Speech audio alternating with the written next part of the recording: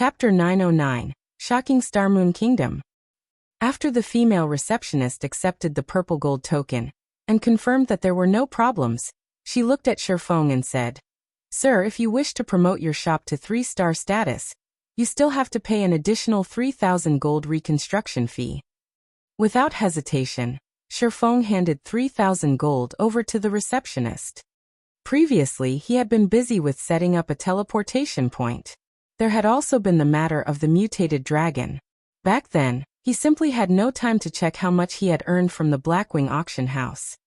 Although Shifeng had spent 20,000 gold to purchase the engineering locomotive design from Sindhart, the 5,000 strengthening devices he sold at Blackwing City had made him a fortune. After deducting all the miscellaneous fees, he currently had close to 30,000 gold coins sitting in his pockets right now. If those first-rate guilds were to learn of this, they would definitely be green with envy.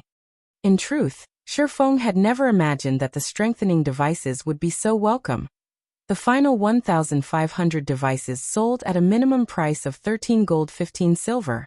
The combat guilds at Blackwing City had gone nuts over the devices. It's a pity that the number of people who can produce the strengthening device is limited. Otherwise, with just the strengthening device, I could probably earn enough money to construct a city. Shifeng sighed inwardly. While the strengthening device forging design itself was already extremely rare, the forgers capable of producing the item at a profitable rate were even rarer. As a result, the number of designs he had on hand was much more than the number of forgers he had who were capable of producing the item right now. As players reached higher levels, their chances of obtaining the strengthening device forging design would rise. As the number of strengthening devices on the market increased, its price would definitely fall. By then it would be very good if he could sell one for 8 or 9 gold. In another few months' time, even selling a strengthening device for 5 gold would be an extravagant dream. After Shifeng paid the fees and completed all the necessary procedures, as soon as he walked out of the city hall's entrance and was about to head back to the guild residence, a commotion broke out among players on the street.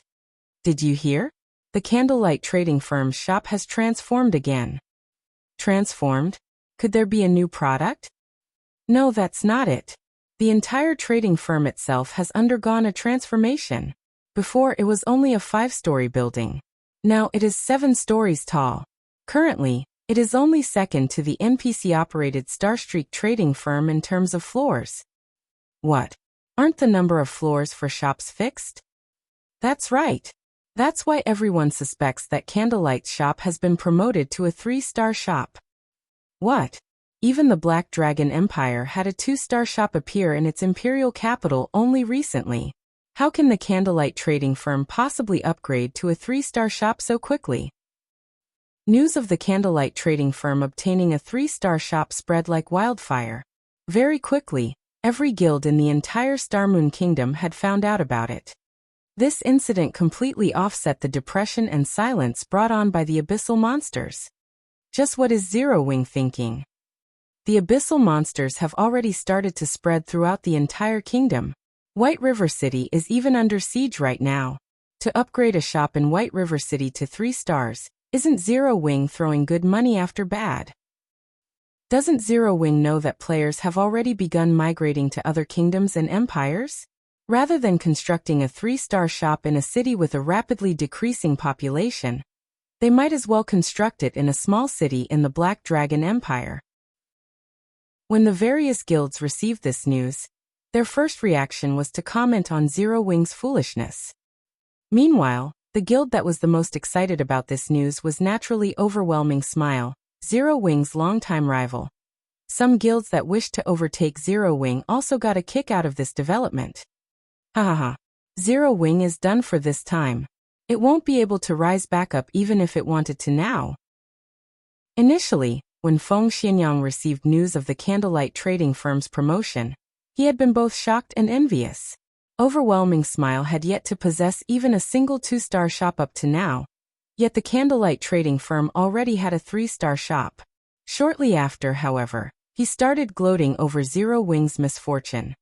If not for the invasion of the abyssal monsters, The fact that the Candlelight trading firm possessed a 3-star shop would have indeed dealt a heavy blow to Overwhelming Smiles' overwhelming trading firm.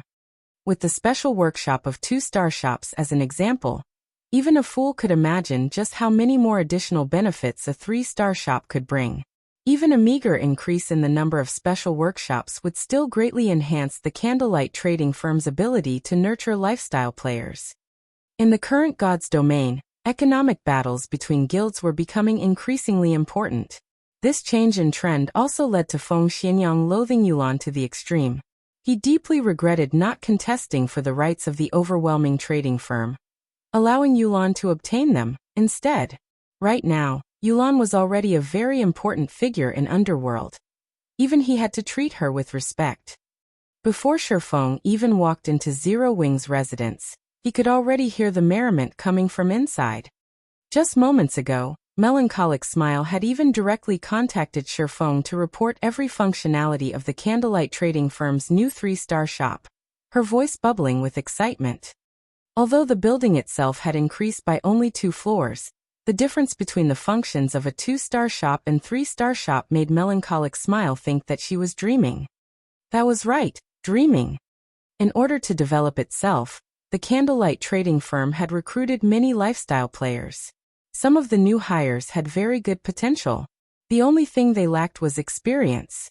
Unfortunately, the Candlelight trading firm had only 5 special workshops. With 3 rooms reserved exclusively for Melancholic Smile, Cream Cocoa, and Roasted Ironheart, only 2 were left for the others to use in turn, and increase their production experience. With this, the amount of time allotted for each lifestyle player was not calculated in hours or days, but in minutes. Generally, a lifestyle player with good potential would have roughly 30 minutes to learn and train inside a special workshop, once every several days. Now they had a total of 12 special workshops. Aside from the 3 reserved, they now had 9 special workshops for those with excellent potential to use. This would increase their efficiency over 4-fold. Finally, there was the basic meditation room, which was what truly shocked Melancholic Smile. Out of curiosity, she had spent 300 magic crystals to activate the room. Although the price was indeed costly, the effects of the room left her speechless.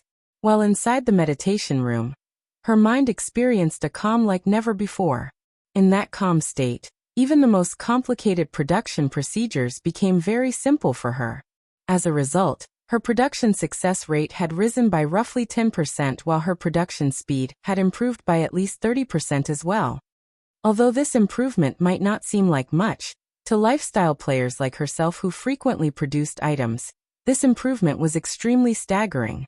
Currently, items that could raise production success rate by just 1% were selling for astronomical prices. Something that could offer an increase of 10% would be priceless. There was also the improvement in production speed. Not to mention spending 300 magic crystals a day. Even spending 500 crystals would be worth it, so long as the meditation room was used to produce high-value items. If it were used only for items such as advanced whetstones, they would never be able to make up for the cost of using the room. Shifeng only gave some simple instructions regarding the meditation rooms and special workshops. At the same time, he also had Melancholic Smile start recruiting more lifestyle players from the general public. The 4th evolution of God's domain was not as simple as it appeared to be. Rather than the combat system, the lifestyle production system was the part that had truly evolved. Soon, lifestyle players would play a pivotal role in God's domain, just like combat players.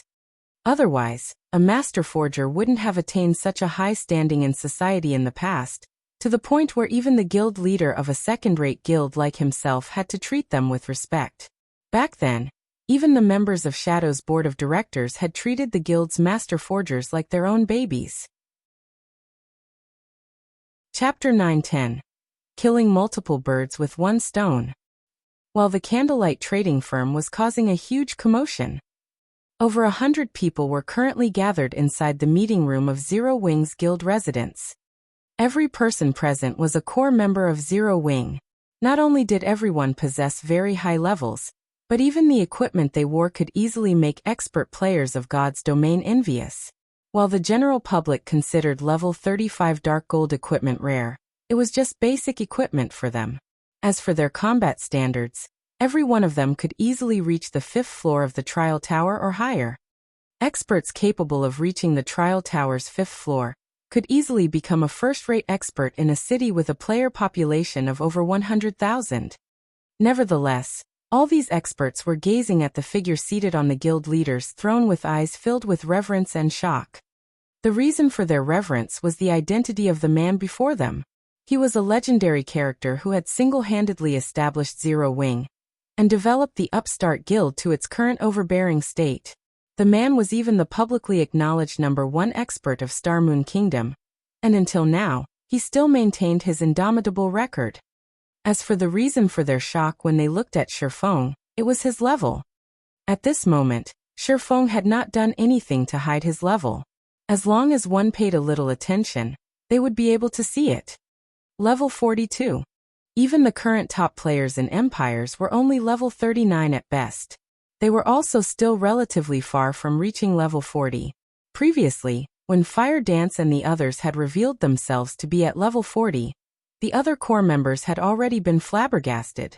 Although there was just a difference of 1 level between them and the top players of Empires, the amount of EXP required to cross this gap was massive. Now Shifeng was even more terrifying. He was actually 2 levels higher than Fire Dance and the others. Not to mention the other core members present, even Fire Dance and her team were staggered. After all, when they had last met, Shifeng was only level 40. In just a short time, Shifeng had actually managed to pull ahead of them by 2 levels. His leveling speed was simply ludicrous. Guild leader, everyone's here already, Aqua Rose said softly to Shifeng after checking the entire meeting room. Nodding, Shifeng swept a glance at everyone present and said seriously, I've asked you all to gather here for 2 matters. The first matter is that Zero Wing is going to start branching out and developing at the Twin Towers Kingdom and the Black Dragon Empire. The exact locations where we'll be setting up the branches have also been determined already. When the time comes, I'll have you all split up to these 2 locations. I'll also set up a new main force in both of these locations. As for who will become part of this main force, I'll be choosing them from the guild's elite members. Of course, you all can put in your recommendations as well. The treatment provided will be the same as Star Moon Kingdom's main force. Truthfully speaking, Shifeng did not wish to develop outward so quickly. However, now that God's domain had experienced its 4th evolution, the economic war involving lifestyle classes had also officially begun. Even if he did not wish to develop Zero Wing in other kingdoms, he had no choice but to do so. Without sufficient resources, it would be impossible for them to contend against other large guilds. Before Shifeng was done speaking, everyone present had already fallen into a daze. Even Aqua Rose, the vice leader of Zero Wing, was shocked at this news. Although Zero Wing expanding to other countries was something that was bound to happen sooner or later, she had never imagined that that day would come so quickly. Or to put it in another way, they had long since grown impatient waiting for the arrival of this day. Currently, Zero Wing simply had too many members. While playing virtual reality games, guilds always had one big problem to face: the limited amount of resources in an area. If a guild wished to develop and grow stronger, it needed to secure more resource-rich areas for itself. Otherwise, sooner or later, it would face resource deprivation due to their constantly increasing member count. Then, the amount of resources each guild member could receive would decrease, which would affect the overall development speed of the guild members. This problem was also the reason why first-rate guilds would spread their roots throughout multiple kingdoms and empires. The influence of the major powers of the virtual gaming world spanned several dozens of countries. However, one thing that confused everyone was Shifeng's choice to develop at the Twin Towers Kingdom and the Black Dragon Empire. Setting aside how muddy the waters were at the Black Dragon Empire, and the fact that the Dragon Phoenix Pavilion was Zero Wing's enemy, just the Twin Towers Kingdom was already a huge problem. The Twin Towers Kingdom was infested with abyssal monsters. The players living there were scrambling to leave. Yet Zero Wing was actually choosing to charge into the kingdom.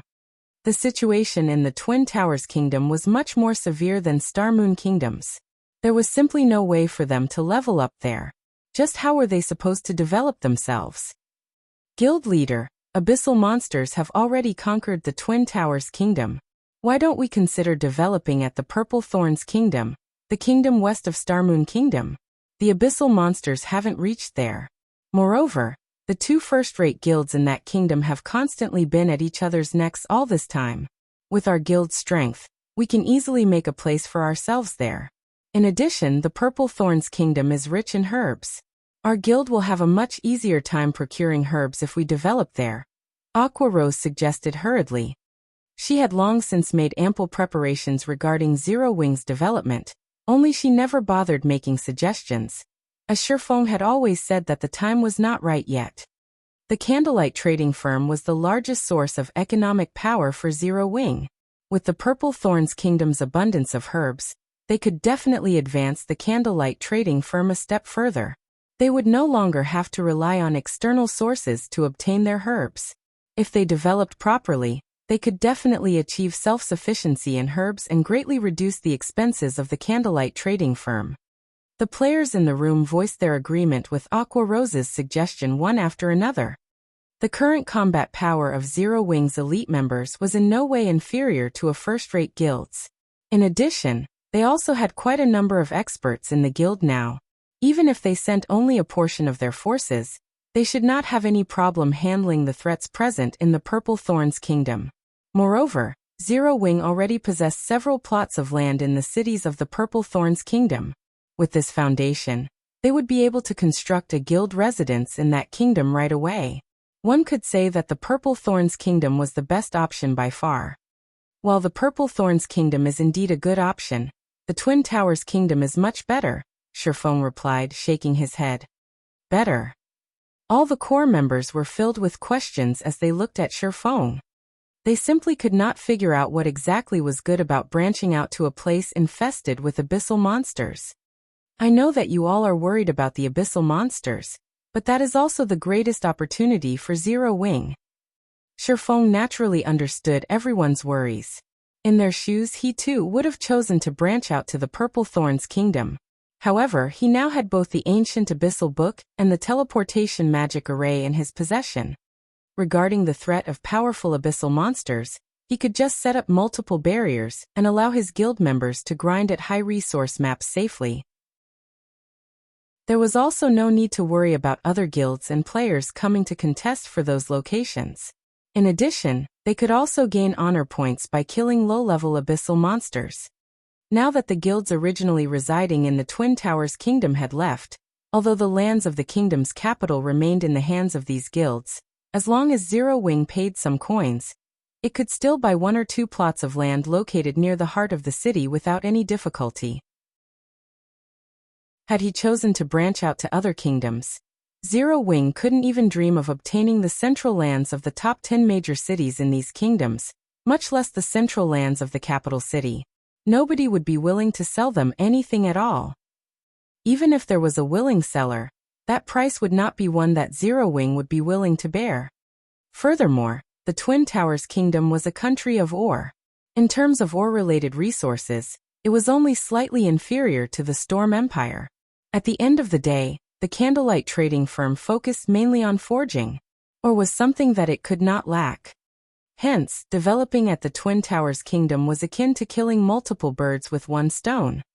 Following which, Shifeng cleverly hid the matter of the ancient abyssal book, simply telling everyone that he had discovered many special areas not assaulted by the abyssal monsters. Afterwards, as long as he set up teleportation points at these locations, they would be able to level up without worrying about abyssal monsters or other players, essentially turning those locations into Zero Wing's backyard. When they heard Shifeng's reason, everyone's eyes sparkled, anticipation filling their hearts. Nobody present was a noob. They knew full well just how valuable an uncontested high-resource map was. Otherwise, the various large guilds would not fight over these high-resource maps. However, no one knew that Shifeng had actually concealed another important reason for his choice to develop at the Twin Towers Kingdom. The large-scale regional dungeon, Tower of Time. Chapter 911, Tower of Time. The Twin Towers Kingdom was named such because of its two ancient towers within the kingdom's boundaries. These ancient towers had existed in God's domain for a long time. Their age could no longer be verified. Among these two towers, one was the Tower of Time. It was also the Twin Towers Kingdom's sole, large-scale regional dungeon.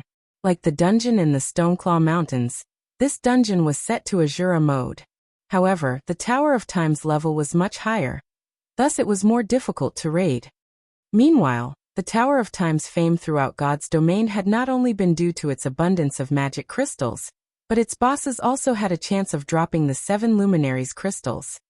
The level requirement just to enter the Tower of Time was level 50. In the past, when mainstream players had been around level 50, the Mind Space system had not yet launched in God's domain. As a result, everyone had treated the Tower of Time like an ordinary regional dungeon that produced large quantities of magic crystals. Even when people killed the mini-bosses inside the dungeon and obtained the 7 Luminaries crystal, nobody knew their true value. The various large guilds had simply treated as the 7 Luminaries crystal as a high-end item to use or trade. Only after the Mind Space system launched did everyone realize their blunder. The guilds that used or traded their 7 Luminaries crystal had nearly choked to death with anger. Regional dungeons all had level limits that prevented anyone below or above a certain level from entering. When the Mind Space system had been introduced, God's domain had been operating for over a year. Players' average level had already been beyond the Tower of Time's limit of level 70. Hence, it had been practically impossible for guilds to rely on their main forces to grind the bosses for 7 Luminaries crystals. Meanwhile, when one wanted to enter the Tower of Time, aside from the level requirement, one needed a space-time crystal. A single space-time crystal could allow 100 players into the Tower of Time. However, only the monsters near the tower dropped the space-time crystals, and its drop rate wasn't very high. This greatly restricted the number of players who could enter the dungeon.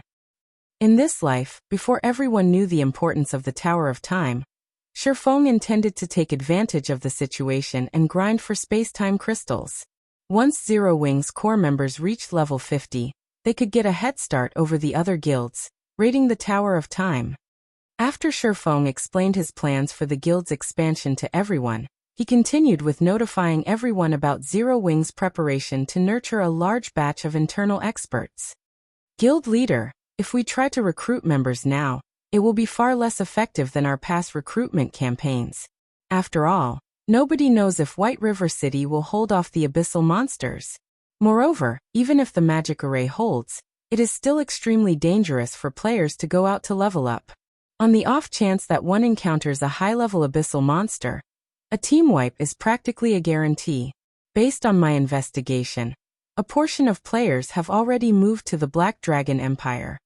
Moreover, many of our guild members are worried about this crisis. This really isn't a good time to recruit members.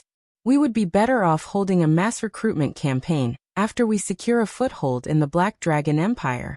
It would be more effective to wait. Saying so, Aqua Rose handed Shifeng a statistics report, which clearly displayed White River City's situation. Due to the abyssal monsters, the city's teleportation fee had been temporarily removed. Currently, over 5% of White River City's player population had relocated. Among these players, the majority had migrated to the Black Dragon Empire. As time passed, more players would relocate to continue their development. Don't worry about it. Start preparing for recruitment and assessment work. We will soon make up for those who chose to head elsewhere to develop, Shifeng said as he read the report.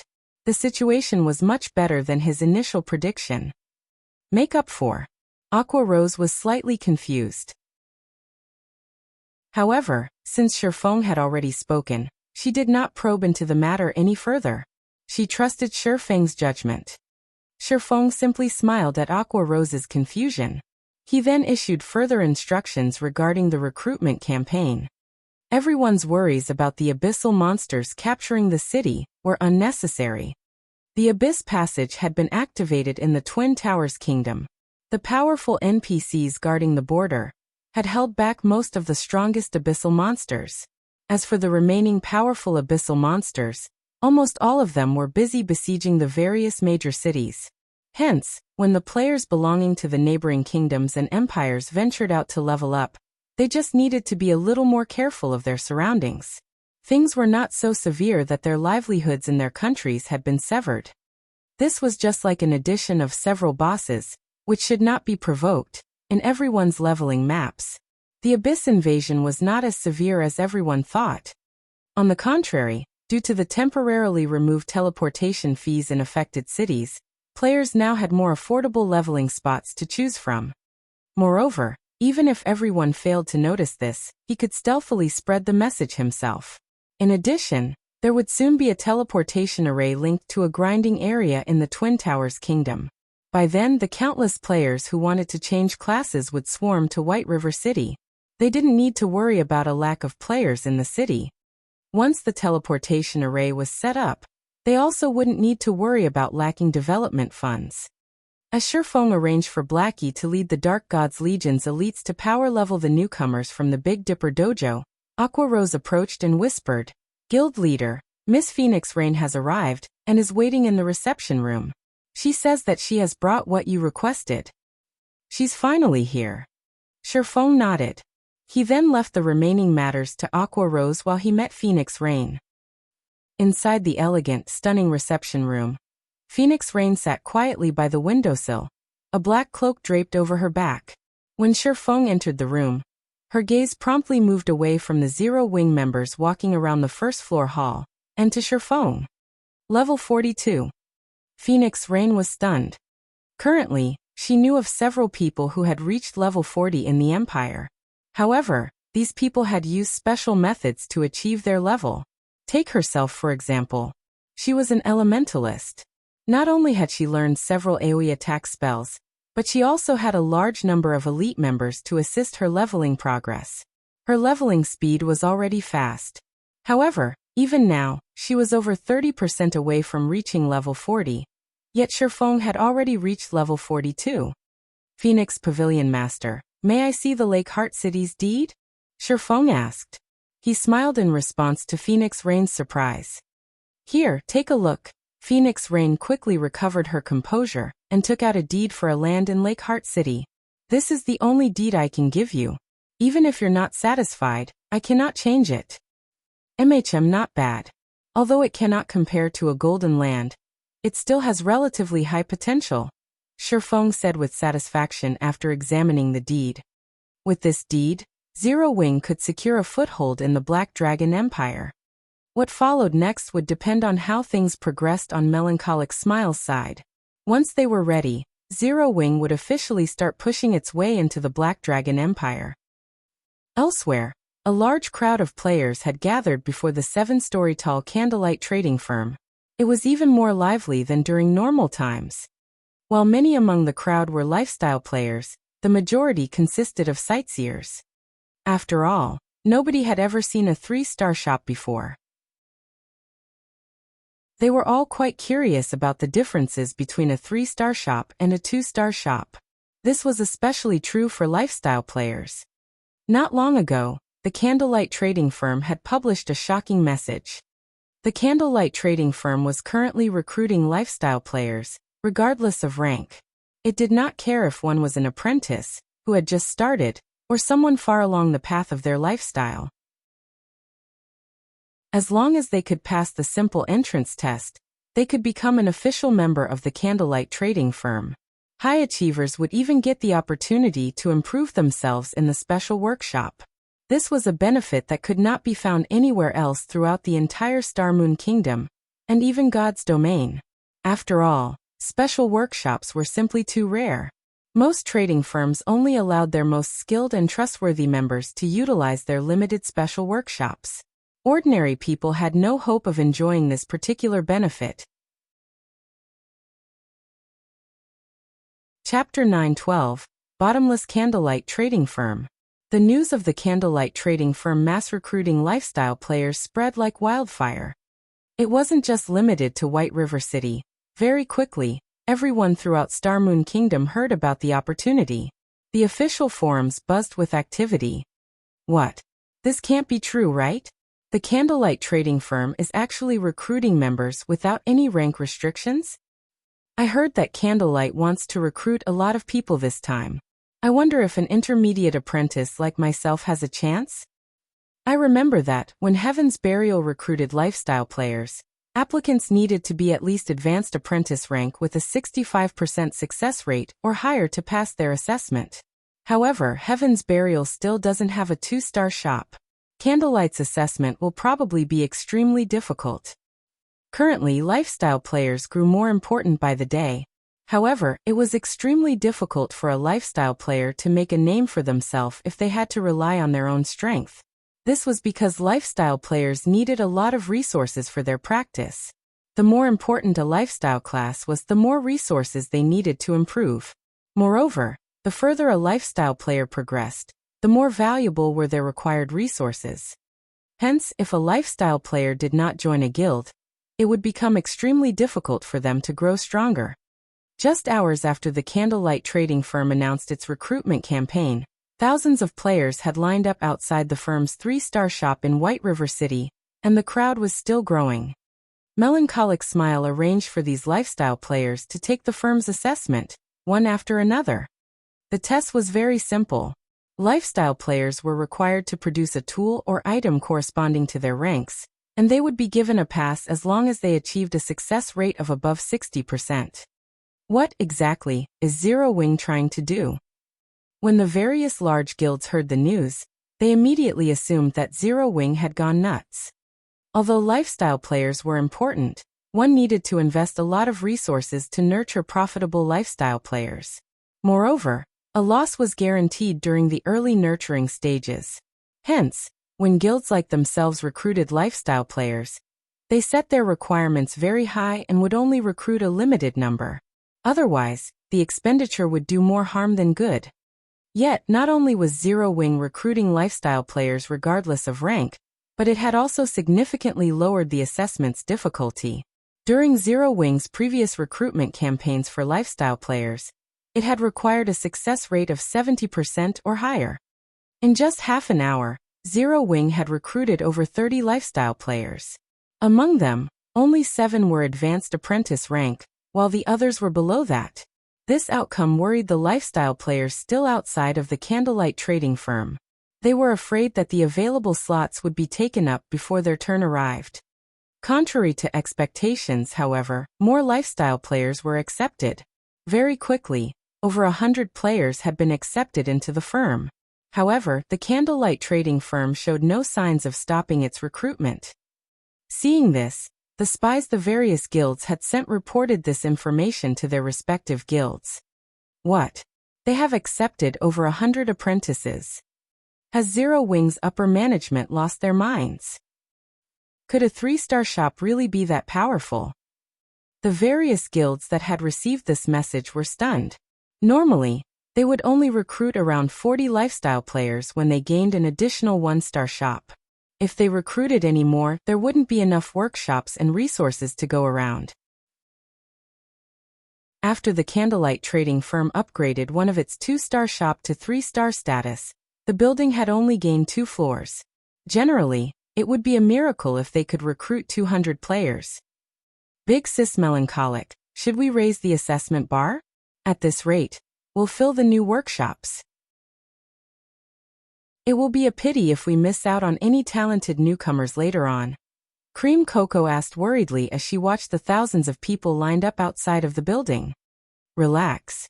I'm actually concerned that we won't be able to recruit enough people. Melancholic Smile smiled bitterly. Not enough people? How is that possible? There are thousands of people outside right now. If we leave the bar at a 60% success rate, at least 400 or 500 of them should pass. How is that not enough people? Cream Cocoa was no longer the noob she had been when she had first started playing God's Domain. She knew that, although lifestyle players who could achieve a 60% success rate were rare, with the base number being so high, a frightening number of people could pass the assessment. 500 lifestyle players was not a small crowd. Even an ordinary second-rate guild could not afford to nurture so many. Furthermore, the Candlelight trading firm was already saturated with lifestyle players. With the extra workshops that came with the 2 additional floor spaces, the most they could afford to recruit was around 300 lifestyle players. Any more, and they would have to rent workshops from the lifestyle associations. However, renting workshops would massively burden their finances. 400 or 500 really isn't enough. The guild leader has already determined that we need to recruit 1,200 players, Melancholic Smile chuckled. With just the lifestyle players in front of us, we will probably won't reach that goal. Hopefully more players will show up. Cream Cocoa was rendered speechless. Lifestyle players were only a small minority of the player population in God's domain. In addition, the various guilds often held recruitment campaigns of their own. Gathering 1,200 qualified lifestyle players was a colossal task. Unfortunately, Cream Cocoa had another concern. Where were they going to house all of these lifestyle players? Elsewhere, Shifeng had completed his trade with Phoenix Rain in the City Hall, and officially gained the deed to a plot of land in Lake Heart City. This is the information we have obtained on the Evil Dragon battle team. Take a look. The match is in 2 days. I look forward to the Azura battle team's performance, Phoenix Rain said, smiling pleasantly as she handed Shifeng the information she had collected on the enemy battle team and the time, venue and rules for the next battle. She was in a good mood after obtaining the 10,000 gold from Shifeng. Oh, the Miracle Guild? Shifeng was slightly surprised after a general glance through the information. We have only discovered this after the system upgrade, Phoenix Rain said solemnly. You mustn't underestimate the Miracle Guild. Although it is a super first-rate guild like the Dragon Phoenix Pavilion, Miracle's foundation is much stronger than ours. It can even contend with super guilds. When the time comes, the Evil Dragon battle team's roster will undergo a complete change. You best prepare for the match. Although Phoenix Rain had said as much, she did not think that the Azura battle team had any chance of winning. After all, the Azura battle team had exposed too many of its trump cards. The Miracle Guild would definitely come prepared. If Miracle went all out in this match, the Azura battle team would be overwhelmed. After all, the difference between each side's strength was immense. Phoenix Rain only prayed that the Miracle Guild would not take the match too seriously. This way, she could haul in another fortune. Shifeng nodded silently in response to Phoenix Rain's advice. In truth, even without Phoenix Rain's warning, Shifeng knew just how powerful the Miracle Guild was.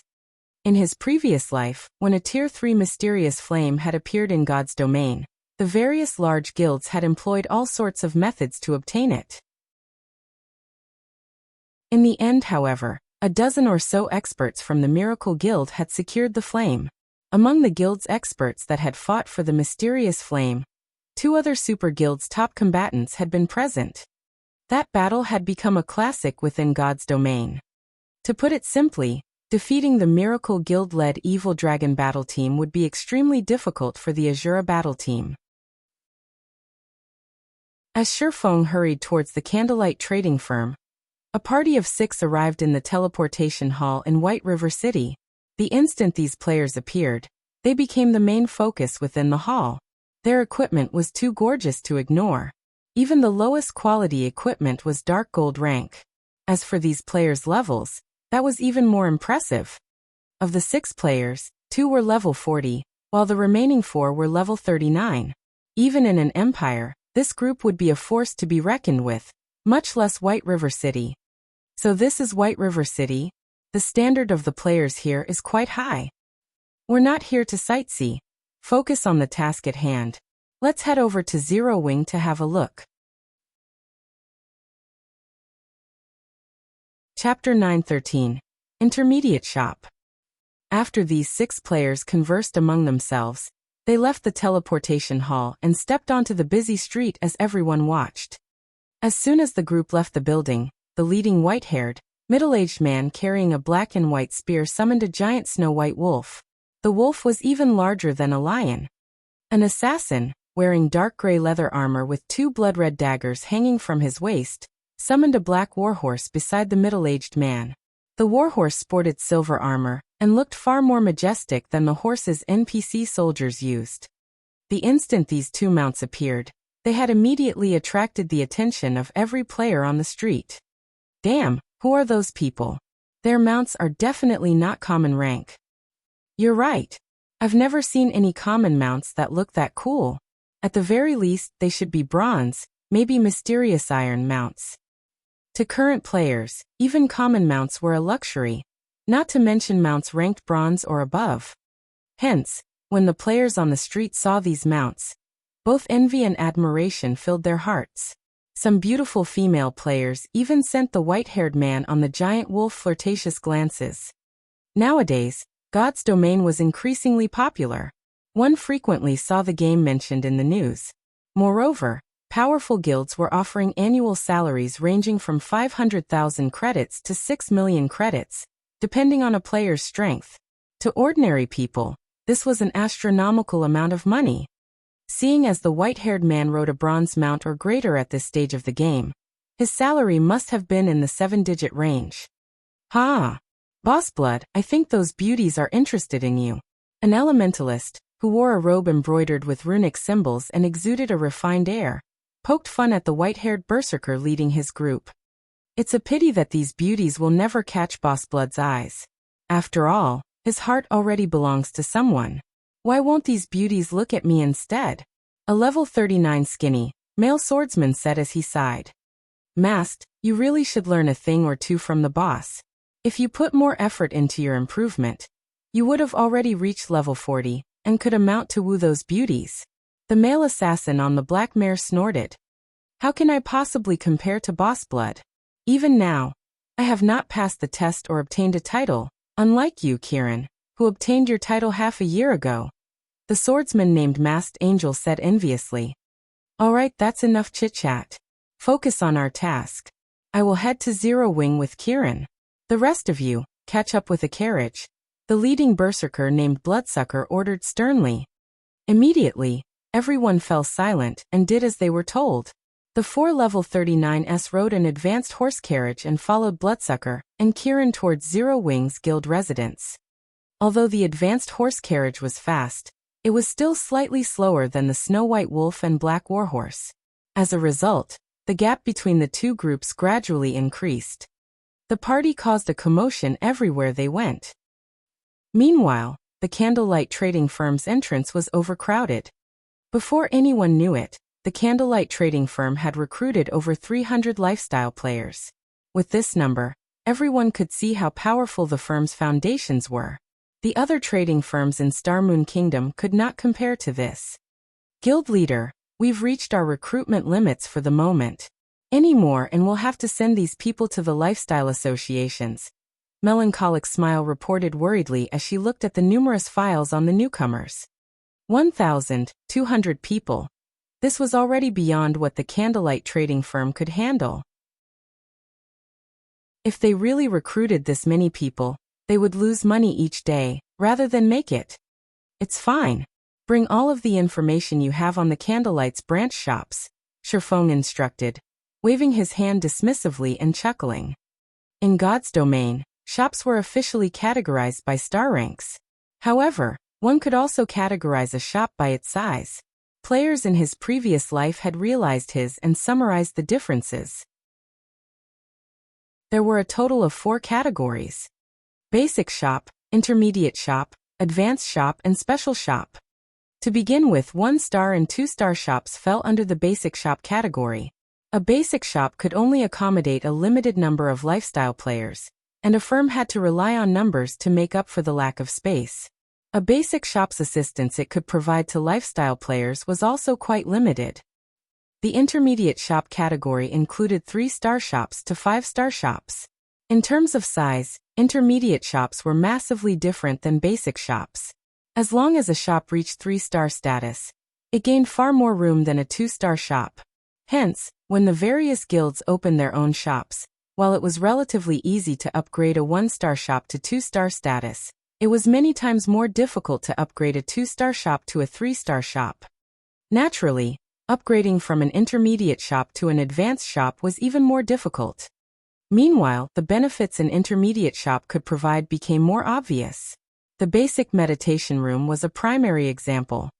After Sherfang's command, Melancholic Smile compiled all of the information she had on every Candlelight's branch shop and handed the files to Sherfong. Not only was the compiled information detailed, but it was also easy to understand. So far, the Candlelight trading firm had a total of 25 shops. Among them, 24 were branch shops. These branch shops covered 22 cities. The fact that the firm had expanded so much was partly due to Phoenix Rain's secret assistance. Her help had allowed the Candlelight trading firm to set up shops in the cities of a few neighboring countries. Moreover, she had only sold the shops to Sherfong at a price slightly higher than the initial cost. Phoenix Rain is certainly dedicated in her work. Sherfong smiled slightly after reading the information. Among the many shops, 6 were within the Black Dragon Empire. Moreover, 5 of these shops were in cities with a player population in the millions. In addition, there were 6 shops in the kingdom's neighboring Starmoon Kingdom. Among them, 4 were in the Purple Thorns Kingdom. All 4 of these shops were in the top 10 most populated cities in the kingdom. As for the remaining 2 branch shops, they were in the Twin Towers Kingdom. Unfortunately, most of the kingdom had fallen into ruin, and only the capital city remained standing. Sherfong had to admit that it was beneficial to cooperate with a major power. Without Phoenix Rain's help, Sherfong would have to exhaust himself to no end to achieve a similar result, and this would have greatly impacted his personal growth. Based on this alone, one could see how frightening the foundations of God's domain's major powers were. Currently, Zero Wing's advantage only lay in the fact that it had a lot of liquid funds. However, this did not mean that the game's major powers were poorer than Zero Wing. Rather, these powers reinvested most of the money they earned into valuable lands. Although Zero Wing had a lot of money on hand, it didn't have anywhere to invest. In terms of capital turnover, the difference between Zero Wing and these major powers was obvious at a glance. I will have to thank Phoenix Rain. I would have had a hard time using up these 5 slots otherwise. Sherfong then chose 5 branch shops and upgraded them to 2-star shops. When upgrading these shops to 2-star status, he saved far more money by using the special rights of a 3-star shop than when he had used a promotion order. Each shop only cost 600 gold to upgrade. With this, he only needed to spend 3,000 gold to obtain 5 2-star shops. Meanwhile, of the 5 shops Sherfong chose, 3 were in the Black Dragon Empire, with one of them in Lake Heart City. As for the remaining 2 slots, he used one on a shop in the Purple Thorns Kingdom, and the other on the shop in the Twin Towers Kingdom's capital. The reconstruction of the 5 branch shops completed fairly quickly. Only 10 minutes after Sherfong chose to upgrade them, the 5 1-star shops evolved into 2-star shops. Although the number of items that the shop could sell had not changed, it could accommodate far more lifestyle players. The additional space was more than enough for the 1,200 lifestyle players the Candlelight trading firm wanted to recruit.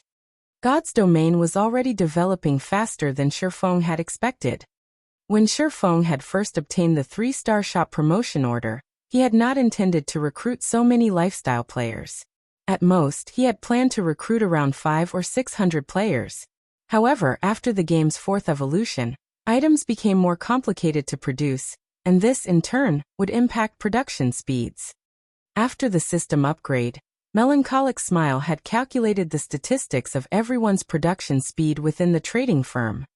To put it simply, the more advanced an item was, the more its production speed had been affected. For common items such as whetstones, production speed had experienced roughly a 15% reduction.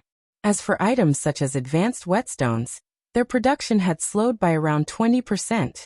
In other words, if a lifestyle player was capable of producing 5 advanced whetstones within a certain time before the system upgrade, then now, they were only capable of producing 4 advanced whetstones within the same period.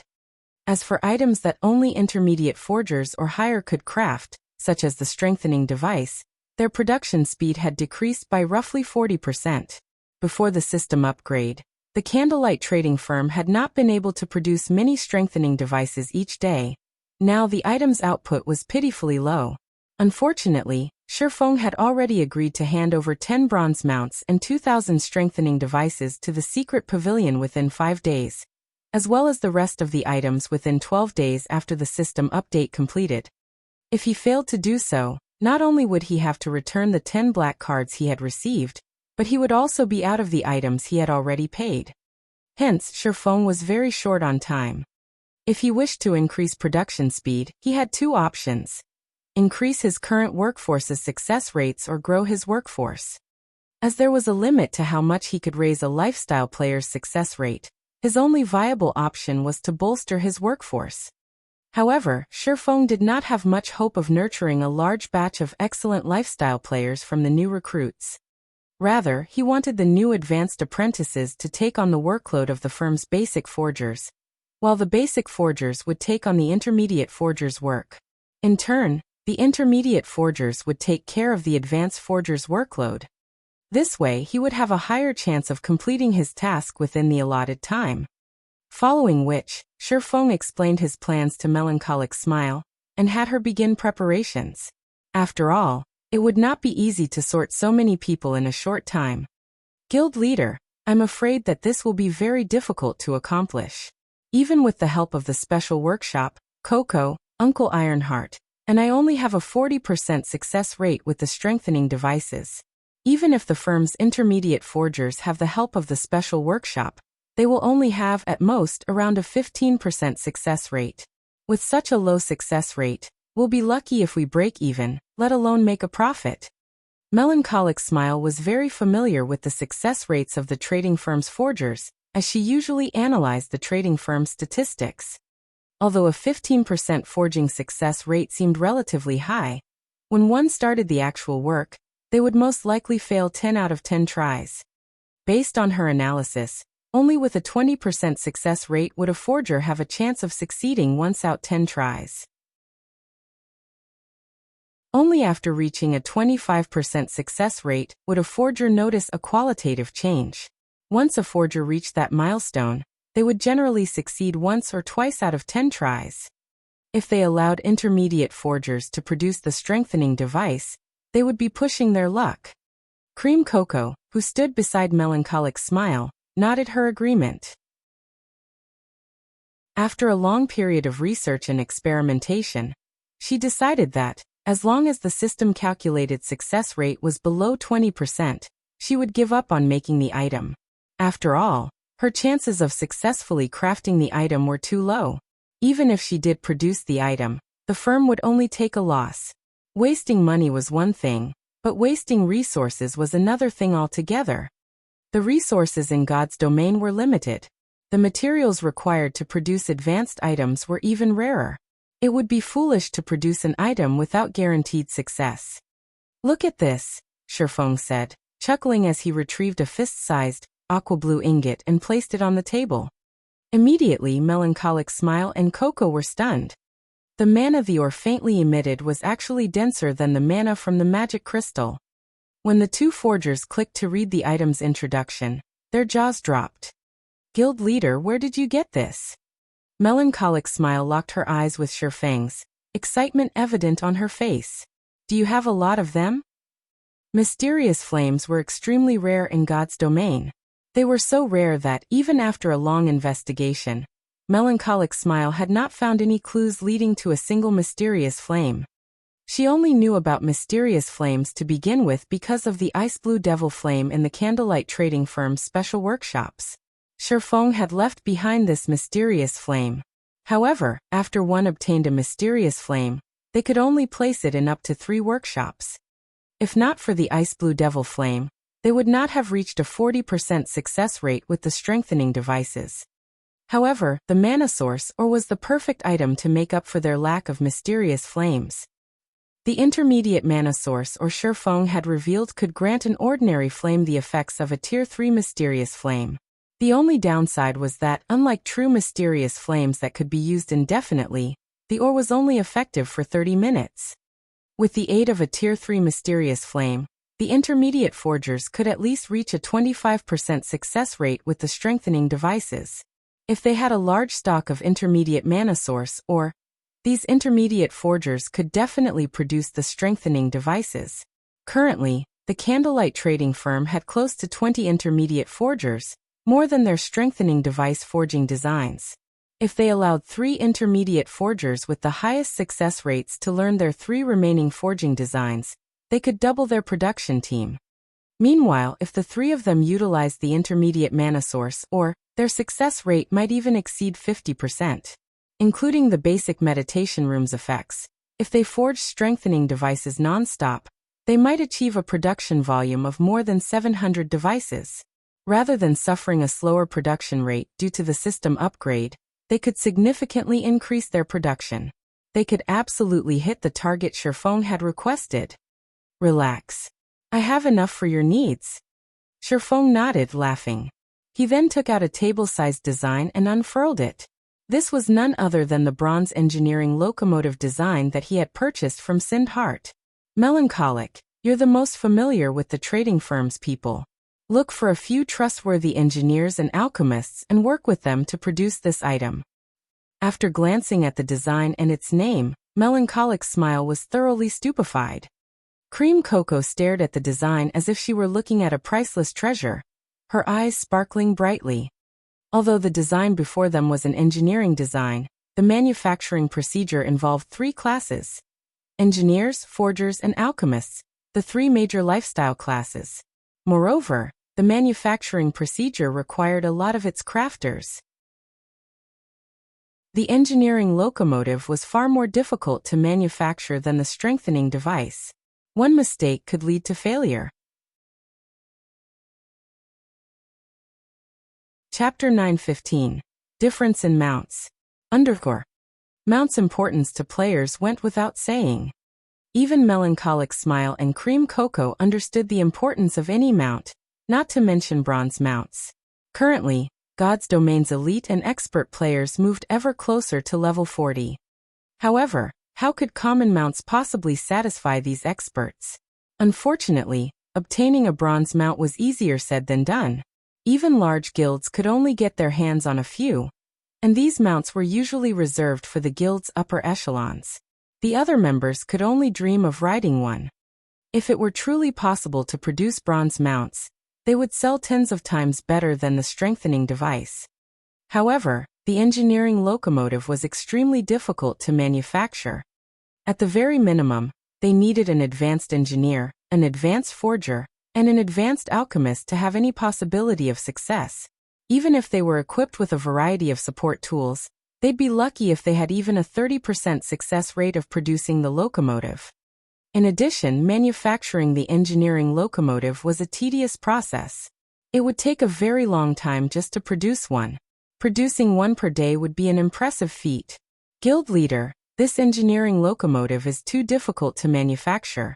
It also requires so many materials. Even if we successfully produce one, the cost will be astounding. Are we really going to make this, regardless of the cost?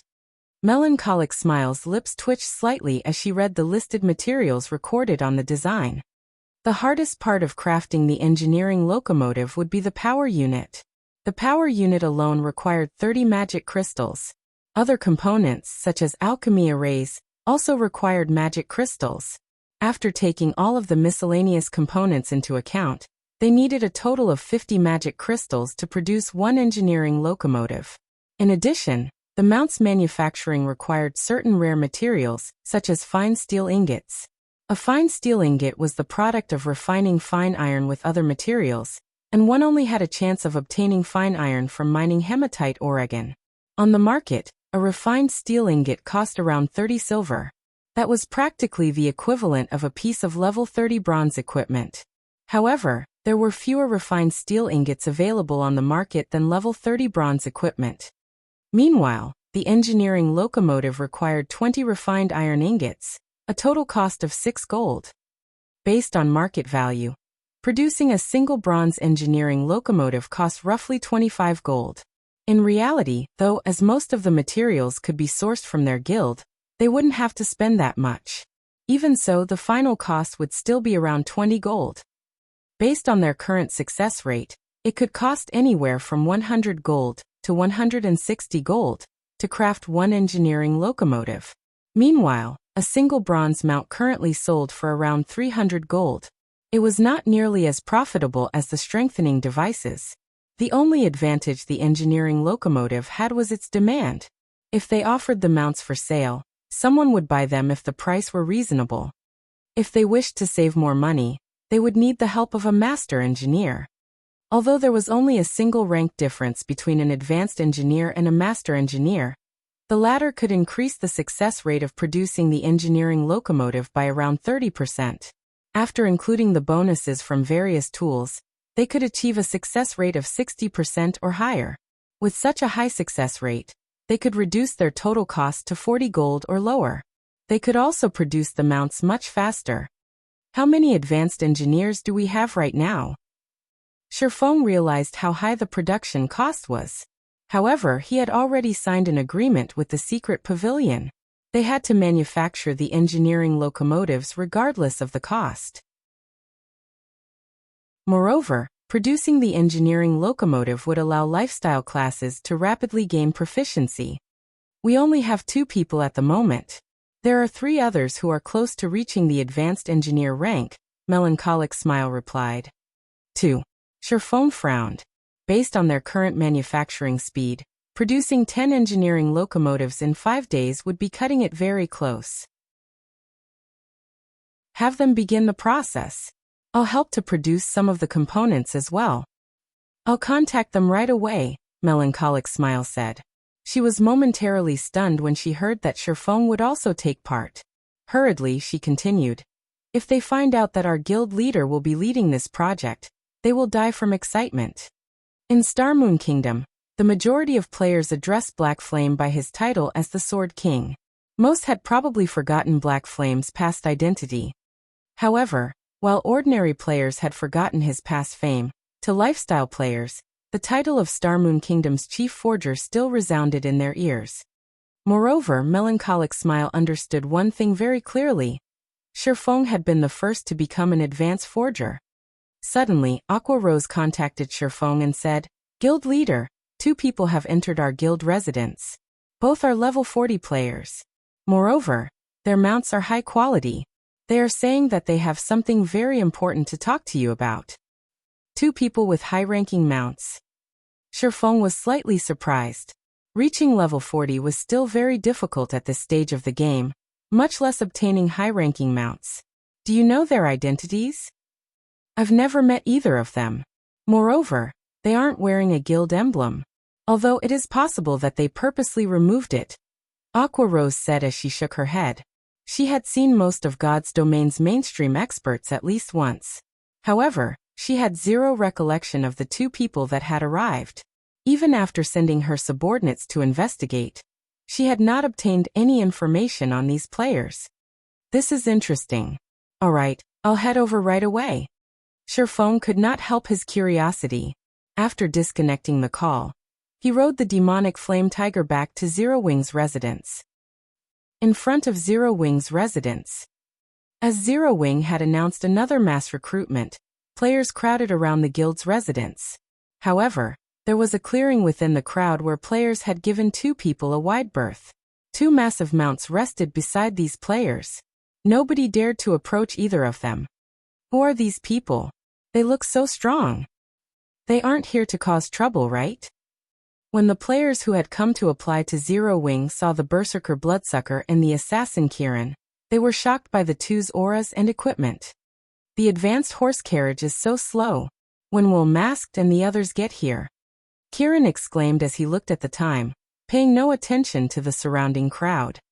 As soon as Kirin finished speaking, an advanced horse carriage approached from one end of the street. A moment later, the advanced horse carriage stopped before Zero Wing's residence, and 4 people stepped out. Mysterious iron mounts are wonderful. Once I reach level 40, I will have to find one of my own. Mask, don't even think about obtaining a mysterious iron mount. They aren't weeds that sprout up everywhere. Even those with titles in the guild are struggling to get their hands on one, let alone someone like you. The 4 people that had emerged from the carriage chatted merrily amongst themselves. However, when the crowd saw these 4 newcomers, they were flabbergasted. All 4 were level 39. Although the pressure these 4 people gave off was not as strong as the 2 that had already arrived, when these 4 players stood together, they felt like 4 ferocious beasts. A single glance from them was enough to give one shivers. This is Zero Wing's residence? It's quite big, but it's rather shabby. The standard of the guild members isn't much to look at either. Masked Angel gave a rough evaluation after a cursory examination of Zero Wing's residence. The other three agreed with Masked Angel. However, the Zero Wing members coming and going were somewhat annoyed when they heard the comment. Zero Wing's residence had cost a lot of gold to build. Even if it did not rank number 1 in Star Moon Kingdom, it ranked near the top. However, these people spoke as if their residence belonged in the slums. These Zero Wing members had intended to argue with these people. However, when they saw a black figure appear at the entrance, they immediately fell silent. Even the independent players lining up outside the residence stared at this figure with admiration. Although the giant, snow-white wolf and pitch-black warhorse in front of the entrance were quite attractive, they were on an entirely different level from the demonic flame tiger that had appeared like lightning. In front of the demonic flame tiger, the wolf and warhorse were practically newborns. Under. What rank is that mount? Masked Angel was shocked, his eyes widening as he stared at the towering, majestic demonic flame tiger. Although he already knew that Zero Wing possessed this mount, after witnessing it personally, he could not help his surprise. Both Bloodsucker's and Kieran's mounts were mysterious iron mounts. However, when comparing their mounts to the demonic flame tiger, he finally understood something. The difference between their mounts was not just one rank. Standing there, he could feel the demonic flame tiger give off a significantly powerful pressure. Generally, he only felt this pressure from chieftain-ranked monsters. Could it be a fine gold mount? This question simultaneously surfaced in Masked Angel and his companions' minds. Even God's Domain's major powers did not have a single fine gold mount. Currently, the best mount they had was of secret silver rank. However, what truly shocked them was Shifeng's level. Shifeng was not currently using the demon mask to disguise himself as Black Flame. He did not even bother hiding his level, so if one paid attention, they would discover that Shifeng had already reached level 42. He was actually 2 levels higher than Bloodsucker and Kieran. There was not a single player with such a high level throughout the various empires. It was hard to imagine that such an expert resided in a kingdom. I am Yifeng, an honorary elder of Zero Wing. Our guild leader has some urgent matters to attend to, so he can't meet with you right now.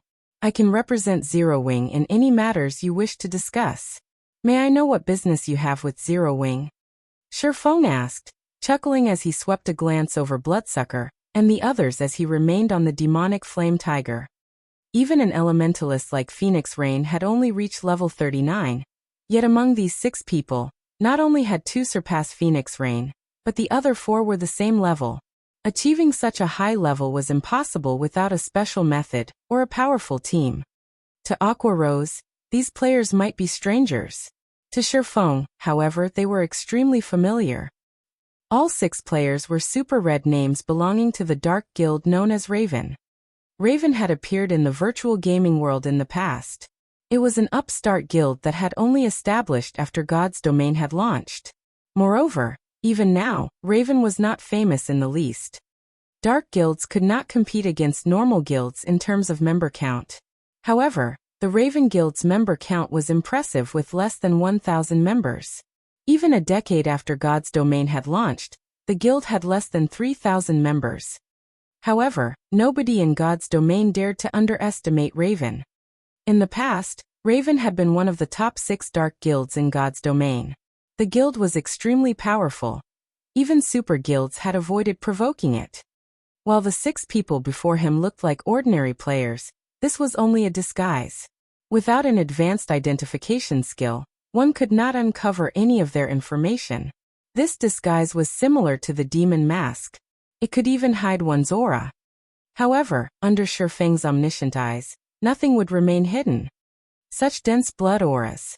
How many people have they killed already? When Shifeng used omniscient eyes, he discovered that their names were no longer red. Rather, they were thoroughly black. In God's Domain, when one actively killed other players, aside from their IDs changing color, A faint red blood aura would surround their bodies. However, this blood aura was barely visible.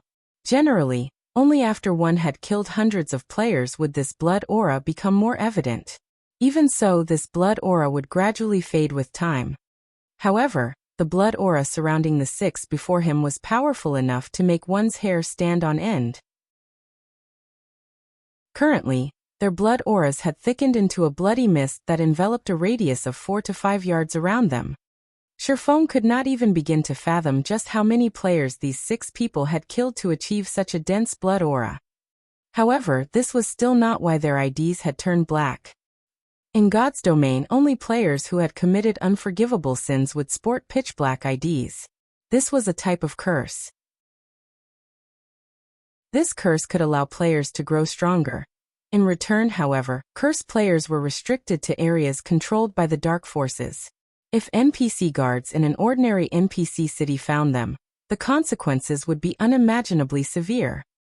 Hello. My name is Bloodsucker. This place isn't suited for our discussion. Why don't we look for somewhere more private to talk? Bloodsucker suggested, smiling faintly as he looked at Sherfong. All right, follow me, Sherfong nodded. He then led Bloodsucker and the others into Zero Wing's residence. After Sherfong entered the guild residence, the crowd outside of the residence grew excited. Their eagerness to join Zero Wing grew. Inside the reception room of Zero Wing's residence, as Sherfong was about to prepare some refreshments for Bloodsucker and the others, Bloodsucker stopped him. I believe that Elder Yifeng has already used an advanced identification skill on us, right? Bloodsucker said, smiling. I'm certain that you already know who we are. As you've seen, we are red players, or to put it another way, dark players. Sherfong nodded without attempting to hide his actions. Now that God's domain had already been operating for so long, most guilds had a few people with advanced identification skills. Hence, there was no point in hiding his actions. We are members of the Dark Guild Raven. You might not have heard of us as our guild has only recently established, but as for Raven's strength, you have seen for yourself. We have come here today seeking to cooperation with Zero Wing, Bloodsucker explained. Cooperation with Zero Wing? How do you wish to cooperate? Sherfong asked curiously. Generally, dark guilds and adventure guilds minded their own businesses and tended to avoid each other. Moreover, Raven possessed powerful financial backers. The guild did not have that many members, either, so it should be very easy for the guild to develop. Raven shouldn't need to cooperate with any other guild. That's right. We've investigated Zero Wing thoroughly. On the surface, while it might look like Zero Wing has a lot of experts, there are only a few true experts in the guild. If Zero Wing wants to progress in the dark arena, relying on these few experts is not nearly enough. Even the Azura battle team's victory in the next match is unlikely. Furthermore, since the system upgrade, the various major powers have begun to invest heavily into the dark arena. It will be very difficult for Zero Wing to earn money there in the future.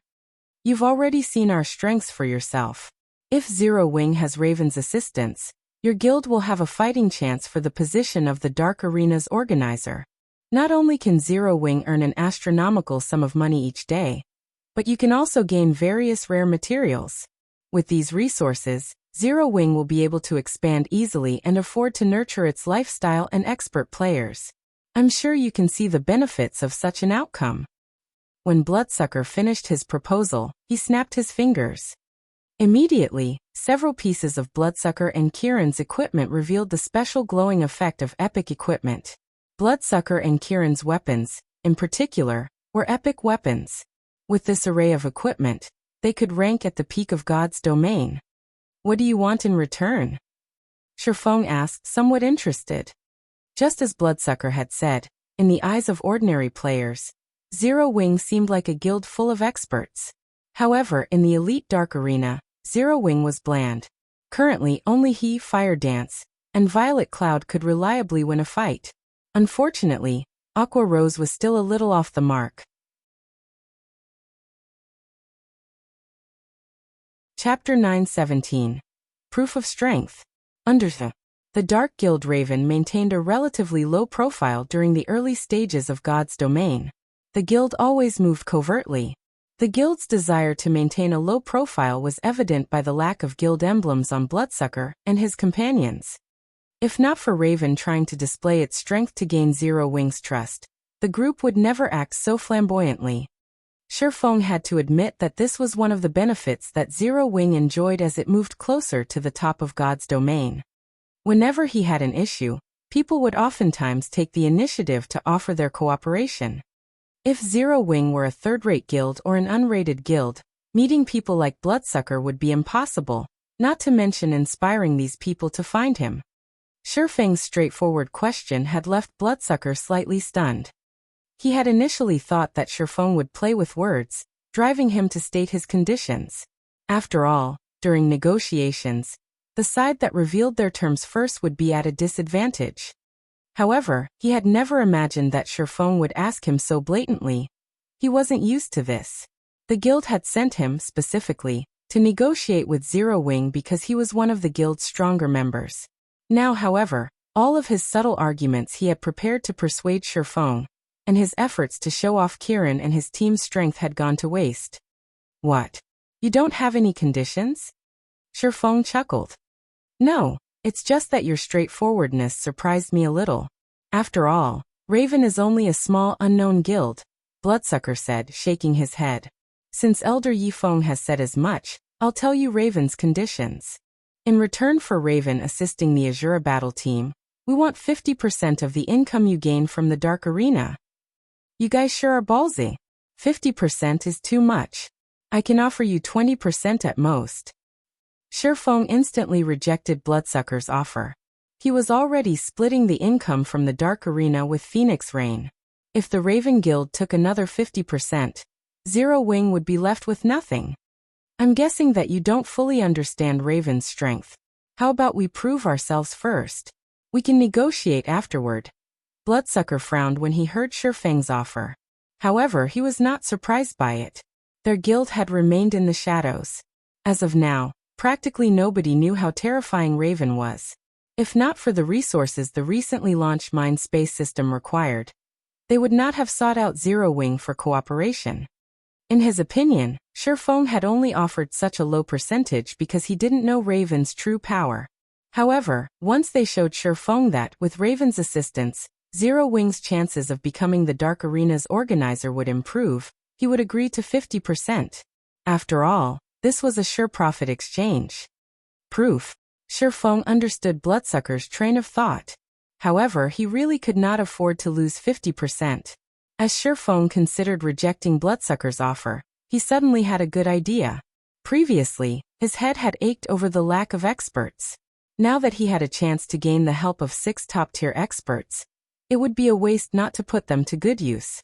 Following which, he nodded and smiled, saying, If Raven wants to prove its strength, I just happen to have a very difficult quest that I need some expert help with. If you can show me that you are sufficiently powerful during this quest, there might be room for further negotiations. Of course, I'll pay you for your help. No problem. You can leave this quest to Raven. As for the remuneration, there's no need. Consider this Raven's gift to Zero Wing, Bloodsucker confidently stated. From the beginning, proving Raven's strength had been their goal in coming here. When the time came, they would shock Zero Wing's members. I still need to prepare. It'll take around 3 hours. You should do the same. This quest is very difficult. I just need you to send a party of 6 experts, Shifeng said. No need. The 6 of us will be enough, Bloodsucker assured. Seeing Bloodsucker's determination, Shifeng ended the conversation. After leaving the reception room, he contacted Yulan, telling her that they could challenge the Holy City of Titan's entrance trial immediately. Both sides would send 50 experts each, and Zero Wing would lead the team. Yulan agreed upon receiving Shifeng's message. Her original plan had been to challenge the entrance trial in 3 days. However, the system upgrade had wasted nearly 2 days, so they had no choice but to delay the operation by 2 more. However, after the system upgrade, lifestyle players' production speed had slowed significantly. As a result, the various large guilds now urgently needed a batch of advanced lifestyle players. Naturally, the sooner she got her hands on Titan City's slots, the better. After confirming the plan with Yulan, Sherfone contacted White Knight, having him send 14 of their experts over. Zero Wings members would fill the remaining 30 slots. Although Sherfone did not know what kind of experts Yulan would dispatch, he had a true gathering of experts.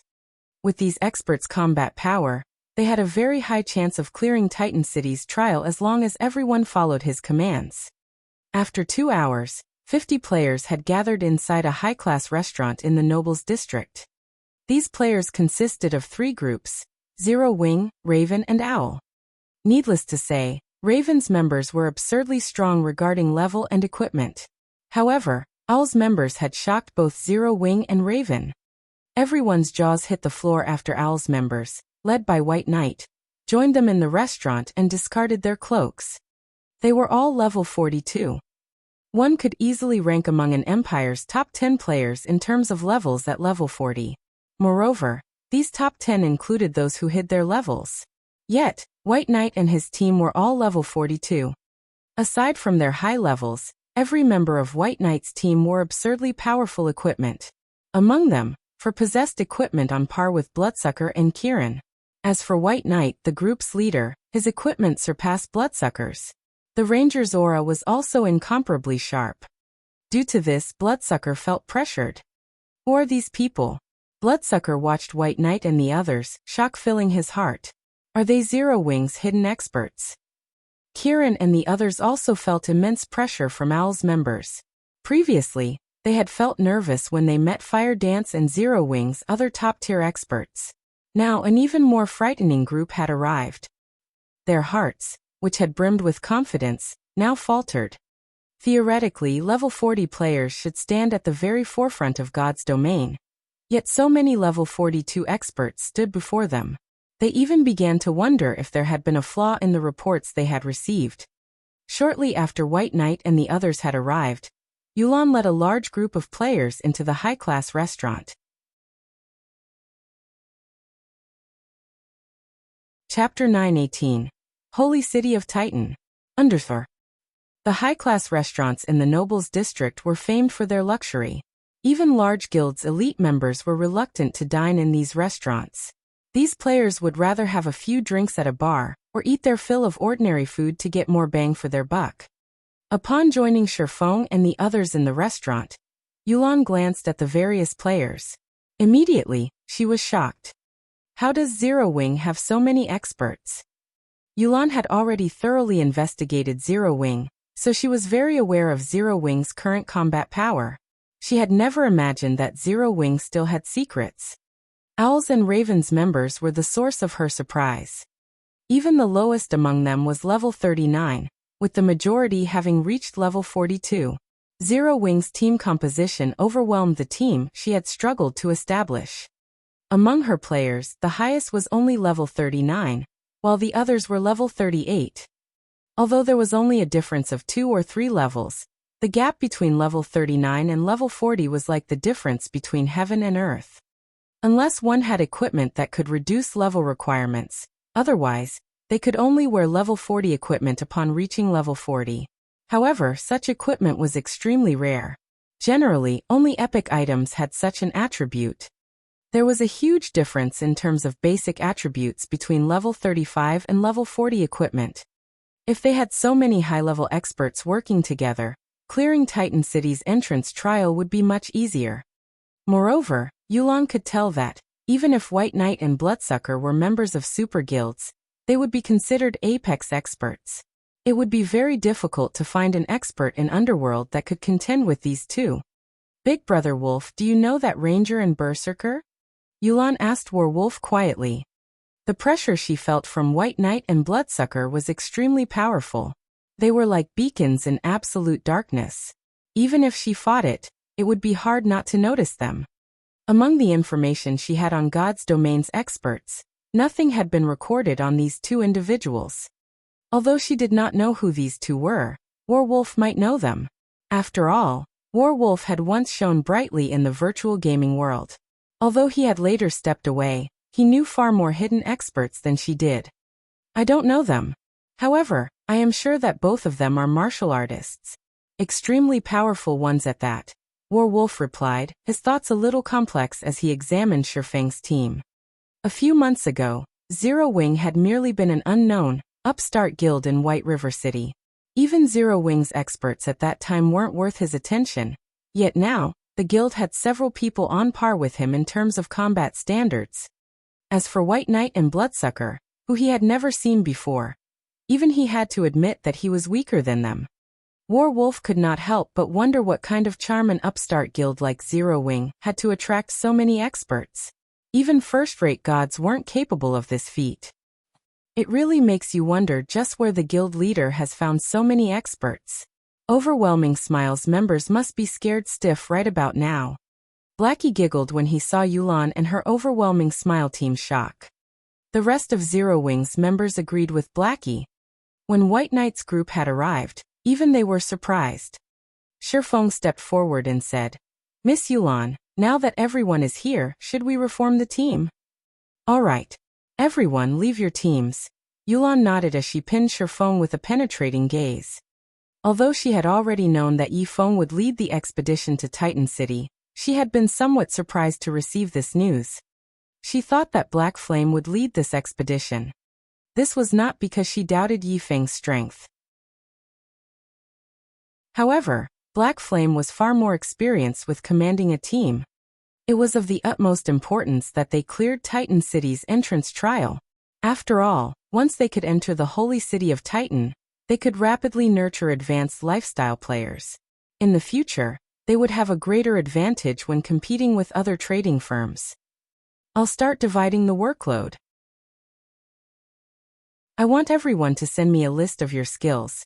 Shifeng instructed Yulan and the others after inviting them to his team. That is a guild secret. How can we just reveal that information to an outsider? Overwhelming Smiles members immediately complained. All guilds kept their players' basic attributes and skills secret. It was especially true for guild experts. If others discovered this information, it would be very easy to exploit their weaknesses. Shifeng then looked towards Yulan and said seriously, I believe you know how difficult Titan City's entrance trial is. If I don't know everyone's abilities, I can't guarantee our success. After giving it some thought, Yulan nodded and said, It's all right. Tell him. Titan City's entrance trial was much harder than a 100-man Hell Mode team dungeon. If the team leader did not even know what skills his members possessed, it would be hard for him to issue effective commands. After receiving Yulan's instructions, Overwhelming Smiles members sent their skill lists to Shifeng, albeit reluctantly. As for the skills Owls and Ravens members possessed, the two groups had long since notified Shifeng. Owls members had not held back in the least. However, Shifeng was certain that Ravens members had held back some information. Regardless, though, it would not affect the overall situation. After Shifeng examined the skills of Overwhelming Smiles members, he was a little surprised. 23 of these players wielded berserk skills. Among them, Yulan had learned a large-scale destruction spell and a large-scale buff spell. This would be of great help to the team. Before we enter Titan City, I'll give everyone certain responsibilities. Make sure you understand your tasks. When the time comes, you just need to do your part. Shifeng then called up his system interface and split everyone into groups. Shifeng had split the team of 100 players into 5 teams of 20. Among them, one team would serve as the main force while the remaining 4 would serve as support. Raiding Titan City's entrance trial was different from raiding a 100-man team dungeon, where players only had to deal with one boss at a time. The entrance trial resembled a field battle.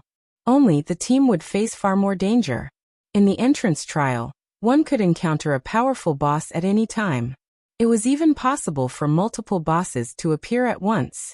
It would not come as a surprise if one mistake led to a team wipe. Hence, they needed to prepare before they challenged the trial. There was only one MT on the main team, Kola. This decision confused Yulan and the others. Kola was only level 40, while the Guardian Knight White Knight had brought was level 42. In terms of techniques, the Guardian Knight was also much stronger than Kola. No matter how they looked at it, Kola should not be the main team's MT. Even if Shifeng placed Cola on the main team, he should include another MT.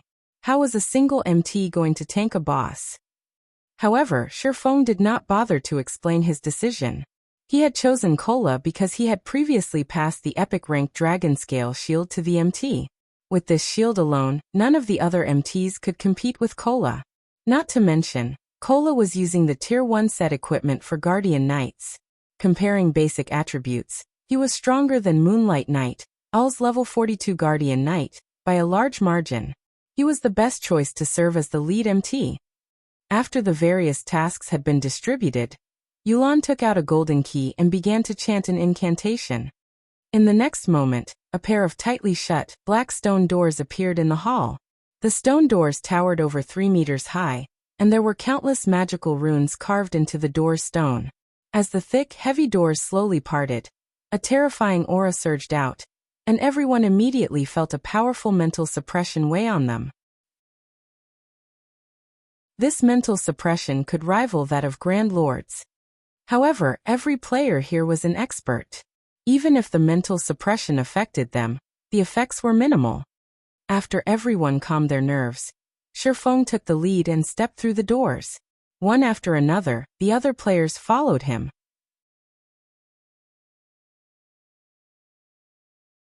Chapter 919, Titan's Legend. Undercore. The holy city of Titan was buried in God's domains underground. Complex terrain surrounded Titan City, forming a natural maze. Players could easily get lost within the maze as they searched for Titan City. Although Titan City was underground, crystals that radiated a bright, blue glow covered the cavern's ceiling. Hence, visibility was not an issue. After Shifeng and the others entered the transfer gate, they had been teleported to this maze's entrance. This place is spectacular.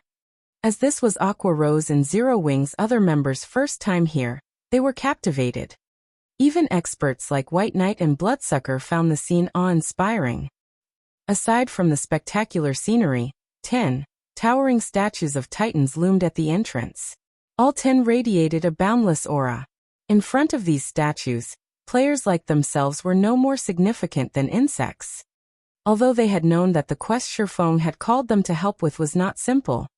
After witnessing this, they grew serious. With their sharp senses, they felt warnings of death from their surroundings the instant they reached this area. It was especially true for the entrance. It felt more like the maw of a gigantic beast. These are just statues, yet they have such powerful auras. Are these statues alive? Aqua Rose's slender brows creased slightly as she swept her gaze over the statues before her. She could feel the surrounding pressure originating from these 10 statues. If they had to fight while bathed in this aura, they would suffer a disadvantage. Relax. Those are just statues. Their purpose is to frighten monsters and prevent them from approaching, Shifeng explained. These 10 statues were the sculptures of the 10 saints who had founded the holy city of Titan. According to legend, every saint possessed enough strength to rival gods. Before they had died, these 10 saints had used their remaining power to construct Titan armaments. As long as one equipped the Titan armaments, one could rival the gods themselves. However, after several catastrophes struck Titan City, these Titan armaments had been lost. In his previous life, Shifeng had been fortunate enough to see one of these Titan armaments. Although it had only been a pair of gloves, the gloves were legendary rank. The gloves greatly increased the wearer's strength attribute. Even while using a fragmented legendary weapon, the player that had owned the Titan gloves had fought a player wielding a legendary ranked battle axe to a standstill. Among the equipment in God's domain, weapons provided the most benefits to a player's combat power. Yet this pair of gloves had provided enough strength to rival a legendary weapon. One could just imagine how powerful the Titan armaments were. In Shifeng's opinion, it was possible to rival a god if a player obtained the complete set of Titan armaments. Unfortunately, the Titan armaments were a mystery to players. Even after 10 years, players had only discovered 3 Titan armaments. Moreover, 3 different players had owned them. These players had been the targets of numerous assassination attempts in the past. "Alright, let's head inside," Shifeng said as he clapped his hands. After everyone took up their formation, they officially entered Titan City's entrance trial. After several minutes of traveling down the straight pathway, the team halted. Leader, there are 4 paths ahead. Which one should we take? Aqua Rose asked Sherfong. Should we send someone to scout ahead? Each path felt equally dangerous to her, so it was impossible to determine which path they should take. Which path did you take last time? Although Sherfong knew which path they should take, he still asked Yulan. We investigated all 4 paths the last time we were here.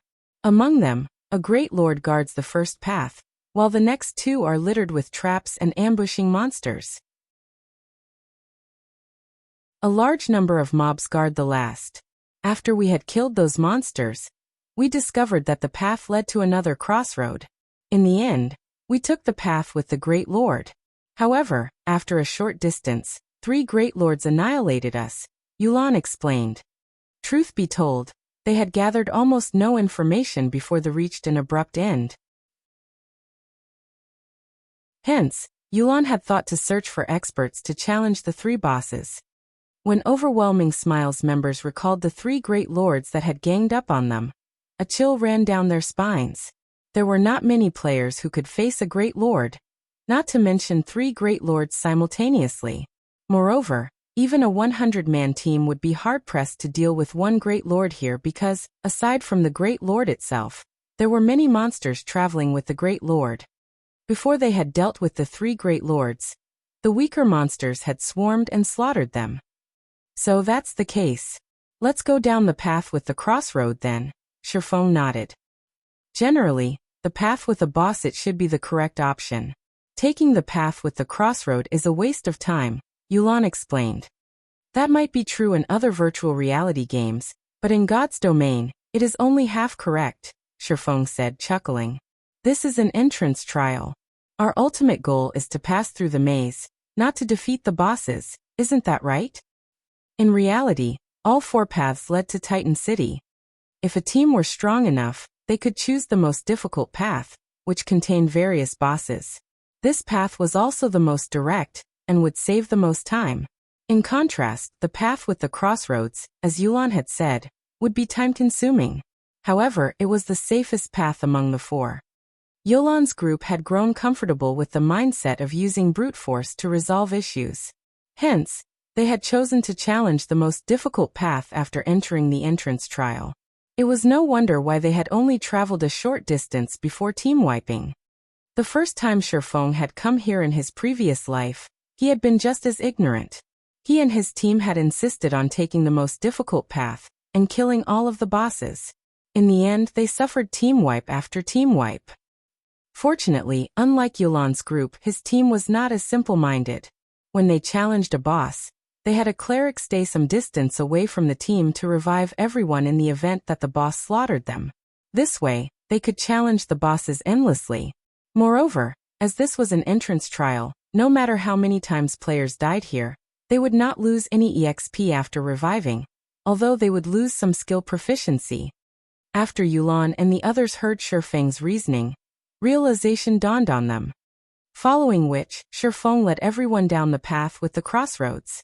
As they progressed through the maze, Sherfong often deliberately took the wrong path, leading the team into difficult situations and traps. However, with the team's abilities, overcoming the traps and level 40 or so elemental beings wasn't an issue. After walking for nearly 2 hours, the team arrived before a large temple. The temple was as big as 5 football fields, and a pair of tightly shut iron doors sealed its entrance. A steel statue with glowing red eyes that stood over 10 meters tall walked back and forth before these iron doors. There were also groups of smaller steel statues patrolling the temple grounds like trained soldiers. Steel Slaughterer, Elemental Being, Grand Lord, Level 44 HP 50 000 000/50 000 000. Steel Guardian, Elemental Being, Lord, Level 42 HP 7 000 000/7 000 000. Steel Watcher, Elemental Being, Elite, Level 40 HP 120 000/120 000. Cola, you'll tank the Steel Slaughterer later. The other MTs will each handle 1 Guardian. White, lure those elite monsters to us first. All magical classes will assist to clear out the elites. Go.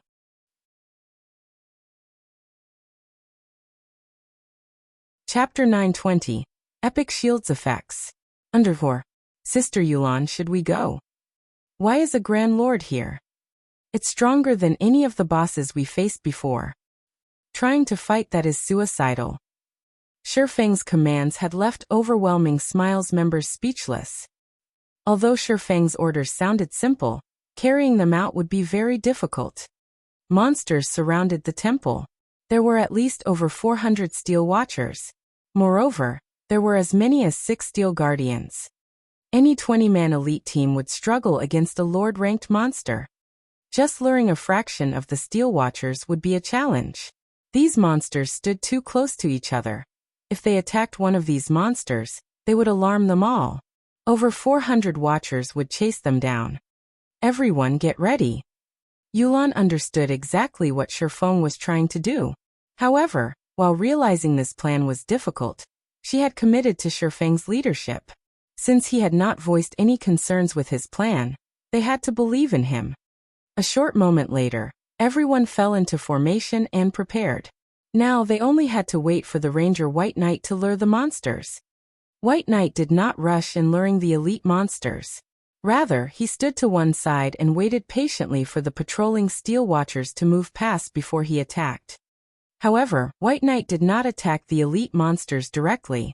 Instead, he set up a trap along the Steel Watchers' path. Rangers were not just adept at ranged attacks. The class was also capable of setting various kinds of traps. White Knight had set a poison trap. When a monster stumbled into it, it would suffer a poison debuff and lose some HP every 3 seconds for 15 seconds. Traps were not limited by range, but by time. Even if a player were 100 yards away from their trap, it would still trigger. After setting up a series of traps, White Knight distanced himself from the temple and waited for the patrol of Steel Watchers to return. After another few minutes, the Steel Watchers came back along their previous path. Without any suspense, one of the Steel Watchers triggered White Knight's trap, and its entire body took on a dark green hue. Although the remaining 19 Watchers noticed the abnormality, White Knight was outside of their perception range. Hence, the 19 Steel Watchers stood there ignorantly as they searched for the enemy. However, the Poison Steel Watcher was different.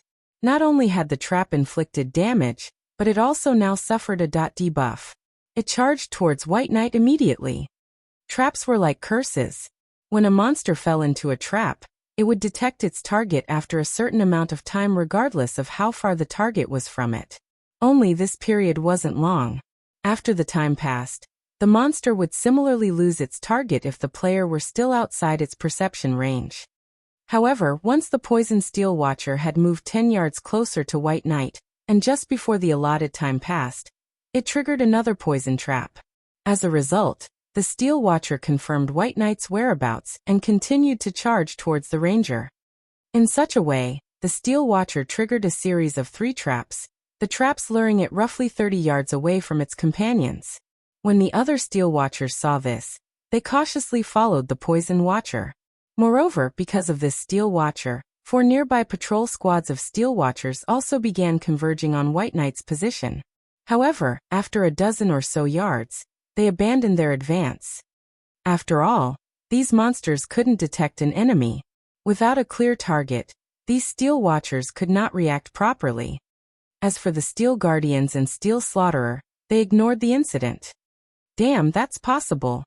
Minor Wind was stunned upon seeing this method. Minor Wind wasn't the only person present surprised. Yulan and the others also wore shocked expressions. With a single move, White Knight had lured the elite monsters away from the troublesome lords and Grand Lord. With this, they didn't have to fear pulling the boss's aggro while they wiped out the elite monsters. Dealing with the bosses afterward would be much easier. After moving into the Watcher's perception range, White Knight knocked his arrows and fired 3 frost arrows at the Poison Steel Watcher. The 3 arrows sped through the air and struck the poisoned elite. -6,618. -6,627. minus 13,216. Not only did the Poison Steel Watcher instantly lose a large portion of its HP, but its movement speed and attack speed had also been reduced. Just before the Poison Steel Watcher reached White Knight, the Ranger had depleted its 120,000 HP, and its heavy body fell to the ground with a loud boom. As for the Steel Watchers following closely behind, at Shifeng's command, the team's ranged classes bombarded the monsters with AoE attack and control skills. After a moment, every Steel Watcher died without any need for an MT, granting everyone EXP. After dealing with the first wave of Steel Watchers, the following waves became much easier. Once the team had cleared over half of the Steel Watchers around the temple, the Steel Slaughterer and Guardians could no longer remain idle as they charged towards the team. Unlike the low-intelligence Steel Watchers, however, the Grand Lord and Lords immediately targeted the healers. Cola, intercept the Grand Lord. Other MTs lead the Guardians away. Shifeng hurriedly shouted. Cola, who resembled a grizzly bear, raised his dragon scale shield and charged at the Grand Lord. The Steel Slaughterer towered like a mountain. In front of its gigantic stature, Cola was an insignificant ant. Moreover, no player could stand against the power of a Grand Lord's charge. They had to dodge it if they wanted to survive. Contrary to expectations, however, Cola moved straight towards the Steel Slaughterer's feet, raising his shield and bellowing a war cry. Tier 1 skill Justice Bash. Immediately, Cola's body released a golden glow as he doubled in size. He then crashed into the Slaughterer's calf. Boom! The powerful impact generated a strong wind that swept over the other players. Cola had only managed to stabilize his body after taking 3 steps back. A damage of more than minus 6,000 points appearing above his head. To Cola, who had 22,400 HP, the damage was acceptable. After the healer sent him a few heals, Cola's HP instantly recovered to full. As for the Steel Slaughterer, its charge had been abruptly halted, and it trembled slightly. The watching team members were stupefied. He blocked it. Just like that? Yulan's mind froze. No MT could even stand against a level 40 Great Lord's strength. They needed at least 3 to 5 MTs blocking to stop one of its attacks. But this was a Grand Lord, and even sending 5 MTs would be tantamount to suicide. Yet, Cola had stopped the Steel Slaughterer charge without any help. It was unbelievable. So Zero Wing has such a powerful MT. I see why Yifeng said that one person would be enough. White Knight, Bloodsucker, and the others were similarly shocked. Although they had not tested the Steel Slaughterer's strength personally, they could make an educated guess. Most likely, no other MT on their team could replicate Cola's feat of tanking a Grand Lord by himself. This epic shield is the best. Cola was ecstatic as he looked at the shield in his hand. Initially, he had been prepared to be thrown when he charged at the Steel Slaughterer. In the end, however, he was only forced back by 3 steps. However, Cola quickly regained his focus and proceeded to use Shield of Vengeance against the Steel Slaughterer calf, causing minus 3,475 damage. Shield of Vengeance came with a shock effect. Although its damage was not particularly high, the skill felt powerful to others and would draw a monster's attention to the skill's user. In the blink of an eye, the Steel Slaughterer switched focus to Cola.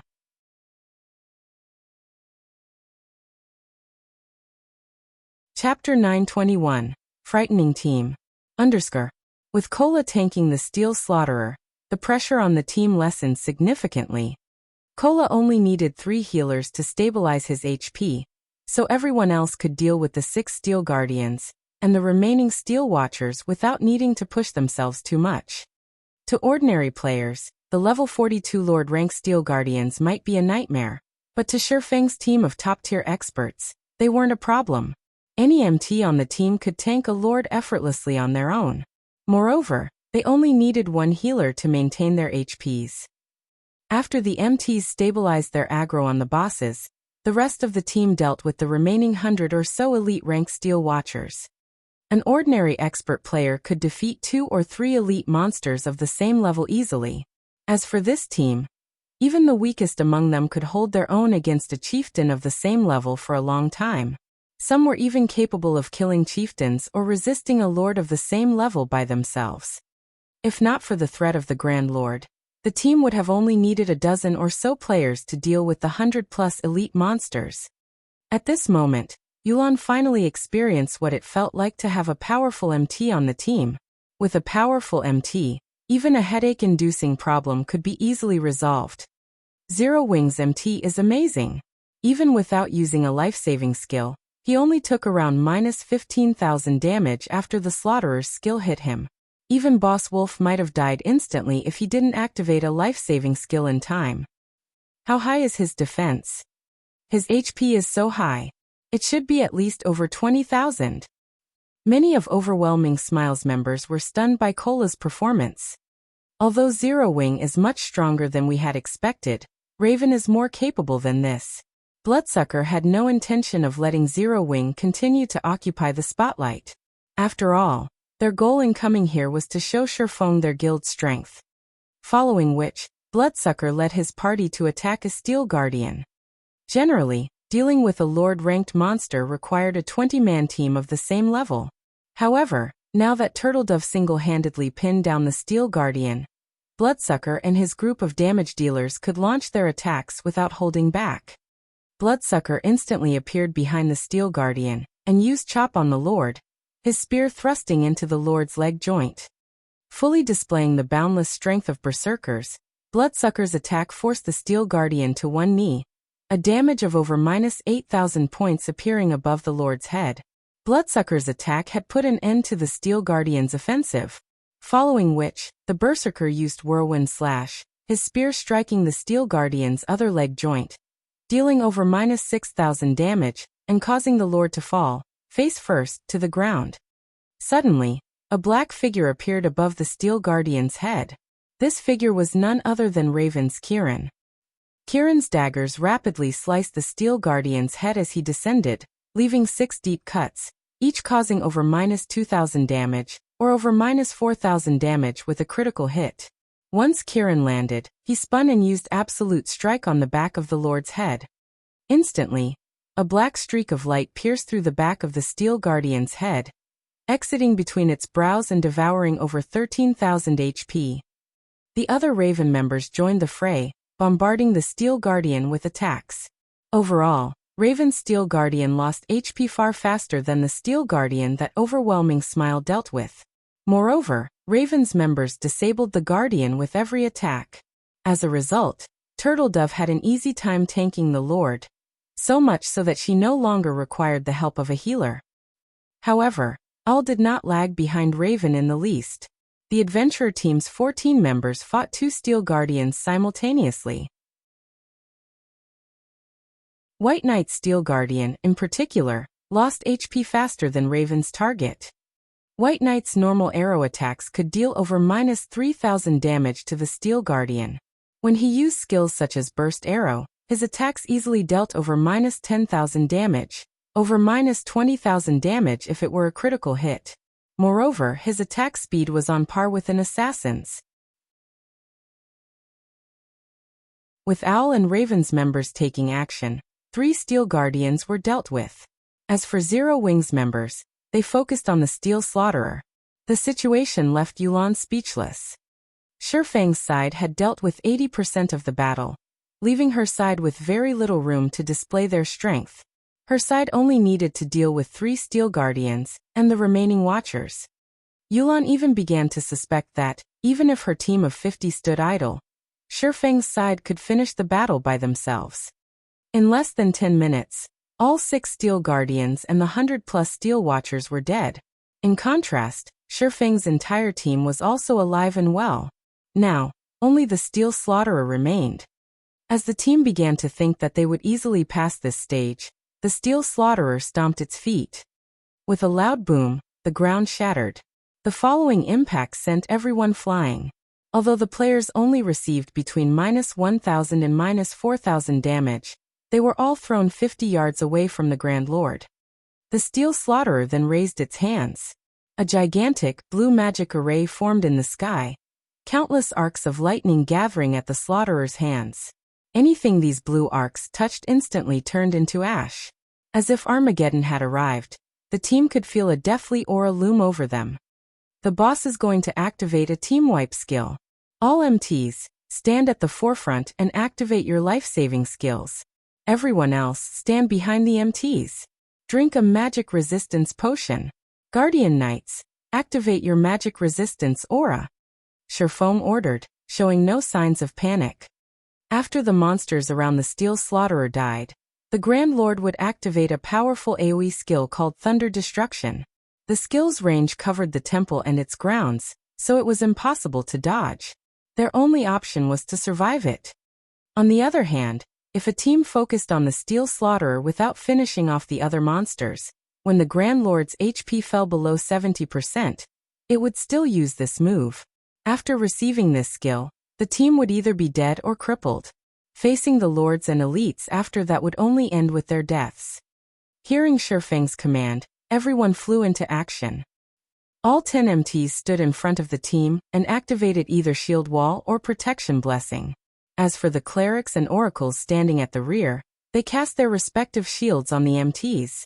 Simultaneously, everyone drank a basic magic resistance potion. Although the potion did not provide much magic resistance, it was better than none at all. Suddenly, the Steel Slaughterer's fists hammered the ground. Immediately, blue ripples spread out from the Grand Lord. The collision from a single blue ripple forced the MTs back by 5 or 6 steps, shattering the support barriers around them, and dealing around -8,000 damage to each. As for the others, the attack sent them flying. However, they received much less damage, only around -4,000. Quickly heal everyone!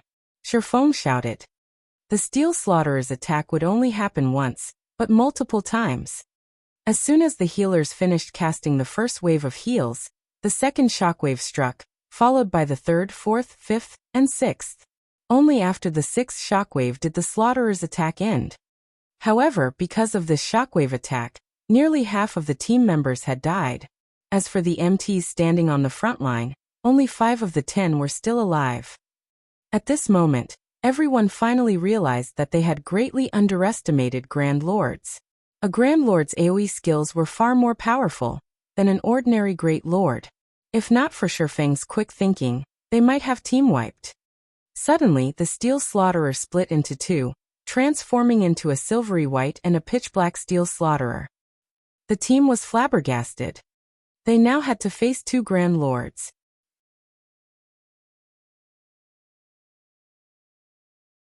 Chapter 922. Splendid Cooperation. That's a doppelganger skill. This will be tough. Bloodsucker frowned when the Steel Slaughterer split into 2. He had a bad feeling about this. One of the worst kinds of skills players could come across when fighting bosses were doppelganger skills, particularly doppelgangers like this that did not have weakened attributes. The only saving grace was that such doppelgangers usually shared HP. Overall, however, the boss would be far more difficult to deal with than if it simply gone berserk and gained a huge boost to its attributes. Now that nearly half of their team was dead, their likelihood of defeating the 2 Grand Lords was very low. First of all, they only had half of their MTs. Secondly, the Grand Lord's overall combat power had not simply doubled. If the 2 Grand Lords superimposed their attacks, they would deal double the damage. Against such a powerful attack, even an MT like Kola would die without every healer focused on him.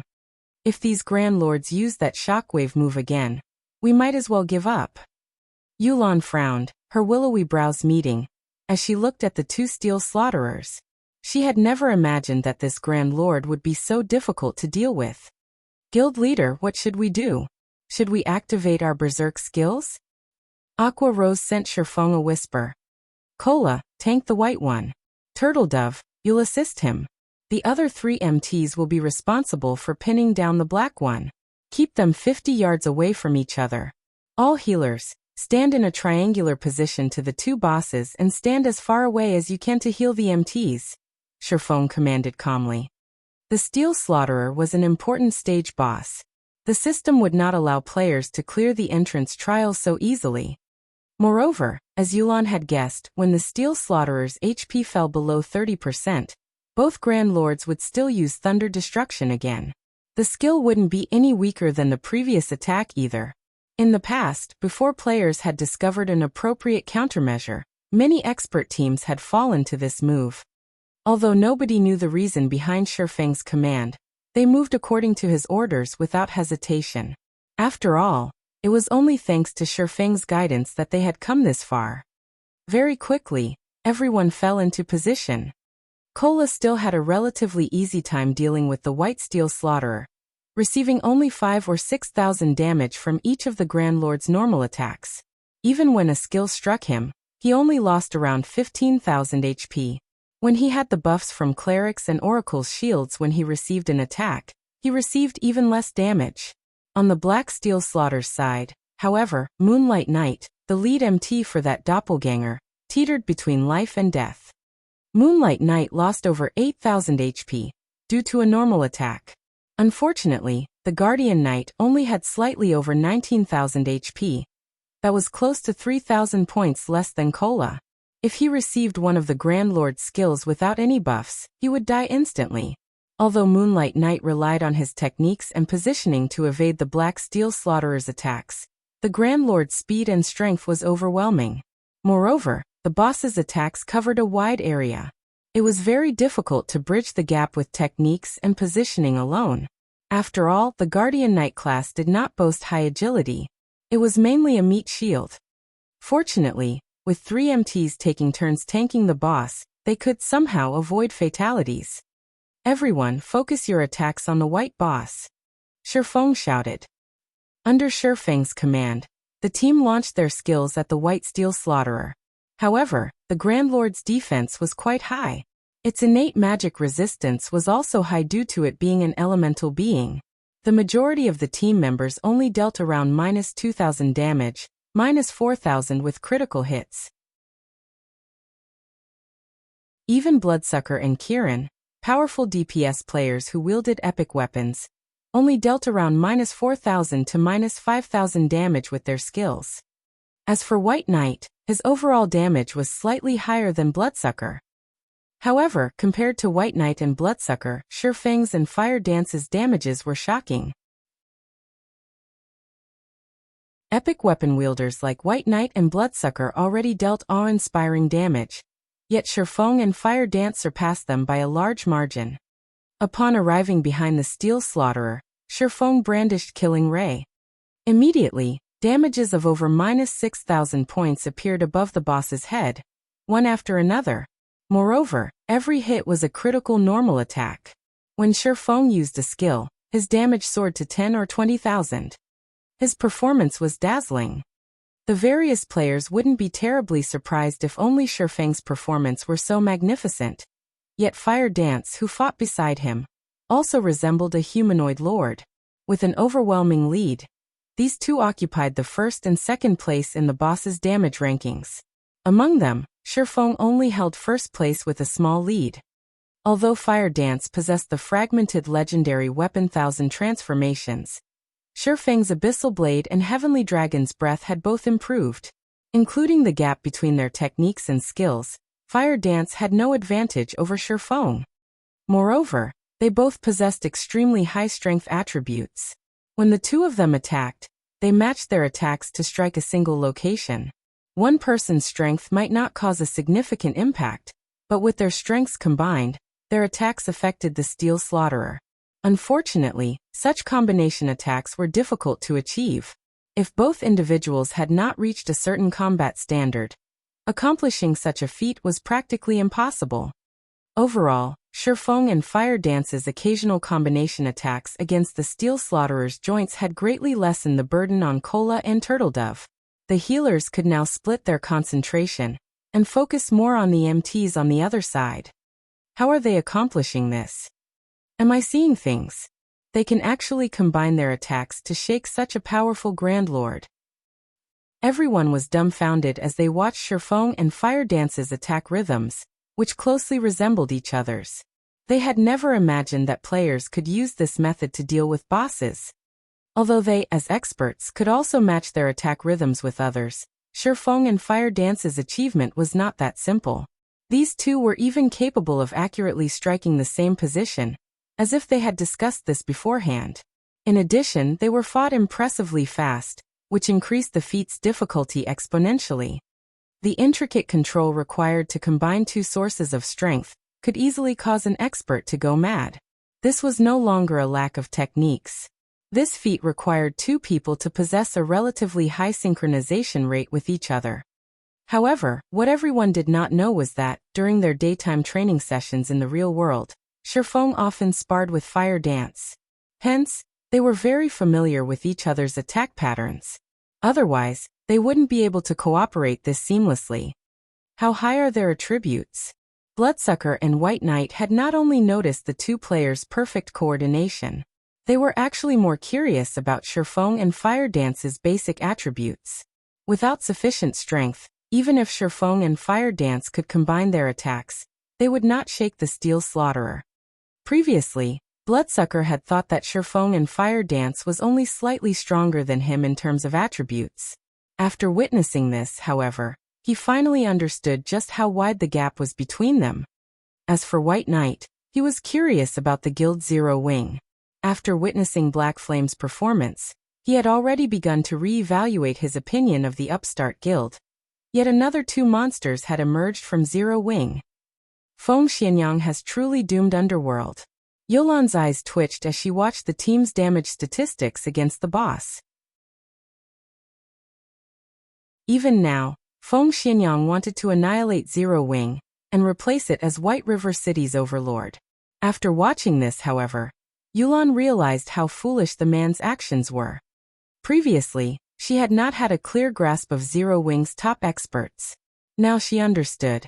She also how wide the gap was between Zero Wing's main force and hers, which she formed with Underworld's connections. It was no wonder why Zero Wing had not feared the Dragon Phoenix Pavilion, and later dared to offend King's return. Now, it seemed that Zero Wing's main force was no weaker than the main force of God's domain's major powers. One would even be hard-pressed to find frightening damage dealers such as Shifeng and Fire Dance on those teams, not to mention a powerful MT like Cola. With such a composition, they could collect top-tier equipment as fast as those major powers. Following which, the Steel Slaughterer's HP decreased at a rate visible to the naked eye. Very quickly, its HP fell to 30%. Suddenly, the Steel Slaughterers on both sides stomped the ground, forcing the players away. We're doomed. Everyone knew that the battle was over when they saw the Grand Lords prepare to use Thunder Destruction simultaneously. One boss using this skill had already left them standing at death's door.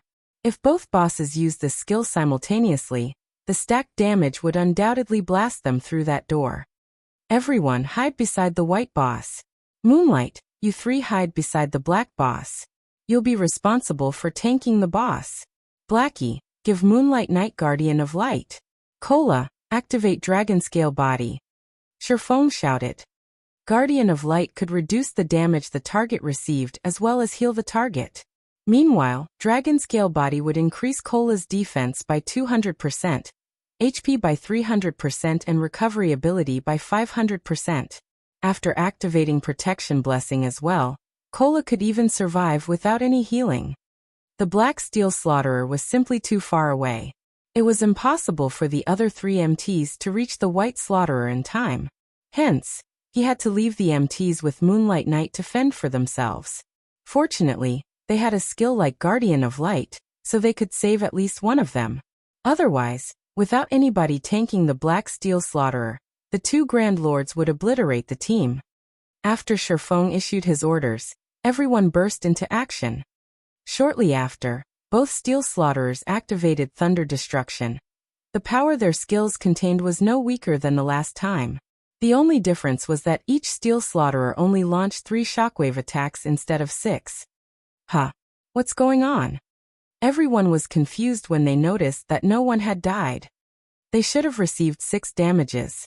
This time, however, they had only suffered 3. Moreover, none of the Black Slaughterer's shockwaves had hit them. As for Moonlight Knight's side, all 3 MTs had survived. Did the shockwaves offset each other? Yulan suddenly thought of their positions. They just so happened to be standing in line with the 2 Steel Slaughterers. With this, The shockwaves the Black Slaughterer had released had been offset by the White Slaughterers before any had reached them. They hadn't suffered any damage from the Black Slaughterer's attacks. Yulan wasn't the only one who had realized what had just happened.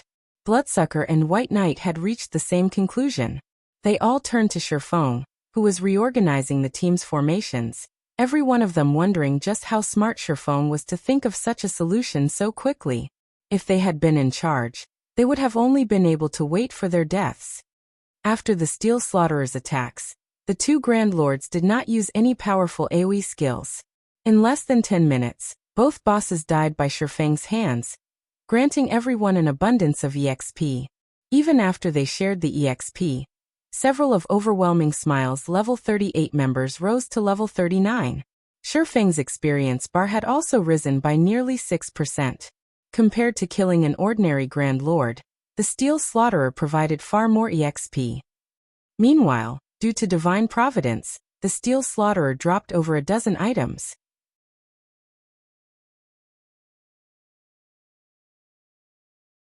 Chapter 923, Steel Crown. As the Steel Slaughterers crumbled into a pile of scrap metal, the temple's locked iron doors opened. It's finally dead. I was nearly out of mana. We won. Just like that? This is so awesome. Nobody will believe us when we tell them we defeated a level 44 Grand Lord. This was not the first time Zero Wings members had faced down a Grand Lord. However, this was the first time for Overwhelming Smiles members. They had even shrunk back in fear even against a level 40 Grand Lord, not to mention a level 44 Grand Lord. Hence, how could they contain their excitement? Currently, very few teams in God's domain were capable of killing a Grand Lord. This is the first time I have killed a Grand Lord so easily. If we had to rely on Raven's main force, we would have lost at least 80% of the team. We might have even suffered multiple team wipes. Masked Angel sighed in amazement as he sat on the ground. Raven's other members nodded their agreement. Although they had killed Grand Lords before, they usually paid a high price to do so. Generally, they suffered multiple team wipes before finally succeeding. Moreover, their team usually only had around a dozen or so people alive at the end of the raid. This was the first time they had killed a Great Lord so easily. Bloodsucker's gaze drifted toward Shifeng, who was occupied with picking up the loot, and he smiled bitterly. Originally, he had wanted to prove Raven's strength to Zero Wing. In the end, he and Kirin were the only members of their guild to rank within the top 10 on the team's damage stats against the boss. He ranked 6th, while Kirin ranked 10th. As for everyone else in their party of 6, they ranked beyond the 20th place. It was difficult to boast about such results. With his DPS statistics, he could rank within the top 5 among Raven's main force, yet he only ranked 6th on this team, showing that there were 5 people stronger than himself. The most laughable aspect was the massive gap between 2nd and 3rd place. White Knight, who ranked 3rd among the team, had only dealt slightly over half of Fire Dance's total damage. Aside from them, Aqua Rose ranked 4th on the team, while one of Owl's female elementalist named Frozen Dream ranked 5th. With such an outcome, just how was he supposed to negotiate for a better deal with Shifeng? When fighting the next boss, drink an intermediate boiling blood potion and raise your damage ranks. I don't want to be at a disadvantage during out negotiations, Bloodsucker whispered to his party members. The intermediate blood boiling potion could increase a player's damage by 20% for 10 minutes. It was not available on the market, and could only be obtained by killing certain special field bosses. It was extremely rare. Boss Blood. Are you sure that you want to use such a precious potion here? Our guild only has a dozen or so of these potions, Kirin asked worriedly. This time, as a precaution, the guild had given each of them a bottle. Even when the guild had raided Grand Lords, they had refused to use it. Do you think we can top the damage charts if we don't use this potion? Bloodsucker retorted, smiling bitterly. Truthfully, he did not want to use the potion either. He had thought that he and Kirin would rank among the top 5 players in terms of damage, while the rest of his party would rank within the top 20. Yet they had not, and now, their reputation was in ruins. As the healers revived the dead, Shifeng organized the loot he had collected. Leader, did they drop something good? Cola asked excitedly when he noticed Shifeng's smile. The other Zero Wing members turned to Shifeng as well. They all knew Shifeng's personality. Items that they considered top tier were ordinary in Shifeng's eyes. Items that could garner Shifeng's interest were precious first-class items. Not bad. The boss dropped a piece of growth-type equipment. Shifeng chuckled as he shared the equipment's attributes in the team chat. Steel crown, helmet, plate armor, bronze rank. Level 40, level 90. Defense plus 1374, level 40. Strength plus 31, endurance plus 30, agility plus 22. Additional passive skill 1 dash. Iron Wall. After receiving an attack, user has a 5% chance to trigger Iron Wall, having the next damage received. Additional passive skill 2 dash. King's Resolve. Halves mental suppression suffered by wielder and decrease all control effects by 1/3. Additional active skill dash. Steel Impact. Increases strength by 300%, speed by 100%, and causes a powerful impact to a maximum of 3 targets. Impact interrupts targets, knocks them back by 10 yards, and places them in a fainted state for 3 seconds. Cooldown 1 minute 30 seconds. This crown was crafted by Titan craftsman Phyros. However, the crown's power has been severely weakened due to evil power pollution. To purify this evil power, one needs a large number of magic crystals and EXP. Can be purified 5 times. First purification requires 100 magic crystals and 200 million EXP. Every member of the team unconsciously gasped when they saw the steel crown's attributes. The crown was a treasure for MTs. The item's 2 passive skills could significantly reduce the burden on MTs when facing bosses. As for the Steel Impact skill, it could be useful during crucial moments to prolong or interrupt a boss's channeling before it executed a powerful skill. With the 300% strength increase, an MT could easily take on a Grand Lord of the same level for a few moments. Furthermore, as the Steel Crown was growth-type equipment, both the crown's basic attributes and the skills would improve as the crown was purified. This helmet can practically rival epic equipment. Masked Angel drooled as he gazed at the steel crown. The steel crown did not have a class restriction. Any plate-wearing class could use it. However, it was most suited for an MT. This item was fully capable of raising an MT's standards to a whole new level.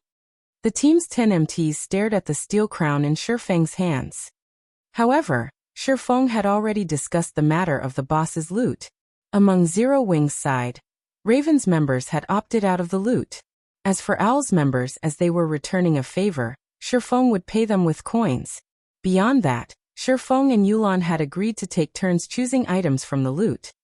The team with the highest damage would choose first. Now that Zero Wing's group had an absolute lead in terms of damage, Shifeng got the first pick. Overwhelming Smiles members could only watch on with envy.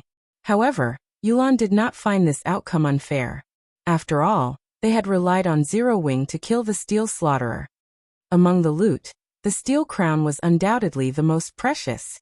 However, there were many good items among the loot. For pieces of level 40 dark gold equipment had dropped. Currently, level 40 dark gold equipment was the best available outside of epic equipment. Tier 2 magic scrolls and rare potions also dropped. Even after splitting the loot, each side would reap a considerable harvest. Turtle Dove, wear this. Shifeng handed the steel crown to the female knight Turtle Dove. Turtle Dove was somewhat hesitant. Among the guild's MTs, both Cola and Yi Wumian were stronger than her. Logically, one of them should have received the crown. She already wore a pair of epic ranked boots. If she received another piece of growth-type equipment now, it would be somewhat unfair to Cola and Yi Wumian. Those two are using sets, so they can't wear the crown. Moreover, the steel crown is only bronze rank right now. Although your attributes will decrease slightly after equipping it, you will improve overall. You'll have an easier time dealing with the bosses later on, Shifeng said, chuckling. That's right. Turtle Dove, just take it. Both Cola and Yi Wumian nodded in agreement. In reality, Turtle Dove's techniques were already quite impressive. She was definitely the third-ranking MT in the guild. She just had slightly weaker equipment. If Turtledove improved her equipment, tanking bosses would become much easier. Alright then. After some thought, Turtledove accepted Shurfang's offer. She was moved as well, and she inwardly swore not to let anyone down.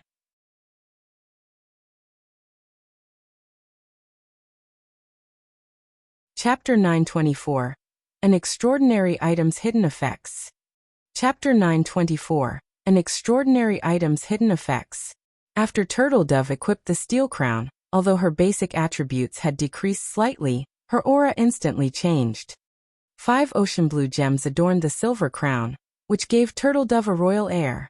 Moreover, Turtledove appeared far more relaxed. Clearly, the mental suppression around the temple released its grip on Turtledove. This crown is amazing.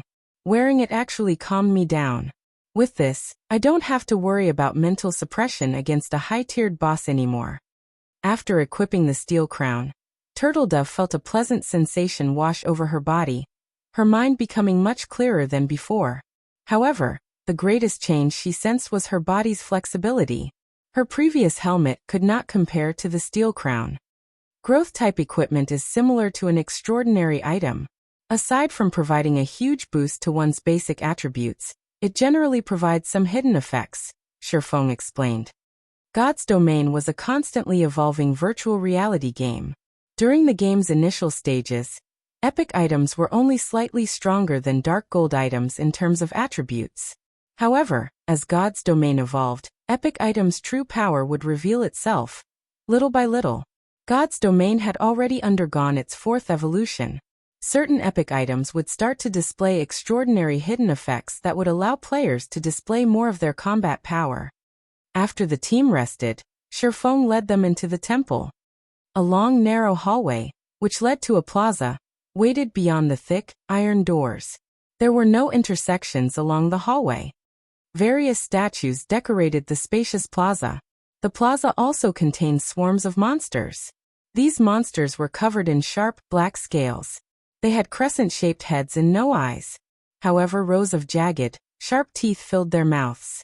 Their forelimbs looked more like daggers than actual limbs, and wherever these monsters passed, they left deep furrows in the ground. Silver versions of these pitch-black monsters also wandered the plaza.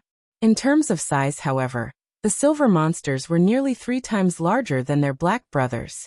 Clearly, they would be more difficult to deal with than their smaller counterparts. Corrosive Beast, Dark Creature, Elite, Level 42 HP 150,000. Corrosive Beast King, Dark Creature, Lord, Level 43 HP 8, 000, 000/8, 000, The plaza seemed to be these corrosive beasts' nest. There were more than 10,000 monsters wandering around. Just looking at them sent a chill down one's spine. Meanwhile, a gigantic teleportation magic array occupied the plaza's center. If they wanted to proceed through the trial, the teleportation array was their only option. Why are there so many monsters? Do we have to clear all of them? Yulan frowned as she watched the disgusting corrosive beasts. With a rough glance, she could see over 10,000 monsters in the plaza. Among them, several hundred were silver corrosive beast kings. Taking out these monsters would be a massive undertaking. Yulan wasn't the only one who with a headache. Everyone was dumbfounded. This was the first time they had seen so many lords in one place. These players even suspected that every one of these monsters would swarm them the moment they descended the staircase. The thought of facing hundreds of lords made everyone more than a little tense. There was no way they would survive so many. As their team stood there, shocked over the sight of so many powerful monsters, a pair of steel doors on the other end of the plaza opened, and a group of players emerged. Why are there other people here? Yulan muttered in surprise as she watched the players from across the plaza. It seems you're not the only one who obtained a Titan City pass. We need to move faster now. Although Shurfang found the situation strange, he was not particularly shocked. The Holy City of Titan's entrance trial was not a dungeon. It was just an extremely dangerous special map. In addition, it was categorized by levels, with every 10 levels sharing one map. Players between level 36 and level 45 would share one map, and players between level 46 and level 55 would share a different map. Any player who obtained the pass could venture here. God's domain was massive, and with so many players, it'd be surprising if no other top-tier players managed to find their own pass. Unfortunately, the other party was clearly a powerful team, based on the fact that they had come this far, and Shifeng didn't want to benefit another team in the entrance trial. The trial's 4 paths had 3 main stages, with each having a different challenge set for the first stage. However, all 4 paths would converge here for the second stage. The 4 paths also shared the same final challenge. The first team to clear the final stage would gain an additional benefit: reputation for the Holy City of Titan. It was usually extremely difficult to raise one's Titan City reputation, so this was a massive benefit for the first team that cleared the trial. At the same time as Shifeng and the others discovered those players, that group of players had also discovered Shifeng's group. Boss Peerless, there's another team over there. Should we get rid of them? A level 40, burly assassin suggested, making the gesture of slitting one's throat while he stared at Shifeng and his team. Ignore them. We'll decide what to do after we pass through this area. It won't be too late to get rid of them if we meet them later. Peerless, the group's leader, said as he waved his hand at the assassin. Get ready. We need to clear this area quickly. Understood. As if this were not their first time here, the team burst into action. Leader, the other team is making its move. Aqua Rose asked softly. Should we watch them for a moment first? Naturally, Shifeng understood Aqua Rose's concern. With their team strength, taking on 7 or 8 lords at once might be easy, but against several hundred lords, even Shifeng felt powerless. Hence, their best option was to observe the other group as they cleared this stage. This way, they would increase their chances of clearing the stage as well. However, Shifeng had no intentions of letting the other side get ahead of him. Titan City's reputation was on the line, and he must have it. Although there were a lot of monsters in the plaza, their numbers weren't the largest cause for his headache. The corrosive beasts had an extremely abominable ability, which could rapidly deplete players' durability. With this ability, it was impossible to defeat them all before their equipment broke. MTs and plate armor classes gather around me, Shifeng said. He then revealed a large number of strengthening devices. Each of you take 2 of these strengthening devices. After using them, 30 of you will form a protective circle, while the other melees will serve as replacements when needed. All ranged DPS and healers will stand in the middle. We'll charge for the teleportation array. As soon as Shifeng said so, everyone understood his plan. They didn't actually need to kill all of these monsters. Rather, they needed to reach the teleportation magic array. Unfortunately, while this task might be easy for MTs, it was very difficult for melee classes. There were also countless corrosive beasts. They were all bound to receive some damage. If the healers only had to focus on a few MTs, they could bear it. However, they had to keep as many as 30 people alive. There was also a fairly long distance between the staircase and the plaza's center. If their healing failed to keep up with the damage the melee classes received, everyone would die before reaching the teleportation array. Shifeng's decision was definitely risky. However, Yulan and the others could not think of a better plan. Hence, they had to put their faith in Shifeng once more. Moreover, 2 groups of players were charging into the plaza. This would reduce the number of monsters they had to deal with. If they started moving after the other side had cleared the stage, it would be far more difficult to succeed. By the time everyone finished preparing, Shifeng had noticed that the other team had begun to move. Immediately he shouted, "Move out."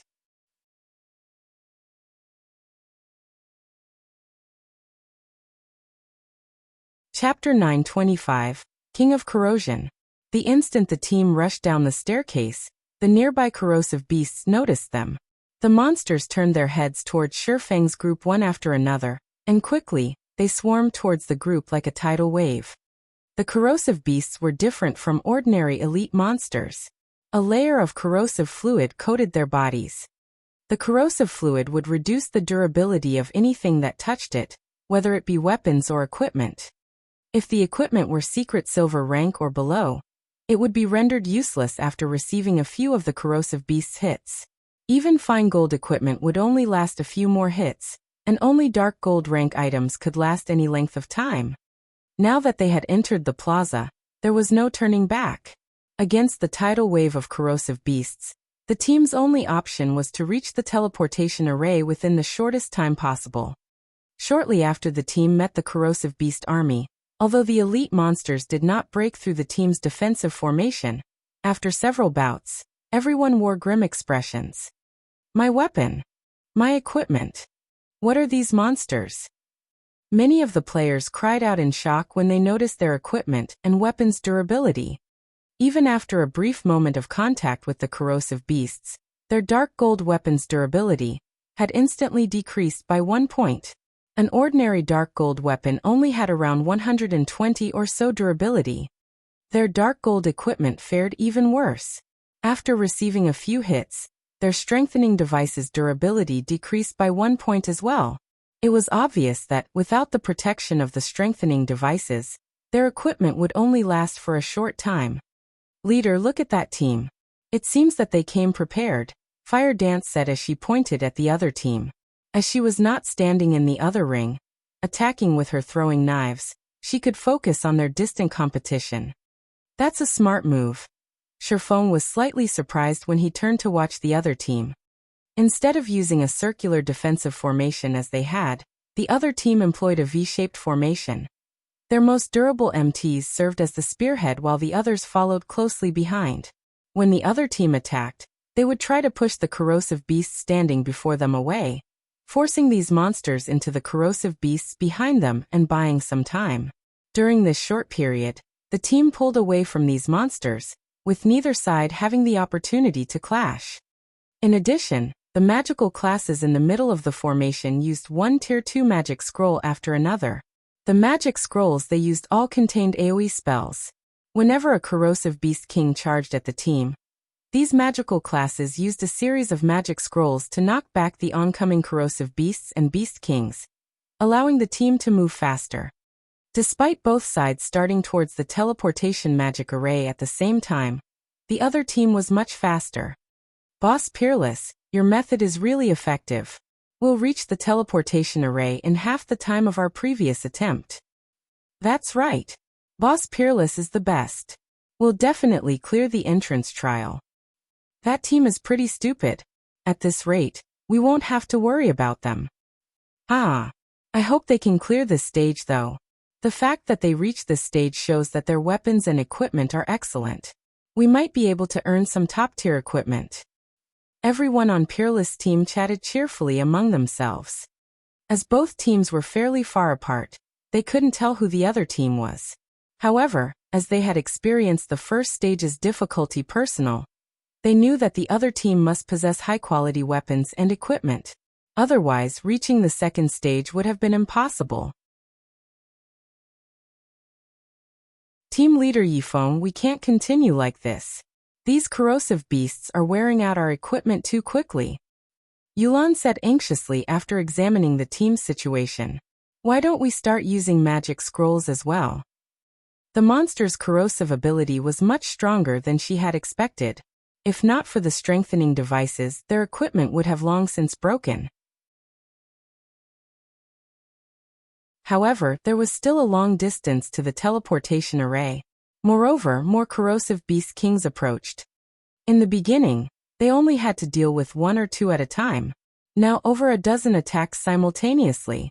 They weren't even a third of the way, yet so many lords bombarded their team. Soon, they may have to face dozens of corrosive beast kings. The corrosive beast kings were many times stronger than the corrosive beasts. Not only were they stronger in terms of attributes, but their corrosive abilities were also stronger by a large margin. Even Kola, who used an epic shield, was having a difficult time against these lords. Currently, their only way to break through was to utilize the same method as the other team, which employed AoE magic scrolls.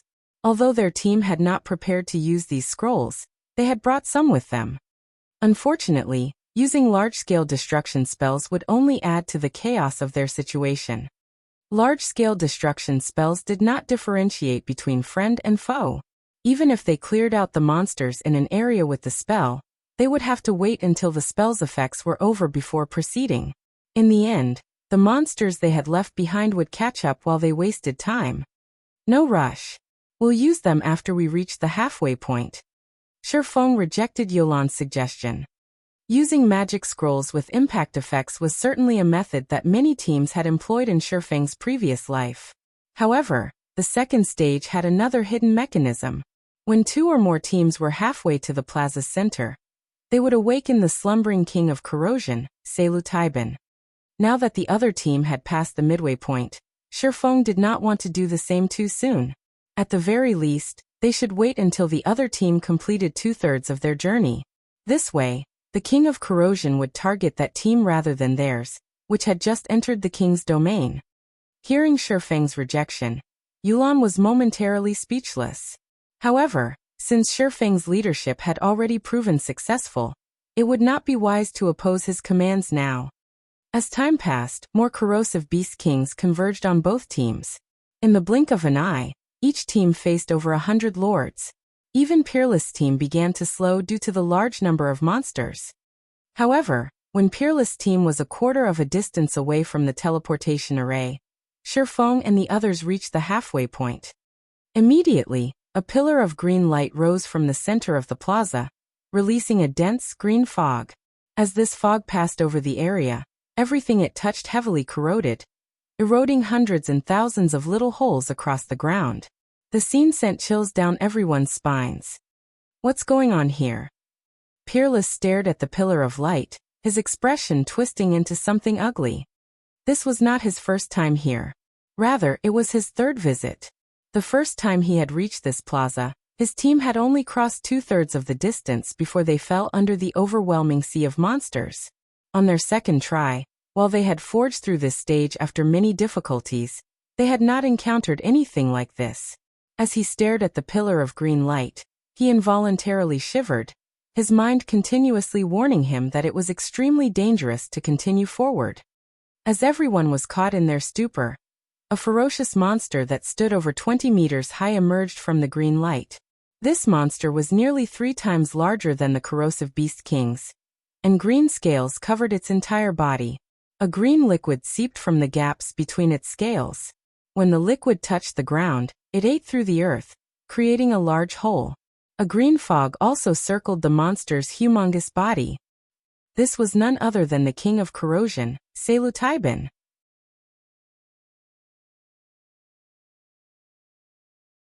Seeing this, everyone involuntarily gulped in fear. Why has such a monster appeared? Peerless' complexion paled as he stared Splendid.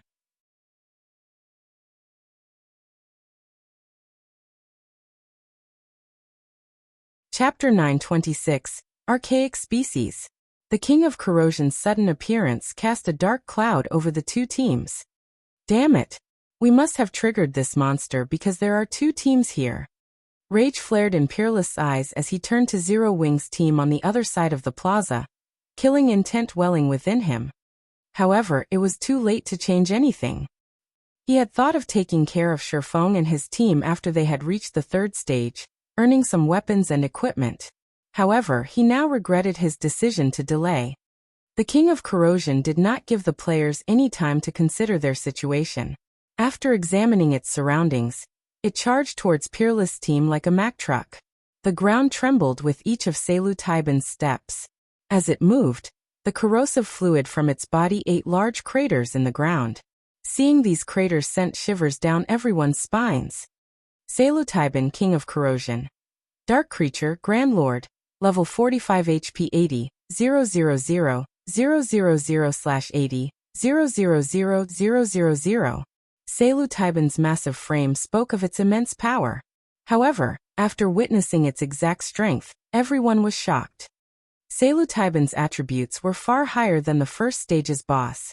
No matter how they looked at it, the King of Corrosion possessed higher attributes than what any level 45 Grand Lord should have. Leader, what should we do? Should we continue forward?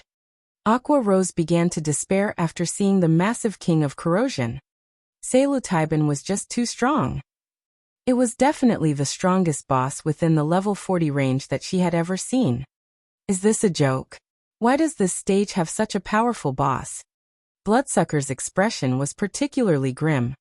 Among the team, only White Knight and the other members of OWL remained relatively calm. After all, they had faced a dragon not long ago. The King of Corrosion was slightly weaker than the Tier 2 mutated dragon had been. However, they had only defeated the mutated dragon thanks to a monster like Black Flame. Without such a monster, defeating this boss was unlikely. At this time, Shifeng issued his commands in the team chat. Fire Dance, use the frost grenades to stop the corrosive beasts. Blackie, use stars of light to clear a path ahead. Everyone else, if you have AoE attack or control skills, now is the time to use them. While Psilocybin might not be a dragon, it was an archaic species. To put it simply, it was the descendant of ferocious beasts. Ferocious beasts were from the same life order as dragons, capable of killing gods. Although the blood of ferocious beasts flowing through Psilocybin's veins had been diluted over several generations, making the Grand Lord far weaker than a ferocious beast, ordinary monsters couldn't compete with its power. Tier 1 players could not take this boss down. At the very least, they needed Tier 2 players to have any chance against Psilocybin. Fortunately, defeating Psilocybin wasn't necessary to proceed to the next stage. Under Shifeng's command, the team began to move like a well-oiled machine.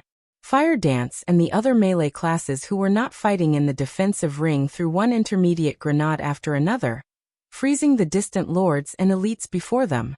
Blackie then used Stars of Light while Shifeng used Firestorm. Yulan contributed as well as she used Thunder Beast's Descent. When the 3 large-scale destruction spells struck, Light Flame and Lightning descended upon the plaza, looking as if doomsday were upon them. For a time, damages in the tens of thousands appeared above the frozen monsters' heads. In a few short seconds, over 1,000 corrosive beasts died, and a clearing appeared before Shifeng's team. Everyone's experience bar soared rapidly, a few of the team's level 38 players reaching level 39. Some of Zero Wing's level 39 players rose level 40 as well. Due to the frost grenade's freezing effect, the monsters that were fortunate enough to be outside the AoE spell's range remained frozen. For a short time, no other corrosive beasts could fill the new clearing, which allowed Shifeng and the others to proceed any resistance. Shortly after, the magical class players began to use magic scrolls to repel the incoming corrosive beasts. Not only did this speed up the team's advance, but it also significantly reduced their weapons and equipment's durability consumption. As Shifeng's team began to spring, the other team grew desperate. Everyone, prepare for battle. Blade, get ready to use that Tier 3 magic scroll. No matter what, don't let that monster near us. Peerless knew that there was no point in regret now. He needed to deal with the problem before them quickly. If they could hold on until they reached the teleportation array, victory would be theirs. Boss, we had prepared that magic scroll for the 3rd stage. If we use it now, a summoner in his mid-20s voiced his concern. Just use it. Fortunately, it isn't our only trump card for the 3rd stage. Peerless growled as he gnashed his teeth. He didn't want to use the Tier 3 magic scroll either. Just before Psilocybin reached their team, the summoner named Blade used the Tier 3 magic scroll he held. Suddenly, a golden magic array appeared above them. A gigantic beast then descended from the array, knocking away the surrounding corrosive beasts. Blade, use the golden lion to lure the boss away. Peerless ordered. The King of Corrosion was simply too dangerous. Even if it simply stood still and did nothing, the corrosive mist around it could claim their lives. They could only rely on the Tier 3 Great Lord they had summoned to hold it off. The golden lion, which stood over 10 meters tall, then pounced on Psilocybin. However, before it crashed into the King of Corrosion, Psilocybin swiped its claws at the lion. Pung! The attack sent the lion flying, its massive frame crashing into a crowd of corrosive beasts. What? Everyone's jaws dropped. A single hit had sent a level 55, Tier 3 Great Lord flying. The golden lion was actually 10 levels higher than Psilocybin. Even if it weren't a match for the level 45 Grand Lord's strength, there should not be too much of a difference. Yet the one attack had thrown the Golden Lion over 30 yards. This was unbelievable. Fortunately, the Golden Lion had attracted Selu-Taiban's attention. Rather than stomping towards Peerless' team, the King of Corrosion approached the fallen lion one step at a time. Seeing the boss change targets, Peerless and his team released a sigh of relief. Taking this opportunity, they made a mad dash for the teleportation array. Unfortunately, the Golden Lion wasn't doing well as the King of Corrosion trampled upon its body, its HP decreasing at a rate visible to the naked eye. Peerless and his companions shuddered in fear as they watched. As the Golden Lion's HP plummeted, Peerless' team sped towards the teleportation array. When the Golden Lion had less than 10% of its HP remaining, Peerless and the others were finally inside the teleportation array. Damn it. Damn this thing.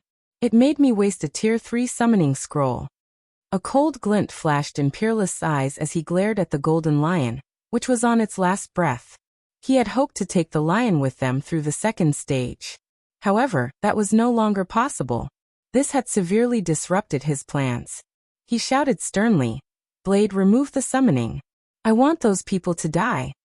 Understood. The summoner understood Peerless' intentions. While it was no longer possible to leave with the Golden Lion, that did not mean they should let others take advantage of it. Immediately, he cancelled the summoning.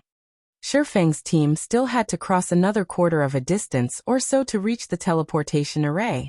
With the King of Corrosion's strength, that was more than enough time to annihilate the team. Sure enough, the moment the Golden Lion vanished, Selu-Taiban's gaze shifted to Shifeng and his players.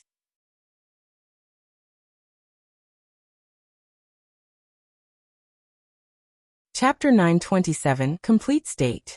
We are letting them off too easy. Blade clicked his tongue as he watched Shifeng's team.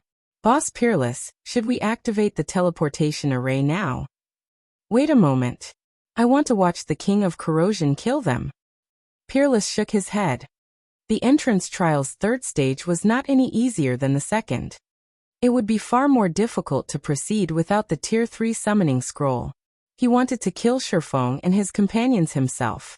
However, he was satisfied with the knowledge that the King of Corrosion would massacre them. Selu-Taiban's corrosive fluid could cause a tremendous amount of damage to one's equipment. It might even destroy the other team's weapons and equipment. This was a better outcome than killing them and taking a single item from each. Hearing Peerless' words, his people turned to watch Shifeng's team with anticipation. Selu-Taiban's movement speed was very high. Before Shifeng and the others had crossed 100 yards, the King of Corrosion was less than 50 yards away from the team.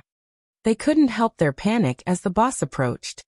The Grand Lord's pummeling of a level 55 Great Lord was still fresh in their minds. If even a Tier 3 Great Lord could not hold off this boss, players such as themselves had no hope. Even if all 10 of their MTs worked together, they couldn't defend against the King of Corrosion's attacks. I'll deal with him. Everyone else hurry. Shifeng's lips hooked up into a smile as he watched the incoming Selu-Taiban. Others might not know the King of Corrosion's power, but he did. Although Selu-Taiban was an archaic species, it had a fatal weakness. It couldn't respond to sudden changes very well. Even a slight turn required it to waste roughly 2 seconds. Expert players would have plenty of time to dodge its attacks. However, they first had to draw the King of Corrosion's aggro. Shifeng instantly appeared before the King of Corrosion. Seeing this, Selu-Taiban swiped its claws at Shifeng. However, Shifeng easily evaded its attack using silent steps, instantly appearing behind the King of Corrosion. Dragon Breath. Suddenly, a massive white beam bombarded the back of Selu-Taiban's neck. Minus 23,187. So tough. Shifeng clicked his tongue. Dragon Breath multiplied his damage by 10, yet when the skill struck one of the King of Corrosion's vulnerable spots, it only dealt around 20,000 damage. If an ordinary expert attacked the Grand Lord, they would probably only deal a few hundred damage. Shifeng's attack immediately drew Selu-Taiban's attention, following which, the King of Corrosion tried to turn to attack Shifeng. However, Psilocybin was very slow when turning, shifting its body step by step. This gave Shifeng ample time to activate Windwalk and leave his current position. As for the corrosive beasts and corrosive beast kings blocking his way, they were no threat. You're quite durable. Unfortunately, this Grand Lord isn't that easy to deal with. You're just wasting your time. Peerless sneered as he watched Shifeng. In the face of absolute power, techniques were useless. Even if Shifeng bought his team some time, it wouldn't be enough to reach the teleportation array. Roar! Psilocybin roared his fury as it chased Shifeng. In the blink of an eye, the King of Corrosion had moved away from Shifeng's team, the team sighing in relief. A moment later, however, tension gripped their hearts once more. Psilocybin was simply too fast. Even after Shifeng activated Windwalk, he could not match the King of Corrosion's speed. If he allowed the Grand Lord to catch up to him, he wouldn't have a skill like Silent Steps to help him avoid another attack. After Shifeng crossed about 20 yards, Psilocybin had caught up to him. Psilocybin's claws transformed into afterimages as it swiped at Shifeng. A sonic boom blasting through the air. Parry! Pung! Like a bullet, Shifeng was thrown over 30 yards, his body slamming into the ground. The impact even created a large crater around Shifeng's body. As expected of an archaic species, although its strength is lower than the mutated dragons, it is still stronger than an ordinary Grand Lord. Once Shifeng stood back up, he felt as if every bone in his body was about to pop out of its socket. His arms were numb after taking the King of Corrosion's hit. If he had not used parry to block the attack, he would have been dead by now. Seeing Shifeng's HP remain static, Psilocybin flew into a rage. Taking 2 steps forward, it instantly arrived before Shifeng and stomped on the tiny swordsman. Seeing the mountain-sized foot descending towards him, Shifeng stopped holding back. Heavenly Dragon's Power. Thunder God's Descent. The 2 skills instantly increased Shifeng's strength attribute by 150%, HP by 500%, defense by 300%, agility by 60%, movement speed and attack speed by 150%, and damage by 50%. He also received a 50% damage reduction. Shifeng's HP climbed to 122,800. As for his defense, even Cola couldn't match his. After receiving these massive buffs, Shifeng swung Killing Ray towards the King of Corrosion's feet. Chop! 3 arcs of blue light gathered at a single point, tearing space itself apart. This spatial tear then extended towards Psilocybin's feet. Boom! The powerful shockwave from the impact knocked the surrounding corrosive beasts back. Suddenly, there were no monsters within 20 yards of the King of Corrosion. Is he an NPC? When the dust settled, everyone's jaws hit the floor as they stared at the shockwave's epicenter. No one could believe their eyes. Shifeng had actually blocked the King of Corrosion's powerful attack. Moreover, he had caused Psilocybin to shudder slightly.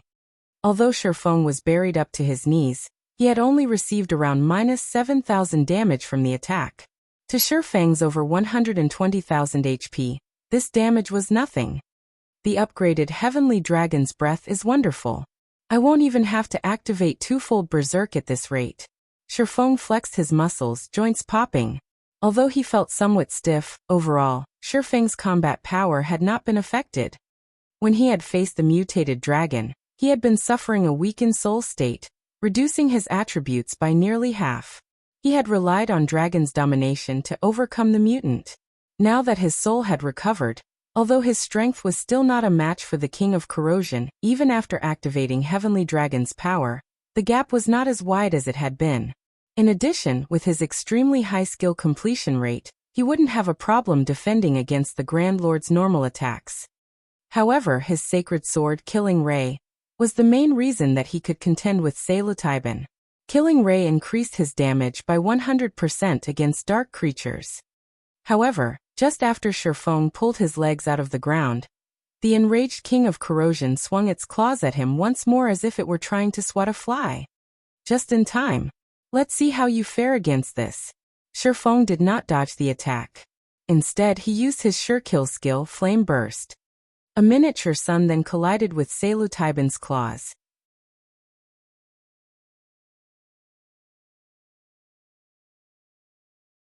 Chapter 928. Holy City's Treasure. Under the instant Seleutyben's claws met the scorching light, a tear appeared on its originally impenetrable green hand. The corrosive gas that surrounded its body also began to vanish. Boom! As an explosion shook the area, Seleutyben's attack was repelled. In contrast, Sherfong only took a step back, not receiving any damage. He blocked it. How is that possible? Neither Peerless Team nor Zero Wings Team could believe their eyes. The King of Corrosion was capable of overwhelming a level 55 Great Lord. Moreover, the last time Sherfong had blocked the Grand Lord's attack, he had received quite a bit of damage. Now, however, he actually stood there unscathed. They felt as if they had just watched someone block an oncoming train with one hand. Boss Blood, I don't even think Guild Leader Bloodfang is a match for Yifeng's strength, Kirin said in shock as he stared at Sherfong. Indeed. Purely in terms of strength, he has surpassed our guild leader, Bloodsucker said with a serious glint in his gaze. The strength Zero Wing displayed before them had already surpassed the information they had on the guild. After Sherfong successfully repelled one of Seleutyben's attacks, the King of Corrosion launched a series of attacks. Sherfong used Killing Ray once more to repel the Grand Lord's attacks. Boom! Boom! Boom! Sherfong blocked every one of Seleutyben's attacks. The combination of fire and the sacred sword is amazing. Sherfong smiled. Aside from its slow-turning speed, Seleutyben had another small weakness: fire. Fire attacks would deal double the damage against the Grand Lord. As a result, the combination of both bonuses allowed Sherfong to match the King of Corrosion's strength. Unfortunately, Flame Burst's uses were limited. He could not stand against the King of Corrosion for long. However, Sherfong had no intentions waiting for his death. He had deliberately caused the King of Corrosion to appear. If he had wanted to play it safe, he could have allowed Peerless Team to reach the third stage first. Seleutyben was the only reason he had not. In the past, many teams had reached the entrance trial's second stage. Many teams often challenged the trial at the same time. Initially, when players encountered the King of Corrosion, they had treated it as if it were undefeatable. They only attempted to shake the boss off and proceed to the next stage. However, as players reached higher levels and obtained better equipment, they started to raid the King of Corrosion for its loot. In the end, when a team of players finally killed Seleutyben, the Grand Lord had dropped a treasure that nobody had expected: the Holy City's emblem. Every guild in God's domain had treasured this item. Even after 10 years, the Holy City of Titans passes were extremely rare. Countless guilds had sought the pass as players could not enter Titan City without it. However, the Holy City's emblem could also transfer players to Titan City. Unfortunately, it could only transfer 10 players. However, unlike the Titan City Pass, the Holy City's emblem was not a consumable. It could be used indefinitely. Moreover, the emblem could send players to the Holy City directly. They didn't need to challenge the entrance trial. Now that there were 2 teams in the second stage, Sherfong wouldn't pass up this opportunity. The King of Corrosion was not undefeatable. In the past, through countless teams' experimentation, players finally discovered an effective way to defeat Seleutyben. With his current team's strength, if they used that method, they could do the same. Following which, Sherfong activated Windrider and flew towards the teleportation magic array. Realizing where Sherfong was flying to, Seleutyben also dashed towards the teleportation array. "Boss, that person's flying towards us. We need to leave." "If that monster charges over here, it'll be difficult to escape," Blade hurriedly advised. Although corrosive beasts would not approach the teleportation array, there was no guarantee that the King of Corrosion would not. On the off chance that it entered the teleportation array, the consequences would be unimaginable. Peerless gnashed his teeth. However, he still gave the command to leave, saying, "Let's go." Although he was reluctant, he had to admit that Sherfong and his team were far stronger than he had expected. If they clashed, they might fail the trial again. This was their final chance. There was no room for failure. Following which, Peerless and his team activated the teleportation magic array, transforming into a beam of light and disappearing from the plaza. Shortly after Peerless' team left, Shifeng entered the teleportation array as well. Just as Peerless had guessed, the enraged King of Corrosion ignored the teleportation array and charged onto the platform. However, before Taiban reached the array's center where Shifeng stood, Shifeng reversed the flow of mana in the teleportation array. The teleportation array instantly transformed into a magic barrier. The green mist around Taiban began to scatter. Its basic attributes also plummeted. The Grand Lord's HP, which had been 80 million, fell to 60 million. In the past, nobody had thought that the teleportation array in the plaza's center could do such a thing. Everyone had only thought of using brute strength to kill the King of Corrosion. As long as the magic barrier was active, the King of Corrosion could not leave the area. Of course, players couldn't use the teleportation array either. This was the equivalent of sealing off their own path of retreat. And unless they defeated the King of Corrosion, there was no way to proceed to the third stage. Now that the King of Corrosion had been weakened, even without Flame Burst, Shifeng only received around -3,000 damage from clashing with the Grand Lord. However, Shifeng no longer faced Taiban's attacks head-on. Rather, he evaded the boss's normal attacks. After the Heavenly Dragon's power ended, Shifeng activated the Power of Darkness, increasing his attributes by 60%. He then used the Aura of Water's activatable skill, Life Bloom. With the skill's powerful healing, he could last against the King of Corrosion until his entire team had entered the magic barrier. Cola, activate the Power of Darkness and tank it. Everyone else, add support from the sides. Once Cola's Berserk skill ends, Yiwumian, activate yours and replace Cola. Turtle Dove will be next. Shifeng issued his commands once his team had entered the barrier. Yulan, use your large-scale buff spell. Everyone else, watch the boss's tail. On Shifeng's command, before they could even catch a breather, they began to move once more. Cola immediately activated the Power of Darkness and used Justice Bash on the King of Corrosion's feet. He followed up with a Shield of Vengeance, drawing Taiban's aggro. Yulan also utilized her large-scale buff spell, Angel's Blessing. Suddenly, a harp-wielding, golden angel appeared in the sky. As the angel began to sing, a golden barrier enveloped every member of the team. Not only did the golden barrier increase everyone's attributes by 20%, but it also gave them a divine shield buff, reducing the damage they took by 20%. Both buffs lasted for 30 minutes. Although everyone's attributes had risen significantly, their damage against the King of Corrosion was still quite low, with most attacks dealing around -1,000 or so damage. Only elementalists could deal almost -3,000 damage with fire-type spells. However, Taiban had 60 million HP. Its battle recovery alone healed it for 600,000 HP every 5 seconds. Raiding the King of Corrosion was far more difficult than they had imagined. The team members finally realized just how terrifying Shifeng was to hold off the Grand Lord for as long as he had.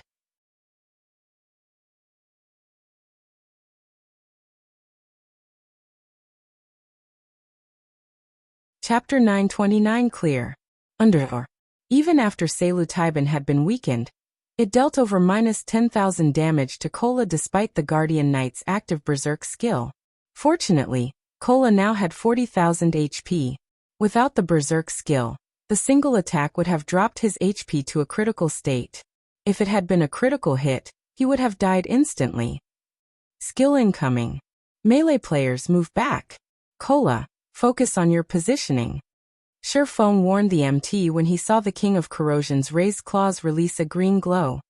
Although Shifeng had warned his team the moment he noticed the Grand Lord prepare the skill, Taiban didn't need long to launch it.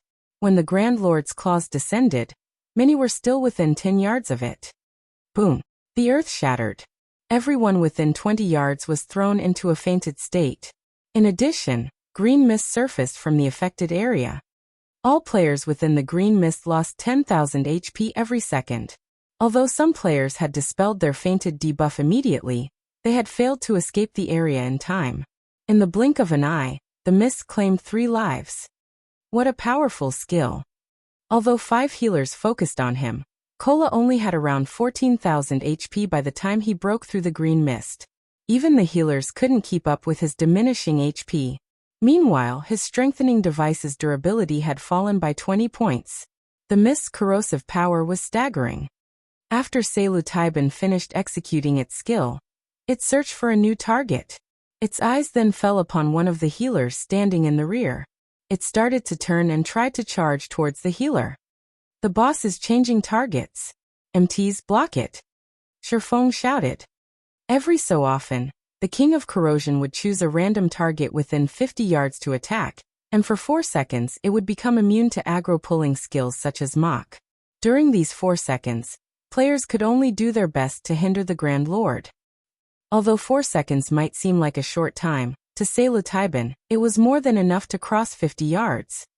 After Shifeng issued his orders, Turtle Dove executed Steel Impact, and smashed her shield into the King of Corrosion.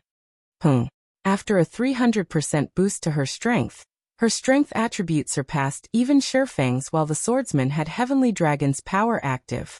As a result, the attack forced the King of Corrosion back by 2 steps, a damage of over -10,000 points appearing above its head. Shock and admiration filled the team when they saw the Grand Lord stumble back. This move had delayed Salutiban for 2 seconds. After including the 10 MT's blockade, the team foiled the King of Corrosion's attempt to eliminate one of the healers. Taking this opportunity, everyone bombarded the Grand Lord with attacks. Multiple damages appeared above Salutiban's head. However, the King of Corrosion's defense was simply too high. Even Fire Dance had only dealt around -1,300 damage with each normal attack, while her skills dealt around -3,000 damage. This damage was not nearly as eye-catching as what she had dealt to the Steel Slaughterer. As for Shifeng, with the Sacred Sword doubling his damage and the effects of Power of Darkness and Angel's Blessing, every attack dealt around -10,000 damage. If he scored a critical hit, he dealt around -20,000 damage. As time passed and Kola's Berserk skill ended, Yi Wumian activated his Power of Darkness and replaced Kola. After Yi Wumian was done, Turtle Dove took his place. During this time, Salutiban managed to kill another dozen or so players. As for the King of Corrosion itself, its HP had fallen to 30%. A big one is coming. Everyone, stand together. Healers, don't hold back. Heal everyone. Shifeng ordered a halt to his team's attacks as he gathered them together when he noticed the Grand Lord shrink. When its HP fell to 30%, Salutiban would randomly launch powerful AoE attacks around itself. Every player within range would share the damage from these attacks. If only one person were within a targeted area, the attack would even deal enough damage to kill Shifeng with Heavenly Dragon's power active. Hence, everyone needed to stand together to receive this attack. After the team had huddled together, pillars of green light began to descend from the sky, one after another. These pillars created large craters when they struck the ground.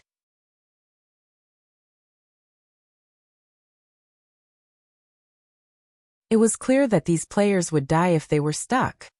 In the blink of an eye, Shifeng's team received a blast. Everyone lost over 10,000 HP on the spot. Before the healers could restore their HP, another pillar struck the team. The players lost another 10,000 HP. The pillars of light descended for over 20 seconds. Throughout this time, a total of 5 pillars bombarded Shifeng's team. Many had died partway. In the end, less than 50 people remained. Unfortunately, while Salutiban cast its skill, its HP had recovered, climbing from 30% to 50%.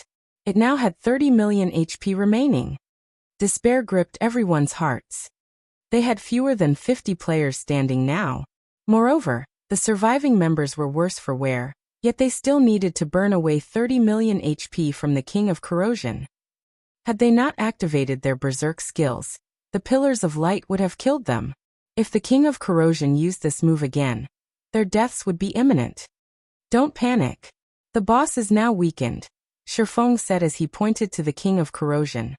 Salutiban kneeled on the ground, a tired expression on its face. Seeing this renewed everyone's confidence. Immediately, everyone launched a bombardment at the Grand Lord. Sure enough, as Shifeng had said, everyone's attacks were now dealing 50% more damage to the King of Corrosion. Moreover, both the Grand Lord's strength and speed had decreased by 30%. This significantly reduced the burden on the MTs. Salutiban's HP rapidly fell. In just a few moments, its HP dropped from 50% to 30%. Soon it fell from 30% to 10%. However, as time passed, the King of Corrosion slowly regained its vigor. Don't hold back. Throw everything you have at it. Shifeng anxiously shouted. The King of Corrosion was too difficult to deal with. By the time Salutiban had 6% HP remaining, it had recovered from its weakened state. Despite having used their berserk skills, the team had failed to finish off the Grand Lord while it had been weakened. Now that their berserk skills were no longer an option, it was practically impossible to defeat the recovered King of Corrosion. Suddenly, Kola activated Dragonscale Body and ran in for a final bout. Shifeng also activated Blade Liberation, his attributes instantly doubling.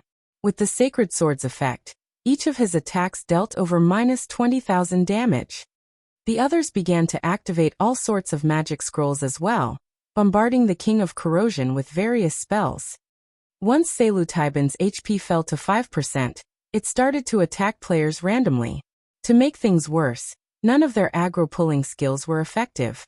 As a result, the team rapidly lost players. When there were only 20 or so players remaining, Salutiban's HP finally reached 1%. Watching their teammates die, one after another, the survivors grew anxious. However, although everyone used every skill they had against the King of Corrosion, the effects were minimal. They had long since exhausted their options, so their damage was now limited. When there were only 14 players standing, Shifeng's Flame Burst finished its cooldown. Using silent steps, he arrived behind Salutiban's neck. He then began brandishing Killing Ray. 15 dazzling white lights flared. The King of Corrosion's final 300,000 HP vanished instantly, its massive frame crashing before the team.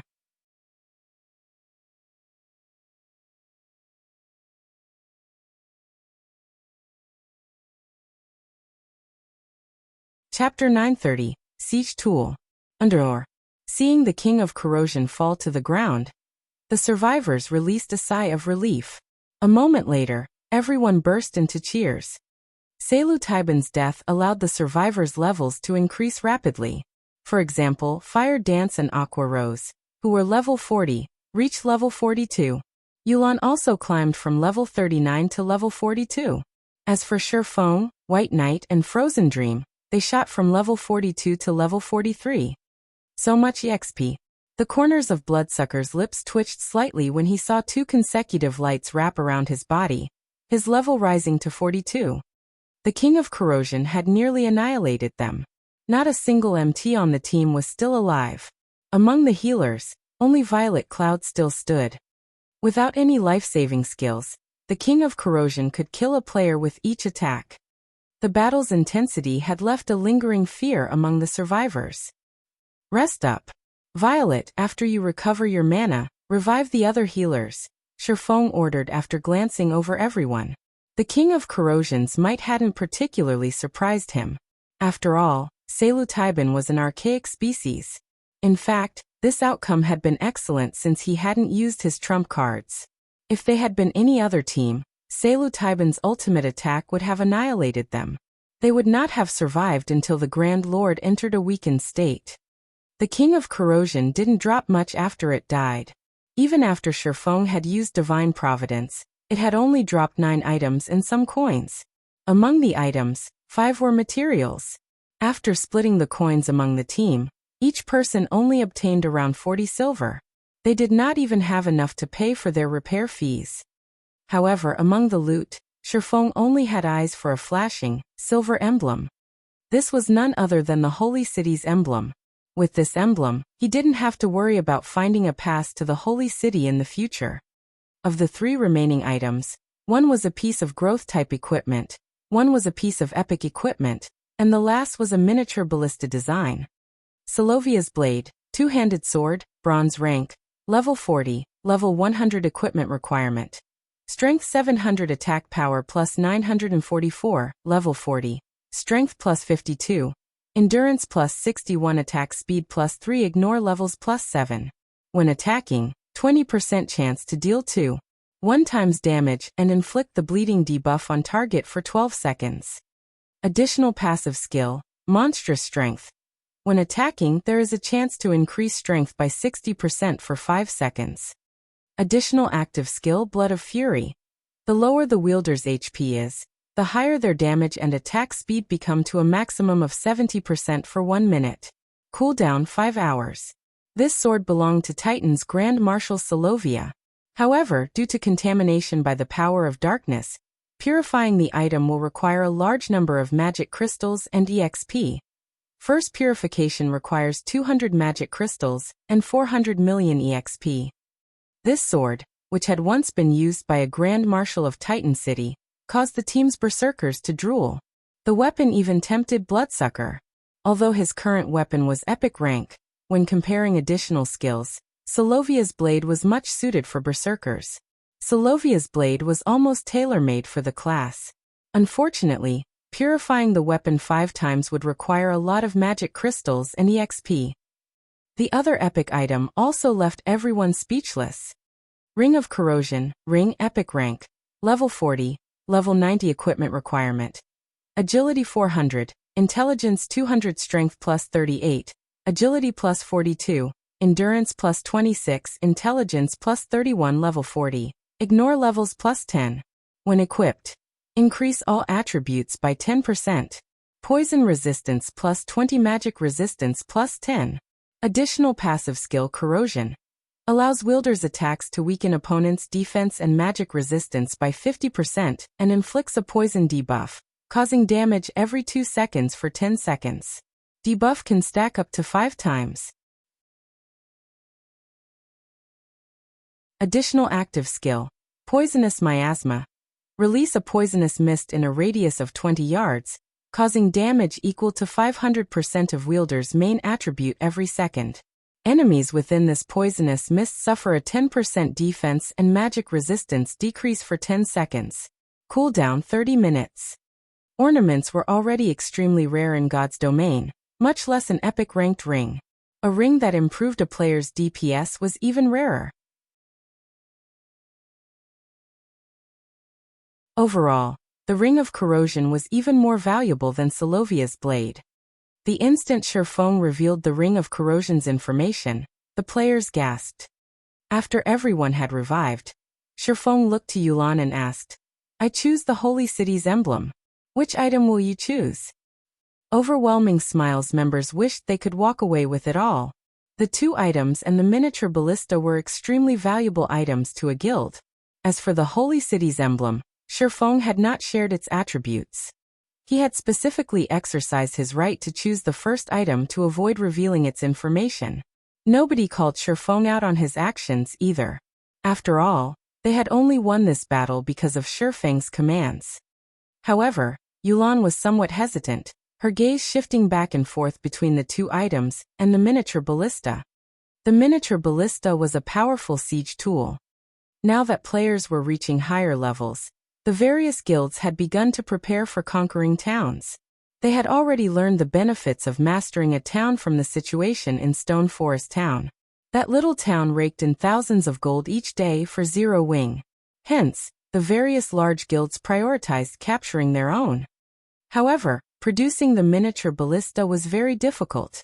With lifestyle players' current abilities, it was almost impossible to manufacture. In the short term, choosing the 2 pieces of equipment would undoubtedly benefit her team.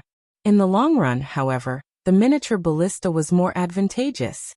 As Yulan hesitated over her choice, Warwolf whispered to her, "Yulan, pick the 2 pieces of equipment. You still lack a powerful foundation. Although the miniature ballista is indeed valuable, it is not particularly useful right now." In the organization known as Underworld, Yulan was not yet an upper echelon. She also did not have a guild of her own. While the miniature ballista might profit a guild immensely, It was not particularly beneficial to an individual. If Yulan wanted to raise her position in the organization, then she needed a powerful team to support her. Hence, choosing Saluvia's blade and the Ring of Corrosion was a wiser decision than choosing the miniature ballista. Moreover, if not for Shifeng's help in the trial, they wouldn't have any of these items. I'll pick the Ring of Corrosion. Yulan felt that Warwolf's opinion was quite reasonable. Although Underworld might be an organization, not everyone within the organization was of a single heart. While she might temporarily raise her position if she presented the miniature ballista, others could replace her at any time. I'll pick the miniature ballista design then, Shifeng said without hesitation. He had plenty of methods to obtain top-tier weapons and equipment. Although he lacked epic weapons and equipment right now, as players reached higher levels, obtaining them would become easier. However, it was a different story for siege tool designs. These designs would also be difficult to find. They couldn't be obtained by simply killing a few powerful bosses. If he missed on this opportunity, he would definitely regret it. Moreover, Shifeng now had the Holy City's emblem. He no longer worried about nurturing advanced engineers. He could even nurture master engineers. It wouldn't be long before he could manufacture the miniature ballista. The thought of using the miniature ballista to capture a town excited Shifeng. After Shifeng finished distributing the items and everyone had rested, Shifeng reversed the flow of mana in the teleportation magic array once more. Suddenly, a small, golden teleportation magic array appeared a short distance away from the central array. The small teleportation array's golden glow scattered the surrounding corrosive beasts and corrosive beast kings. None of the monsters dared move closer than 300 yards from the teleportation array. What's going on? Shifeng frowned at the golden array with curiosity.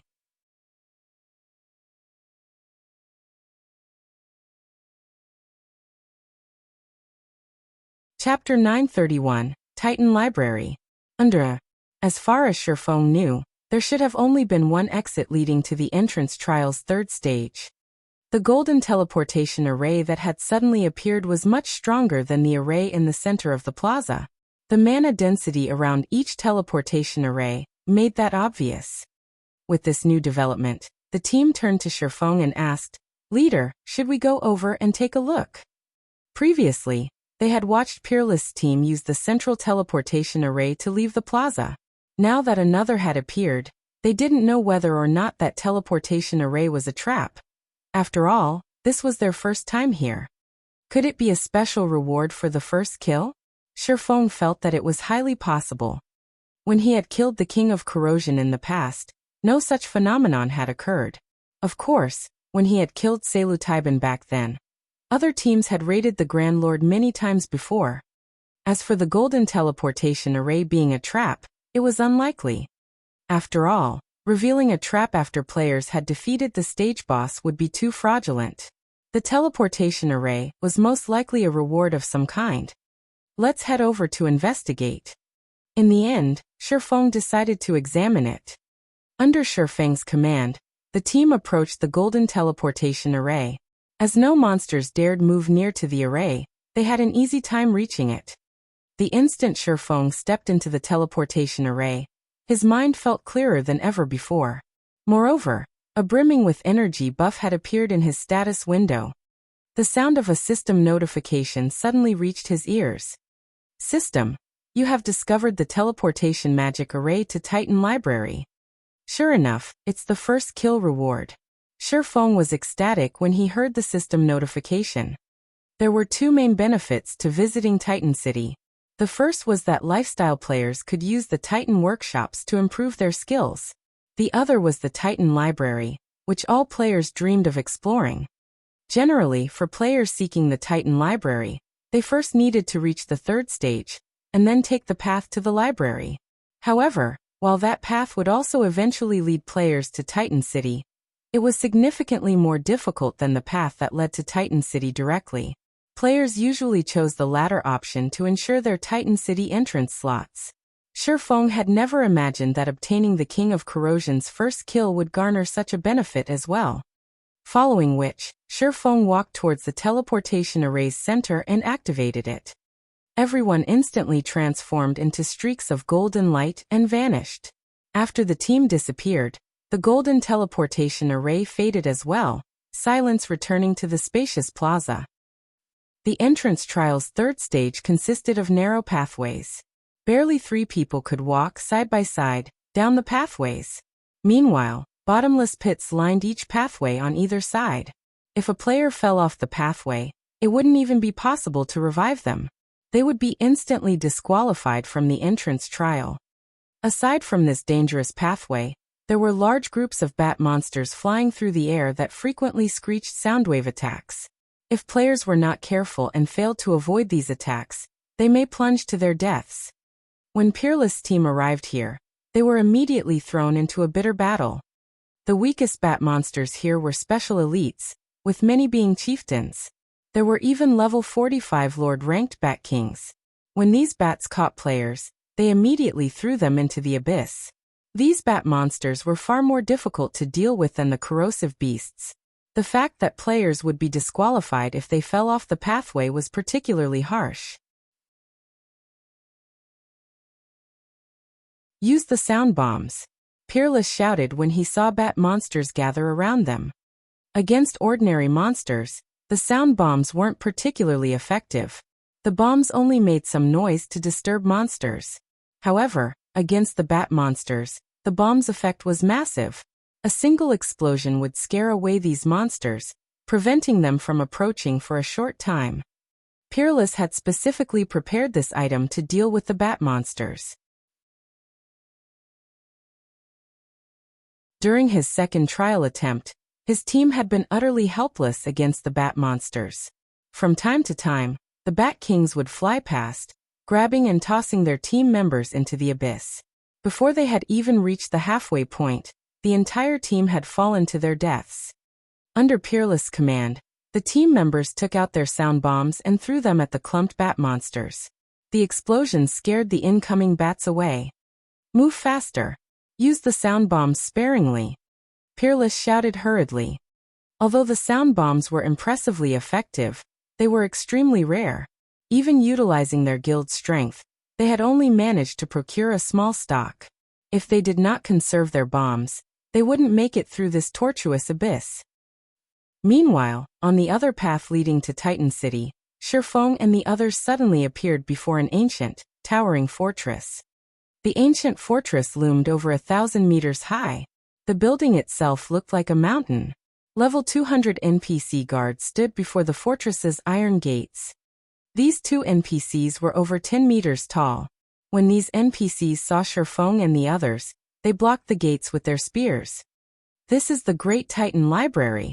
Outsiders are not allowed to enter. One of the NPC guards coldly informed the players as he swept a glance over Shifeng and the others. If you wish to enter, you need to pass our test. The team members were shocked when they saw the Titan Library.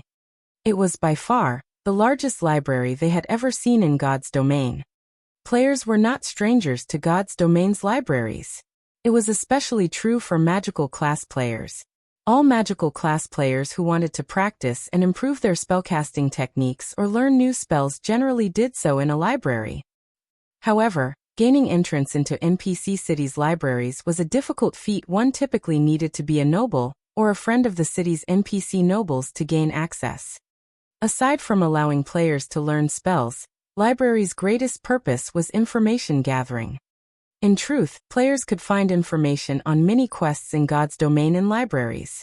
For example, the information Yulan had regarding the holy city of Titan was available in libraries in NPC cities. However, the libraries in God's domain varied in size. Each library also contained different information. Hence, the various large guilds usually created their own intelligence departments specifically to gather information from various libraries and compile their own information databases. This made it easier for their guild members to find information on their quests. As for Shifeng, who had the Demon Hunter title, he was considered a world noble in God's domain.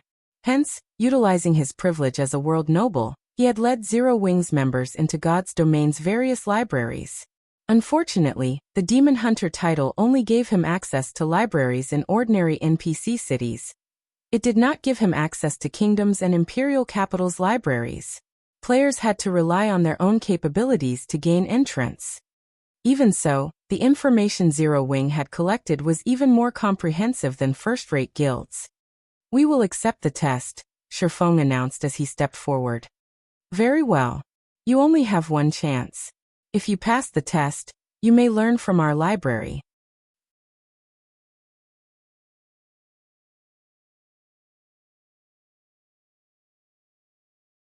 Chapter 932. Advantage of Tier 1 Players. When the team heard that they could enter the Titan Library if they passed the test, elation colored their expressions. The team's magical classes were particularly eager, their eyes alight as they hungered to enter the library as soon as possible. "Everyone rest up. Make sure you are in peak condition before you challenge the test," Shifeng instructed his team. Each person only had one chance to pass the test. If they failed, they would not gain access to the library. They would only find another chance to take the test when they came through the trial again. However, it would be far more difficult to reach the Titan Library next time. While Shifeng was confident in leading everyone to Titan City, the same could not be said for the Titan Library. In the past, many independent players had chosen to take the library's test whenever they got their hands on a pass. However, since reaching the Titan Library was more difficult than the direct path to Titan City, very few players had passed the test. Even so, everyone wanted to try. This was all because players could learn extremely rare skills in the Titan Library. These rare skills could improve a player's combat power significantly. For example, Shifeng's Flame Burst was one such rare skill. Moreover, these skills generally did not require proficiency to level, only EXP. Hence, a player could dump a large sum of EXP into leveling these skills during a crucial moment with the hope of turning the situation around. Your test is simple. Because you are all Tier 1 classes, you just need to kill a chieftain of the same level within a certain time. If you fail to defeat your opponent within the given time, you fail the test. After the Titan NPC finished explaining, the spear in his hand trembled. Suddenly, a golden magic array with a 5-yard radius appeared a short distance away. "That is your arena. When you are ready to take the test, simply step into the array," the Titan NPC said as he pointed at the golden magic array. The NPC then fell silent as he resumed guarding the closed gates. As the team members listened to the test's rules, they frowned. Ordinary experts could not solo a chieftain of the same level, not to mention doing so within a limited time. Since the system had placed a time limit on the test, it was obvious that players would not have long. "Just enter the array when you're ready," Shifeng said. He could not help but laugh and shake his head when he saw everyone's depressed expressions. In reality, Tier 1 players had a benefit when they came here. When Tier 2 players took the test, they had to solo a High Lord of the same level. That monster was 2 ranks higher. Compared to a High Lord, a chieftain seemed cute. After saying so, Shifeng entered the magic array. He then transformed into a streak of golden light and disappeared. After watching Shifeng enter the test, the rest of the team stepped into the magic array as well. Even if they were not confident of succeeding, they had to try. After players entered the golden magic array, they were transported to a peculiar space. When Shifeng opened his eyes, he discovered that he had teleported to a wide, open prairie with no end in sight. Meanwhile, 200 yards away from him lay a flaming rhinoceros that was over 5 meters tall. Crimson Rhinoceros, Elemental Being, Chieftain, Level 43 HP 400, 000/400, 000. The library's test monster had far less HP than an ordinary chieftain. The point of this test was to see if players could face these monsters head-on. As Shifeng prepared to approach the rhinoceros, he heard the sound of a system notification. "System, you have 10 minutes to complete the battle. If you cannot finish the battle within the allotted time, you will be automatically transferred out of this instance." The system's giving players 10 minutes? It sure is favoring Tier 1 players. Shifeng could not help but sigh. When Tier 2 players challenged the test, they only had 20 minutes. However, their monster was a High Lord. Wasting no time, Shifeng walked towards the Crimson Rhinoceros. When Shifeng was only 70 yards away from the Crimson Rhinoceros, the chieftain discovered his presence.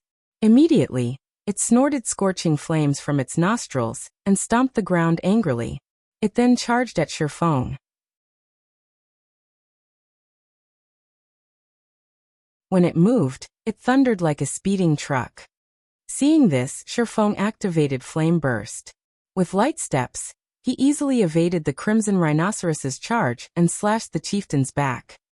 Pung! The attack sent the rhinoceros flying over a dozen yards. When it slammed into the ground, it released a pained cry. A damage of minus 28,167 points appeared above its head. Shifeng then activated Silent Steps and appeared behind the Crimson Rhinoceros. He brandished his swords at the chieftain, every slash leaving a deep cut. Suddenly, Shifeng's attack triggered Killing Ray's lightning effect.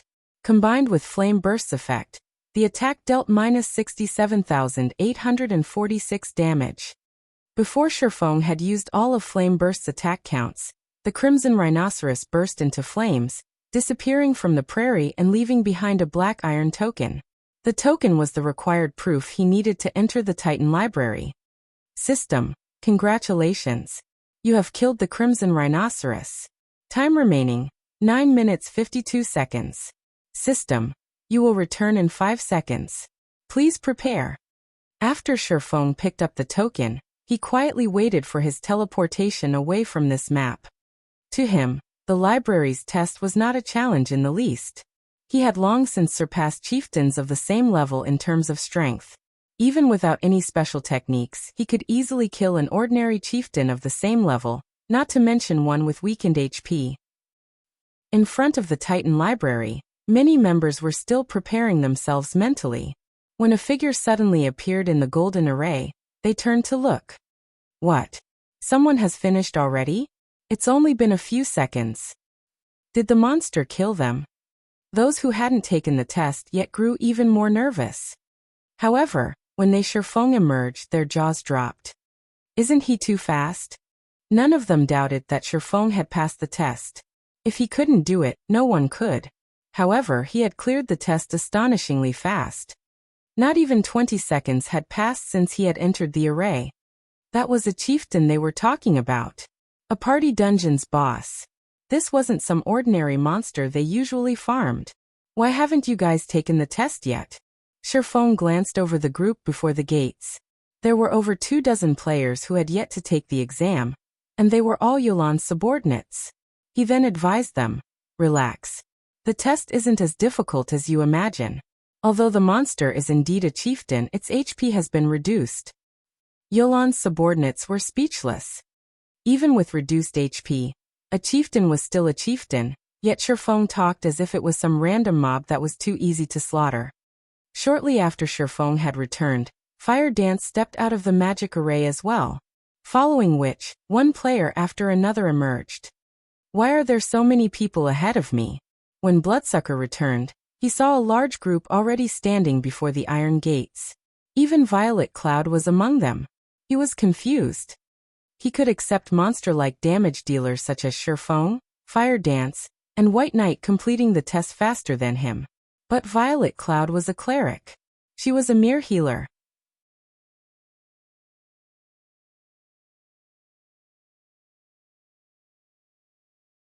Chapter 933, Grand Wizard. As more people returned from their tests, the difference between Zero Wing's side and Overwhelming Smile's side became glaringly obvious. In the end, 21 of the 30 Zero Wing members had cleared the test. As for Overwhelming Smile's 50 members, only 15 had passed. All of Owl and Raven's members had cleared the test. Why does Zero Wing have so many experts? Yulan was shocked when she saw how many players from Zero Wing's side had passed. Although she knew that there was a huge gap between their teams, she had not realized how massive that gap was. Yulan wasn't the only person caught by surprise. Even an expert like War Wolf was astonished. They had formed their team by poaching experts from various sources. Overall, their team could rival even first-rate guilds' main forces. On the other hand, Zero Wing had only developed in Star Moon Kingdom, yet regarding the quality and quantity of experts, Zero Wing's team was far greatly superior to theirs. Since everyone has finished the test, those who did not pass will wait by the entrance. Those who pass can head inside, Shifeng said as looked over the team. He had sensed Yulan and her group's confusion. However, he simply smiled at their actions. He then arranged for everyone to enter the library. Naturally, it was impossible for Zero Wing to surpass first-rate guilds in terms of quantity of experts. First-rate guilds had been developing in the virtual gaming world for a long time. In addition, these guilds weren't limited to developing in just one country, but multiple. In terms of member count, they exceeded Zero Wing by many times. Zero Wing was no match for them. Zero Wing's only advantage over these guilds was their number of top-tier experts. This was also why Shifeng wanted to develop in other countries. There were only so many top-tier experts in Star Moon Kingdom. Unless they nurtured their own, they couldn't continue to build their forces of top-tier experts. Furthermore, they needed to recruit far more elite and ordinary expert players. Following which, under Shifeng's lead, all those who passed their tests began entering the Titan Library one after another. The Titan Library was relatively ancient in God's domain. It was far older than any kingdom or empire's library. Those libraries could not compare to the information it contained. Suddenly a gray-robed man with a blurred face appeared before the team and said, "Young adventurers, welcome to the Titan Library. I am Warren, the manager here." Warren was not a Titan. He was the same size as an ordinary human. As if he were a robot, he spoke without emotion. However, the instant this man appeared, everyone felt as if they were suffocating. Warren's powerful aura rendered these players helpless. Although they couldn't accurately guess the library manager's strength, they did not doubt that the man could end their lives as easily as blowing out a candle. Shifeng, however, knew exactly how powerful Warren was. He was a Tier 5 Grand Wizard. Moreover, Warren wasn't an ordinary Tier 5 class.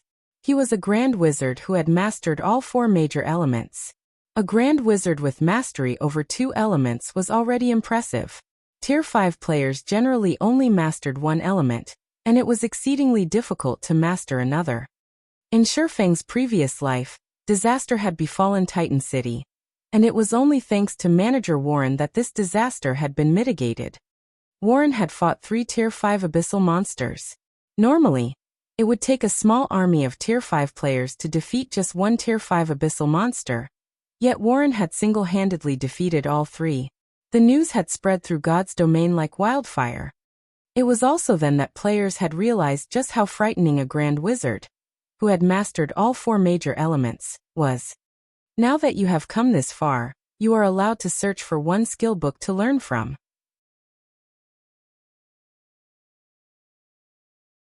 The Titan Library has stood for many years, and has collected various skill books from all across God's domain.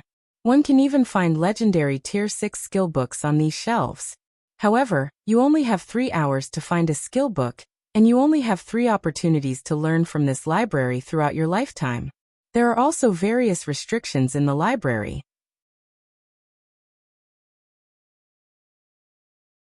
The stronger the skill book is, the stronger the restriction will be. What kind of skill book you obtain will depend on your own abilities. Do not waste time out of greed over a powerful skill, Warren explained slowly. Hearing this, the player's eyes lit up with excitement. In God's domain, a skill's rarity increased with levels and tiers. Currently, even Tier 2 skill books were beyond players, let alone Tier 6. Only someone like Shifeng understood how precious a Tier 6 skill book was. Its value could even rival that of a fragmented legendary item. Tier 5 skills and spells weren't easy to obtain either. One had to be lucky to find one.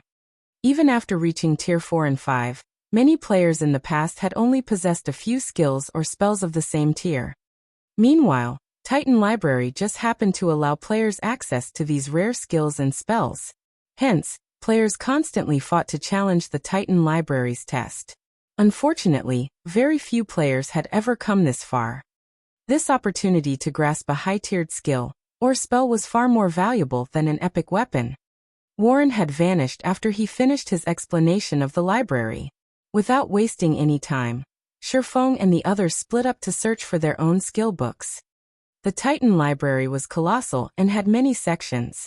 Finding a suitable high-tiered skill book within 3 hours would not be easy. Hence, they needed to cherish every second they had. Following which, Shifeng dashed towards the section for melee skills. In the Titan library, skill and spell books were not categorized by class. Rather, they fell into 4 main groups: melee skills, range skills, healing spells, and destruction spells. Melee players like Shifeng had to head towards the melee skill section. Of course, one could also choose a skill from the range skill section. Once Shifeng reached the melee skill section, he delved deeper into the section. Every library section was divided further into 4 areas: the outer area, the inner area, the central area, and the core. There were thousands of skill books in the outer area. Shifeng could waste his 3 hours just skimming through those books. Meanwhile, as one ventured closer to each section's center, they would find fewer and higher quality skill books. However, based on what Shifeng had heard in his previous life, even the core housed over 100 skill books. The Titan library's wealth of information would shock any player. As Shifeng left the outer area and approached the inner area, a barrier appeared, blocking his path.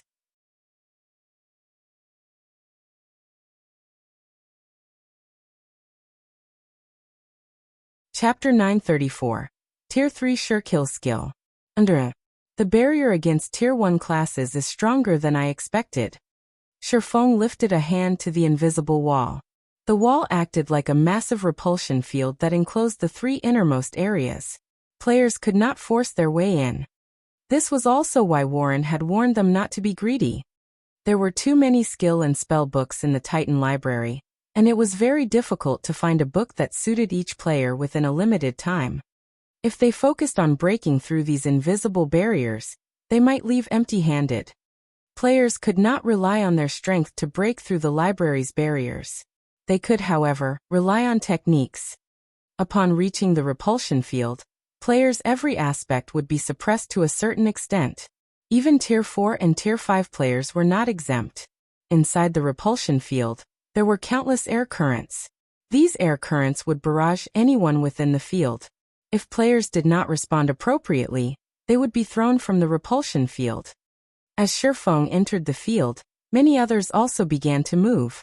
None of them were interested in the outer area's skill books. However, the moment these people entered the repulsion field, they slowed to a crawl as if they had been submerged in mud. With their speed crippled, several streams of air rushed at them. Failing to dodge in time, these people were expelled from the repulsion field. One of Raven's members, Masked Angel, rushed into the repulsion field. "You think you can stop me with this little trick?" Once Masked Angel stepped into the repulsion field, he sneered as he pushed further into the inner area with long strides. Over 100 yards of repulsion field separated the outer and inner area. Masked Angel quickly crossed over a dozen yards through the field, moving as if the air currents were non-existent. "Amazing!" A few people who had been thrown from the repulsion field exclaimed. When they had entered the repulsion field, they hadn't been able to move normally at all. Yet Masked Angel did not seem to have any issues. As a few streams of violent air tore towards Masked Angel, he dodged everyone with a mysterious footwork technique. He then continued forward. What? How are his movements so smooth? Does the suppression strength depend on the player? That shouldn't be the case. These players watched Masked Angel reach the halfway point with envy. As long as Masked Angel passed through this restricted area, he could search the inner area's skill books.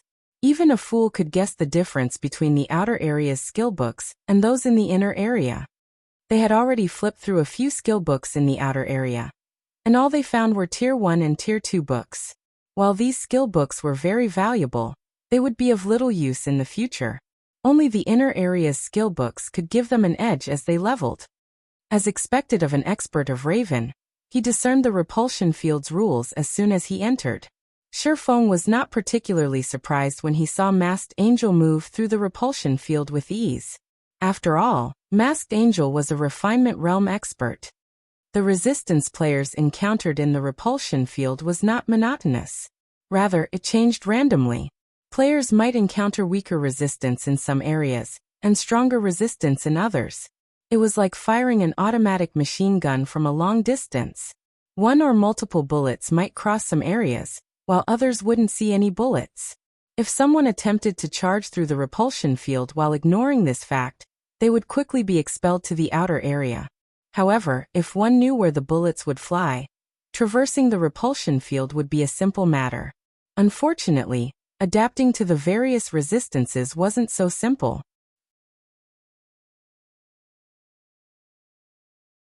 Once Masked Angel had ventured over 50 yards through the repulsion field, his expression darkened. He also began to stiffen. More air currents began to assault him simultaneously, going from the initial 3 to 5, to 7 or 8. The repulsion field began to grow more difficult. Finally, when Masked Angel was 70 yards deep, an air current struck him and threw him from the field. The spectating players in the outer area were dumbfounded.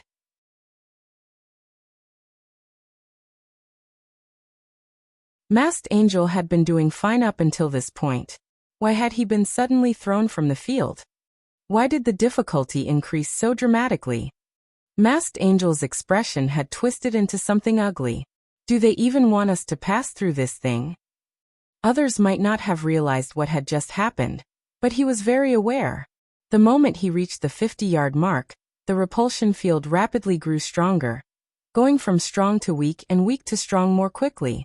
Even Masked Angel found it difficult to cope with the changes. Furthermore, he faced far more attacks, making it more difficult to follow the resistance change. In the end, even after drastic evasive maneuvers, he had been removed from the field. After Masked Angel had been thrown out, Shifeng entered the repulsion field. To others, it might be difficult to cope with the constantly changing resistance, but to Shifeng, it was a walk in the park. He didn't even need to employ any techniques to avoid the incoming currents. Impossible. Masked Angel was momentarily stunned. It looked as if Shifeng strolled casually down a road. Even after the 50-yard mark, Shifeng continued comfortably. After a short moment, he had left the repulsion field behind and reached the inner area. What Masked Angel did not know, however, was that neither the resistance's strength nor the air current's attacks were effective against Shifeng's perception. After reaching the inner area, Shifeng casually browsed a few skill books. He did not hurry towards the central area. The barrier between the inner area and central area was many times stronger than the barrier separating the outer and inner areas. This barrier had even troubled God's Domain's apex experts of the past. Extremely rare Tier 4 skills could be found in abundance in the inner area. Shifeng could also see plenty of Tier 3 Surekill skills. These Surekill skills were similar to Shifeng's Flame Burst. Flame Burst was a Tier 2 Surekill skill that players could learn at Tier 0. Meanwhile, the skill could be upgraded by sacrificing EXP. However, it could only reach Tier 2. Even with this limitation, though, its advantages were obvious. Learning Flame Burst did not require a particular tier. It did not require skill proficiency either. Surekill skills were extremely rare in God's Domain, much less a Tier 3 Surekill skill. In the auction house, it would sell for more than an epic item. After all, many players in God's Domain would hit their limit after reaching Tier 3. It was incredibly difficult to advance. For these players, their Tier 3 Surekill skills would never grow old, allowing them to hold their top ranks among Tier 3 players. However, this would not satisfy Shifeng. He still had plenty of time. He could attempt to reach the section's central area. God's Domain's apex experts dreamed of the Titan Library's central area. Not only did the central area house Tier 5 skill books, but it also held Tier 4 Surekill skills. However, as the difficulty of reaching the Titan Library increased as one moved up in tiers, very few apex experts could make it into the library in the first place, not to mention the central area. Since he was already here, he had to try. If it really were not possible to proceed further, he would simply choose a Tier 3 Surekill skill that was suitable. Following which, Shifeng arrived before the next barrier. Unlike the inner area, there was no powerful repulsion field preventing him from reaching the central area. Instead, Everything before him was shrouded in darkness. He could not see inside the central area whatsoever. Suddenly, someone flew out of the darkness and slammed into the ground. This person was none other than Raven's bloodsucker. However, Bloodsucker was extremely pale, his face empty of blood. He seemed sapped of all energy. He looked like as if he had just fought through a long life-or-death battle, completely exhausted. You need to be careful. It's very dangerous in there. Bloodsucker smiled bitterly as Sherfong walking over. I'll be logging out to rest now.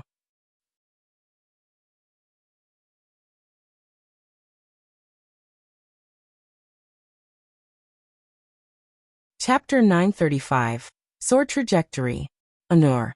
As soon as Bloodsucker finished speaking, he logged out of the game. Is the mental burden really so heavy? Sherfong frowned as he watched Bloodsucker vanish. After having observed Bloodsucker for a time, Sherfong was certain that the man was a Void Realm expert. Even in a super guild, he would be an apex existence. This was also why Bloodsucker had been so confident when he had promoted his skills. To pass the Titan Library's inner test, a player had to rely on their techniques.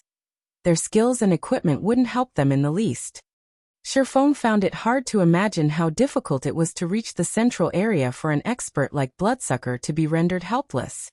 When a player overdrew on their mental strength, they generally had to rest for 3 to 5 hours to recover. Even if one used an S-rank nutrient fluid to aid in their recovery, they would need to spend roughly an hour in the real world to recover fully. However, players were only given 3 hours to choose a skill book in the Titan Library. If Bloodsucker rested for an hour in the real world, he would not have enough time to challenge the barrier between the inner and central areas. This test is vicious. Sherfong clicked his tongue. If he failed once, he would lose a bottle of S-rank nutrient fluid. Moreover, even after recovering, he would only be able to choose a skill book from the inner area.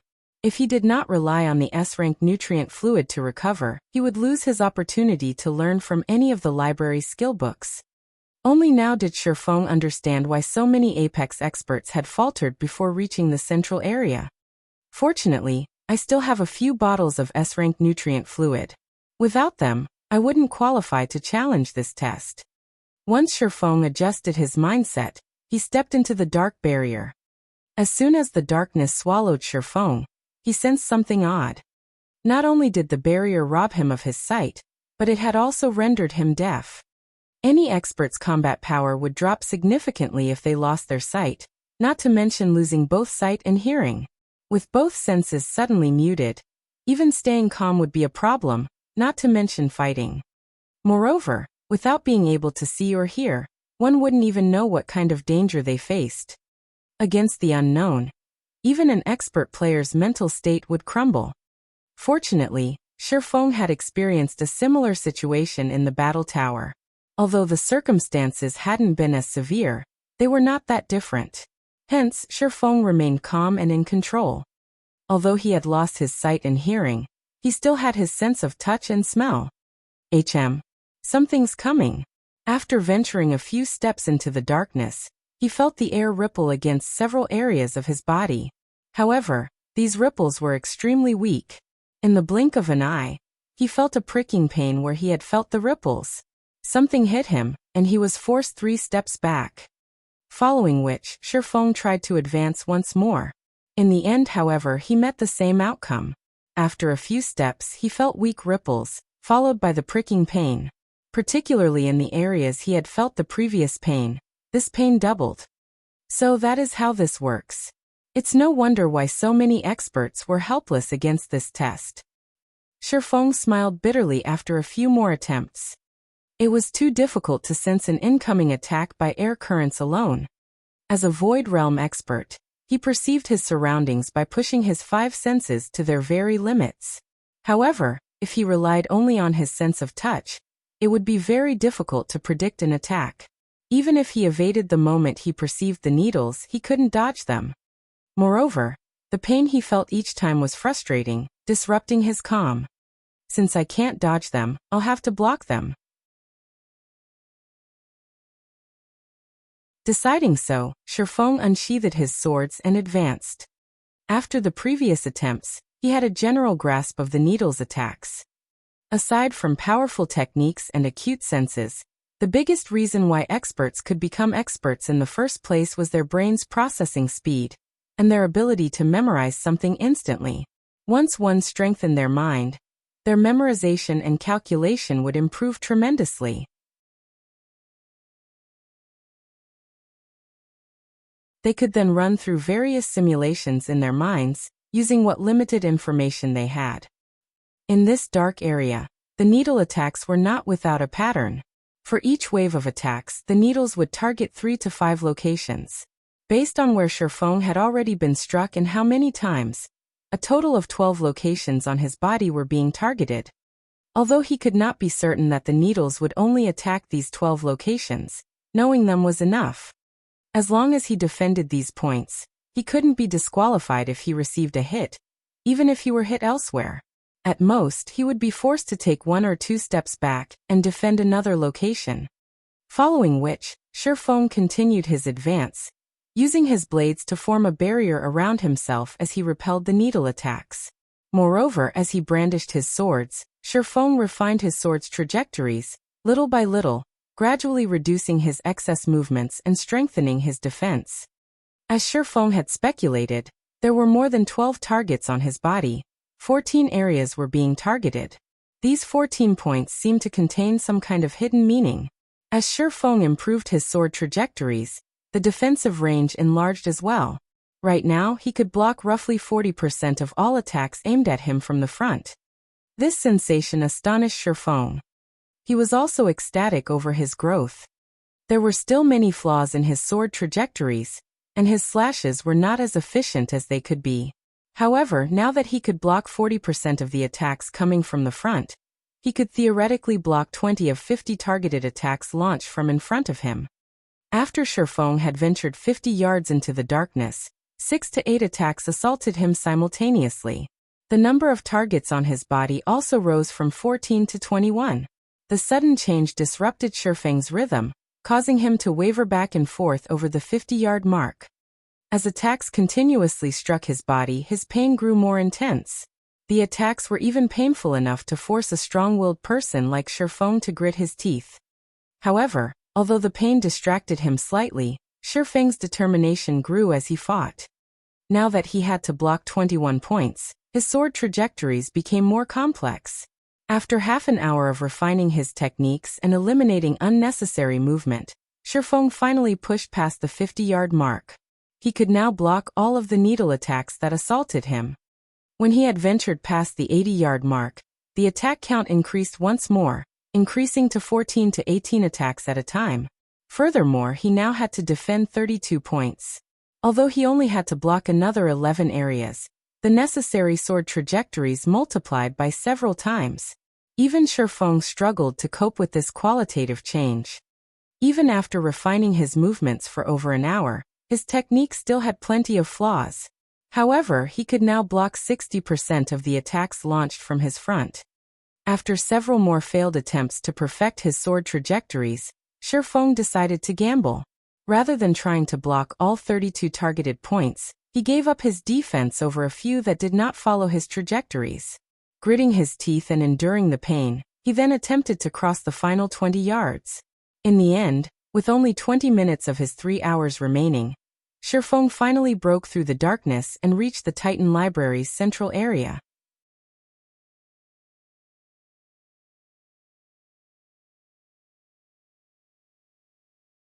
Chapter 936, Lightning Edge. Unlike the library's inner area, which contained many ancient bookshelves lined with books, the central area had various globes of blue water rotating around a 3-story tall water globe. As soon as Shifeng set foot into the central area, he felt his consciousness waver. The constant pricking pain he had felt in the darkness had pushed him to his limits. The Titan Library really is a special place. Shifeng sat down and took several deep breaths. Although he was very tired, he was ecstatic. However, his excitement was not due to his success in reaching the central area. Rather, he was thrilled about what he had gained in the darkness. Never in his dreams had he thought that he would find a secret technique hidden in the darkness. The sword trajectories he had employed to defend the 32 targeted points was profound. It was even more astounding than an advanced combat technique. Shifeng had realized how frightening this secret technique was as he had continued to improve his sword's trajectories. If he could grasp this sword trajectory, his swordsmanship might even surpass Sirius's 6-in-1 combination attack. Not bad, young man. It's been a long time since someone's reached this area. Shortly after Shifeng had sat to rest, a figure appeared before him, praising Shifeng. Looking up, Shifeng discovered Warren, the library manager who had disappeared. "Since you've passed the test, follow me," Warren said before turning and walking towards the massive water globe. Hurriedly, Shifeng rose from the floor and followed the manager. Although dodging the needle attacks had taken its toll, he had not yet exceeded his mental endurance. He didn't need to rest immediately as Bloodsucker had. After reaching the transparent globe, Warren began to recite an incantation. The massive globe slowly descended from the air. Despite standing over a dozen yards away, Shifeng could feel the daunting mana radiating from the globe. This mana was far purer than that within the 7 luminaries crystal.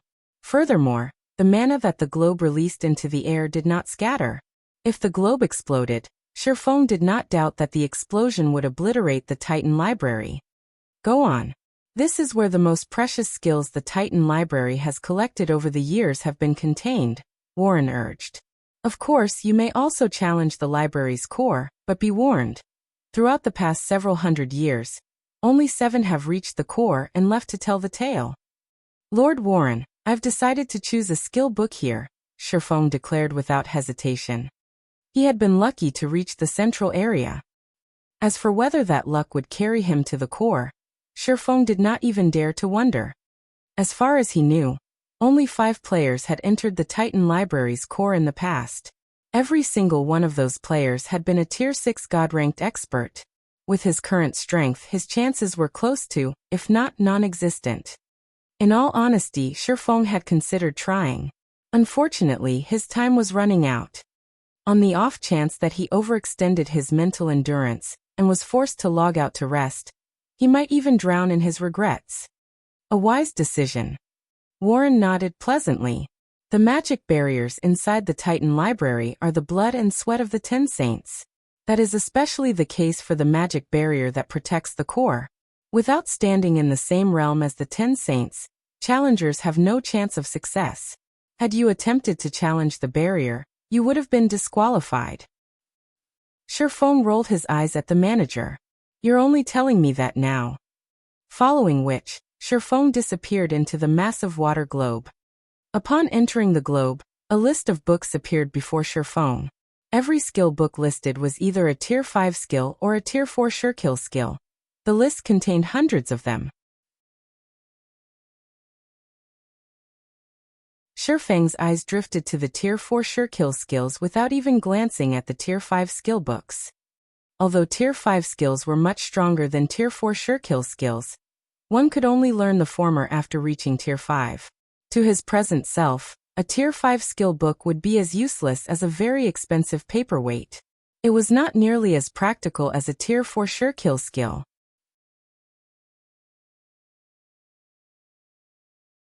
There were a total of 133 Tier 4 Surekill skill books on the list, and Shifeng rejoiced at the sight. If he could learn them all, every Tier 4 player would be no more than a punching bag. There was a wide variety of skills to choose from. Some were single-target skills like Flame Burst, while others were AoE skills like Skywheel Sword. There were also control skills like Abyssal Bind and Abyssal Curse. There were even extremely precious Berserk skills and support skills. These skills covered nearly every aspect, and were more than enough for players to compensate for their shortcomings. After much contemplation, Shifeng decided to search through the AoE skills. While single-target skills and Berserk skills could elevate a player's combat power tremendously, AoE skills were far more effective in group battles and grinding. Shifeng was currently in a rush to reach level 50. An AoE skill was, without a doubt, his best choice. There were a total of 5 AoE attack skills. Some dealt physical damage, while other dealt magical damage. Some even dealt a mix of each. Having both would be the best choice. Shifeng dismissed the first two varieties. While the pros of a physical or magical skill were obvious, the cons were just as clear. If he encountered a monster that countered either type of damage, the skill would lose its effectiveness. Take Firestorm for example. If he used the skill against a fire-type monster or an elemental being, the skill wouldn't help him. Rather than risk such a specialized skill, it was safer to pick one that dealt both types of damage. After excluding the specialized skills, Shifeng was left with 2 books. The first book contained the skill Divine Punishment. When activated, the skill dealt a combination of physical and holy damage to monsters in a targeted area. The skill covered 20 yards in every direction and had a cooldown of 10 minutes. The other skill was Lightning Edge. Upon activation, it would deal a mix of physical and lightning damage to monsters in a cone. The skill had an initial coverage of 30 yards and a cooldown of 15 minutes. Countless players in God's domain dreamed of obtaining both skill books. Shifeng found himself in a bit of a bind. Holy damage would be twice as effective against dark creatures. In addition to his sacred sword, he would be a nightmare to dark creatures if he chose Divine Punishment. The only downside was the skill's limited range. As for Lightning Edge, it was suitable for kiting monsters. Noticing that he was running out of time, after a moment of hesitation, Shifeng chose Lightning Edge. He had chosen this to help him level faster. Following which, Shifeng clicked to learn Lightning Edge. As soon as he did, a stream of energy emerged from the water around him and surged into his body. System. Congratulations! You have learned Lightning Edge. Lightning Edge, Action Type, Tier 0 Level 1, requires 200,000 EXP to upgrade to Tier 0, Level 2, Channeling Time, 0. 5 seconds deals 300% physical and 300% lightning damage in a cone in front of user. Initial coverage range is 30 yards. Duration, 3 seconds cooldown, 15 minutes. As expected of a Tier 4 Sure Kill skill, its starting damage and required EXP are double that of Flame Bursts. If it reaches Tier 1, it will likely be even stronger than Firestorm. Shifeng was elated when he saw the skill's information. He immediately decided to upgrade Lightning Edge's level.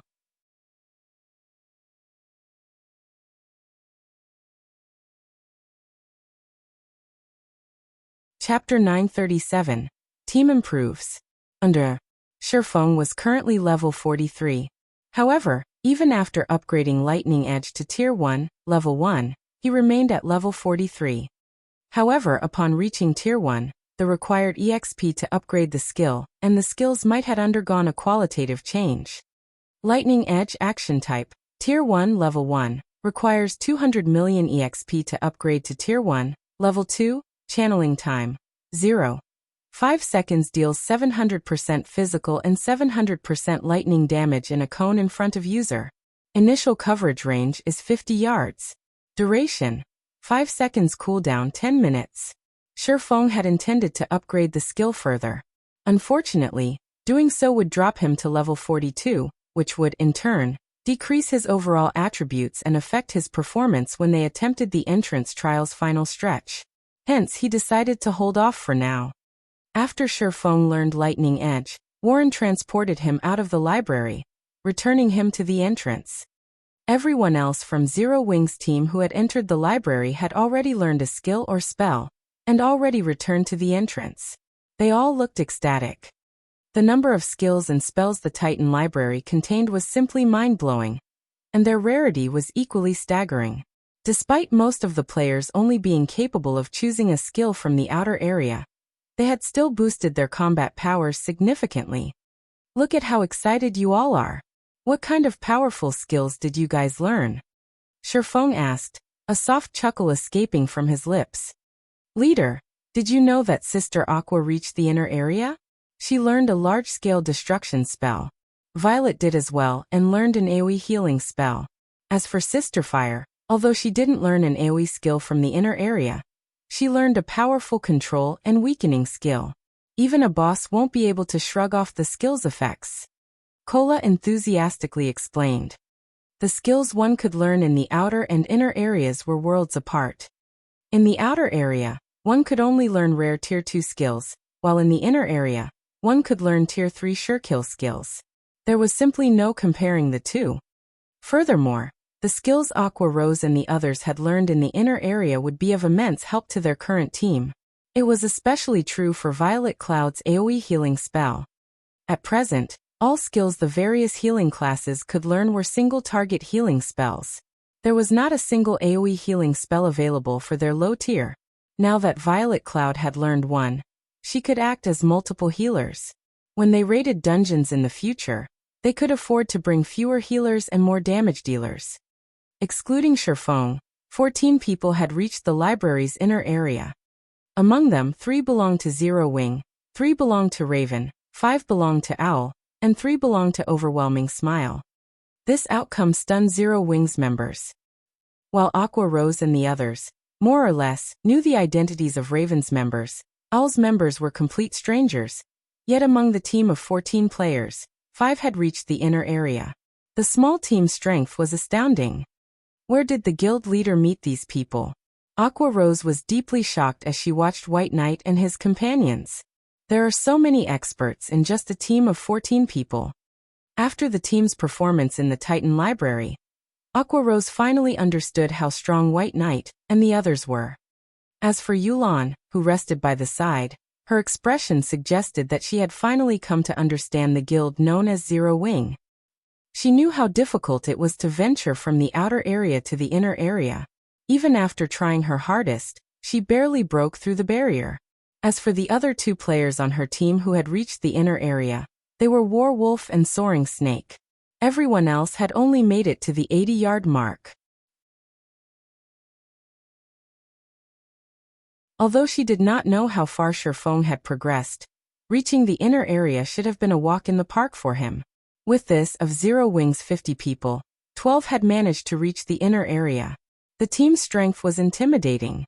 Yulan even suspected that, even if she scoured Starmoon Kingdom and combined the strength of every guild within its borders, she wouldn't form a team as powerful as Zero Wing's.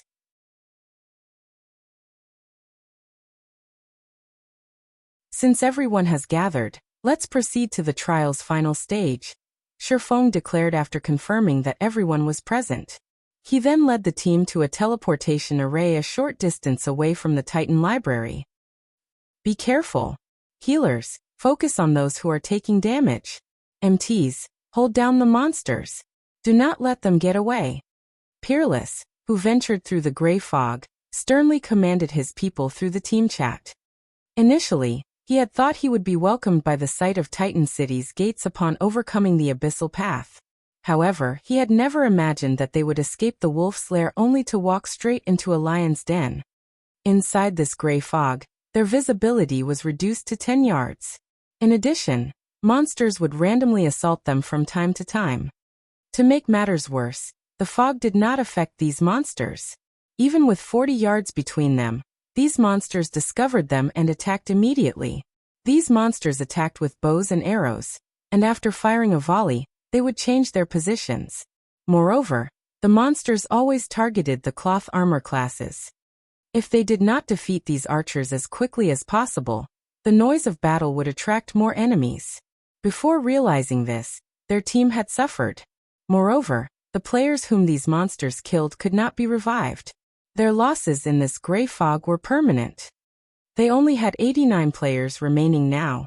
If they lost any more members, their hopes of reaching the final goal would be dashed. Shortly after Peerless issued his orders, another volley emerged from the fog around them. The arrows were extremely fast. With the low visibility, even the agility-based classes struggled to block or evade the attacks, not to mention the targeted cloth wearers. Immediately, a white-robed cleric transformed into a hedgehog, his HP plummeting to 0 in an instant. The cleric did not even have a chance to heal himself. Charge! Don't let those monsters get away! Peerless bellowed in rage. Over a dozen melee classes immediately dashed towards the arrow's origin. Shortly after these players vanished, however, the others heard a pained scream. A few of these melee players had died instantly. 3 MTs had even been thrown back to the team, their slamming into the ground before Peerless. All 3 MTs only had a strand of HP. What happened? Peerless demanded through the team chat. The monsters they had previously faced had only been level 45 elites. Every one of these players could easily dispatch one of the monsters with help. Yet not only had a few people instantly died, but their heavily armored MTs had also been thrown such a long distance. There was definitely something off here. Boss. It's a boss. One of the swordsmen, who had previously charged forward, stuttered a reply. Wait. There are 3. Before the swordsman could finish his words, his name in the team status window faded to gray, signifying that this player had died. However, the swordsman wasn't the only one dead player. Those who had charged with him had died as well. Before Peerless could respond, 3 tall figures suddenly emerged from the fog accompanied by over 100 bow-wielding, 4-armed demonic monsters. Every player on the team tensed, feeling stifled. Of the 3 bosses before them, one was a Grand Lord, while the other 2 were Great Lords. With this combination before them, the players crumbled in despair. As the 2 sides threw themselves into the battle, a golden radiance suddenly dispersed the dense fog. People then began to appear, one after another. How? Peerless' jaw nearly hit the ground when he saw the distant figures. These figures were none other than the members of Shifeng's team, who he had seen before.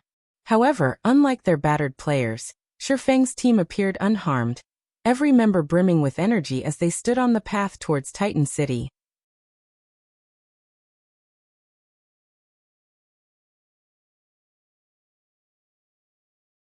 Chapter 938, Pantheon. As the golden light appeared, it returned visibility to the foggy valley. Shifeng and his team's sudden arrival left Peerless' team speechless. How are they here? This question echoed in everyone's minds. It was an irrefutable fact that they had progressed through the 3rd stage faster and more successful than they had during their previous attempt. Yet Shifeng's team had still managed to get ahead of them. The most infuriating part was that, now that they had aggroed the 3 bosses, Shifeng's team could simply head up the mountain and reach Titan City without issues. However, before Peerless and his team could figure out what they should do next, the 3 bosses charged at them. 3-headed demonic ape king dark creature Grand Lord. Level 45. HP 70, 000, 000/70, 000, 000. 2-headed demonic ape, dark creature, Great Lord. Level 45. HP 30, 000, 000/30, 000, 000. Even a team of 1,000 elite players would have no hope against a Grand Lord and 2 Great Lords, much less a 100-man team. Realizing how grim their situation was, Peerless clenched his jaw and commanded, "Activate the barrier. Everyone else follow me." 15 players immediately gathered and began to form a magic barrier that trapped the 3 bosses, preventing the monsters from pursuing the rest of their team. As they did so, Peerless his other members toward Shifeng. His intentions were obvious. He wanted to drag Shifeng and his people into the fight, using the opportunity to escape. "Leader, those people are heading towards us. It seems they're trying to drag us down with them." Aqua Rose giggled softly as she watched Peerless' team rush towards them. "Let's get rid of them lest they hinder us later." Needless to say, Shifeng also knew what Peerless and his team planned. Wait a minute. That is Peerless, one of Pantheon's elders. Initially, Yulan had agreed with Shifeng's decision. However, upon taking a closer look and recognizing the other team's leader as Peerless, she hesitated. Pantheon was a super guild. Although Pantheon's headquarters was nowhere near Starmoon Kingdom, and it couldn't affect the kingdom's affairs, a few of Underworld's upper echelons had been buttering up the super guild. If they killed Pantheon's members now, a simple inquiry would reveal her as a member of Underworld. When that happened, she would invoke her upper echelon's ire. This was also why she was so desperately trying to strengthen her foundations. With a powerful team, her position in Underworld would not be at risk if she angered a few of the organization's upper echelons. "Will it inconvenience you?" Noticing Yulan's hesitation, Shifeng, more or less, understood how much influence a super guild had. "It will impact the organization's plans," Yulan replied honestly. Feebly she continued, If team leader Yifeng attacks that team, I'm afraid that my side can't help. That's fine. You guys can stay here and watch. Shifeng dismissed Yolan's concerns. Following which, Shifeng led his team to welcome Peerless and the others.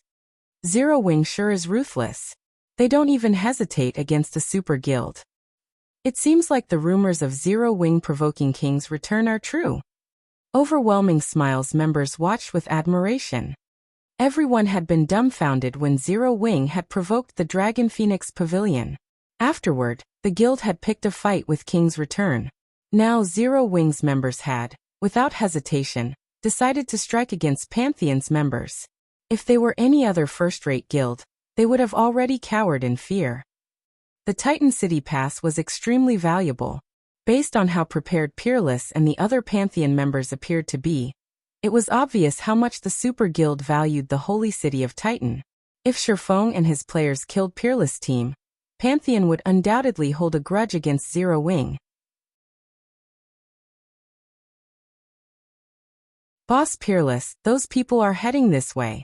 From the looks of it, I think they're trying to block our path. Perfect. They've ruined my plans once already. Now I'll teach them to fear Pantheon. When the bosses get here, head up the mountain. Joy fluttered in Peerless' eyes as he watched Shifeng's team approach.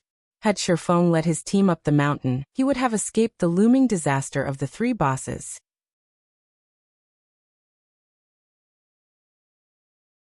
However, now that they were coming to him, he could use this chance to relieve some stress.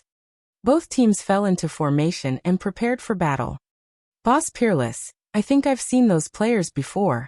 The swordsman leading the charge looks like Yifeng from the Azura battle team. Those are Zero Wing's members. Yifeng? Didn't he defeat that old monster from the Battle Wolves? When only 100 yards separated the two teams, Pantheon's members realized who they were facing. Tension sang through them as they prepared for a gruesome battle, no longer taking this fight so lightly. They also discovered something shocking: Shifeng and his team's levels. Every player was above level 40, while some had even reached level 43. It was impossible to find such a high-leveled team, even in God's domain's empires. As the teams grew closer, although Peerless' side had the numerical advantage, his team members' expressions were grim. Previously, as both teams had been too far from each other, they hadn't noticed anything special about Zero Wing's team. However, as they closed the distance, fear began to grip their hearts. Shifeng, White Knight, Fire Dance, and a few others leading the team, in particular, radiated an even stronger pressure than a lord. Why do they have so many experts? Peerless frowned, shock filling his gaze. Among Zero Wing's 50-man team, at least 9 of them felt threatening. Of the 9, he trembled in fear as the pressure of 4 specific players swept over him. He even began to wonder if he were facing another Super Guild's raid team. Why else would there be so many experts on a single team? I am Peerless, an elder from Pantheon. You must be Elder Yifeng from Zero Wing, correct? Why don't we work together to defeat the bosses? Peerless shouted his suggestion as he watched Shifeng. Although he was arrogant, he knew when the odds were against him. His current team stood no chance against Shifeng's people. If his team were annihilated now, they would lose their third chance of reaching Titan City. There was also no telling when their guild would obtain another pass, either. He did not wish to watch his hard-earned opportunity go to waste over a little squabble. Peerless' suggestion surprised Yulan and Overwhelming Smiles members. Am I hearing things? Pantheon's members are actually suggesting that we cooperate? I have heard that Peerless is a particularly arrogant elder in Pantheon. Not only does he lack respect for guild leaders from first-rate guilds, but he has also insulted them publicly. I must have misheard him. A commotion swept over Overwhelming Smiles members. Super guilds were the virtual gaming world's overlords. Normally, people would do everything they could to gain their favor, yet they rarely expressed goodwill. Suggesting cooperation was even more unlikely. Peerless and the others had already prepared to fight. However, they had suddenly suggested that the two teams work together. Even if news of this spread, no one would believe it.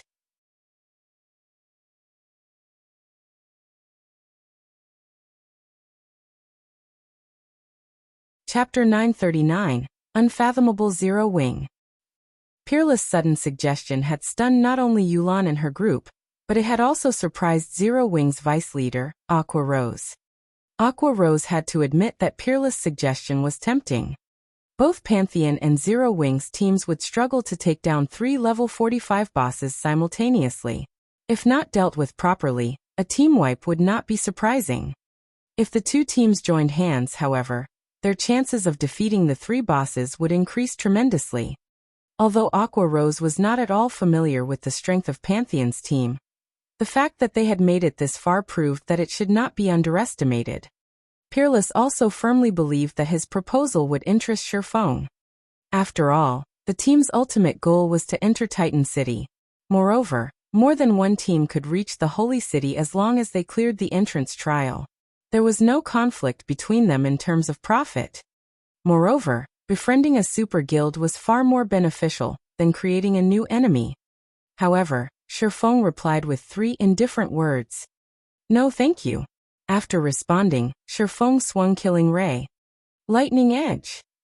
After reaching Tier 1, Lightning Edge's range had extended to a maximum of 50 yards. The damage spread could envelop over half of Peerless' team. Strike after strike of blue lightning arced towards Pantheon's members. Shifeng's attributes were already exceptional. Even Kola could only endure a few of his normal attacks. In the blink of an eye, the lifeless bodies of over half of Peerless' team members fell to the ground. Even the MTs, who had activated their life-saving skills, had lost their lives. Only those who had been outside of Lightning Edge's attack range, and those who possessed skills that provided a brief invulnerability, had escaped with their lives. However, these players were only a minority of Peerless' team. After Lightning Edge ended, less than 10 players remained standing on Peerless' side. Lightning Edge was in no way weaker than a boss's team wipe skill. What is he doing? Yulan was flabbergasted. Initially, she had agreed with the proposed cooperation. Not only would this eliminate the possibility of earning Pantheon's ire, but they might also have the chance to form a friendship with the Super Guild. Both she and Zero Wing would benefit greatly from an amicable relationship with Pantheon. Furthermore, their chances of clearing the entrance trial would increase. Yet, Shifeng had rejected the offer. Moreover, he annihilated the majority of Pantheon's members without a second thought. Yulan even began to wonder if Shifeng had some sort of unresolvable grudge against Pantheon. Shifeng's actions had even stunned Aqua Rose. Bloodsucker was gobsmacked as well. No matter what was said or done, these people were still Pantheon members, yet Shifeng had killed them without any hesitation. Shifeng's decisiveness to kill another player even made a dark player like Bloodsucker involuntarily tremble. He was now even more afraid of Shifeng than he was of a bloodthirsty killer such as himself. However, Shifeng did not bother to explain his decision. Or rather, he could not. Only the first team to enter the holy city of Titan would be awarded reputation. He would not give up the guarantee of gaining the holy city's reputation, just to gain a dispensable partner, not to mention a partner that had initially planned to use his team to distract the bosses. In God's domain, only one's strength mattered. Everything else was secondary. I'll butcher you. A vein popped in Peerless' eyes when he saw his dead companions. If hatred were tangible, his would have drowned Shifeng. These players were the capital he needed to clear the entrance trial. Now Shifeng had annihilated them. Peerless then activated his berserk skill. He raised his silver greatsword and charged at Shifeng.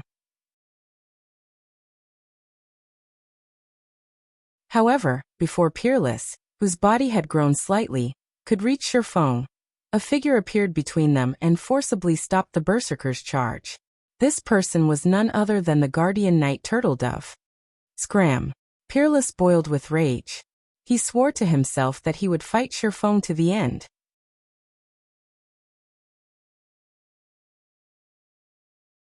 Without hesitation, he sent a horizontal slash at the Guardian Knight in his way, intending to take advantage of his enhanced strength to send Turtledove flying. In response to the vicious attack, Turtledove swung her longsword to meet the berserker's blade, activating steel impact before the two weapons collided. Pung! The counterattack sent Peerless flying 10 yards away. It had also forced him into a fainted state. His 26,600 HP dropped by more than 3,000 as well. Turtledove's immense strength stunned Pantheon's members. They all knew just how powerful Peerless was. Although he could not compare to the battle wolves Sirius, he was one of Pantheon's apex experts who had reached the Void Realm.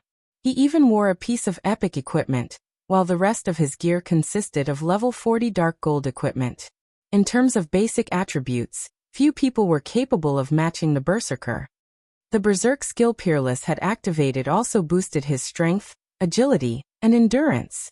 In this state, he could even stand against a High Lord of the same level without giving way. Yet a tall, slender female guardian knight had sent him flying. Their shock was indescribable. "Boss Peerless, I'll help you." A level 40 burly assassin dashed forward to assist Peerless, who had removed the control effect plaguing him as soon as he had received it. However, before this level 40 assassin could reach the Berserker, numerous arrows flew towards him, forcing him to block the attacks. His actions, however, broke his stealth. "Isn't that Pantheon's 3 tigers? Why is he here?" Yulan was surprised upon seeing the assassin. It seems Pantheon really wants into Titan City. After this incident, Zero Wing and Pantheon will definitely be mortal enemies. The exposed assassin was 3 tigers, an apex expert from Pantheon. He was also the Super Guild's 5th-ranked assassin.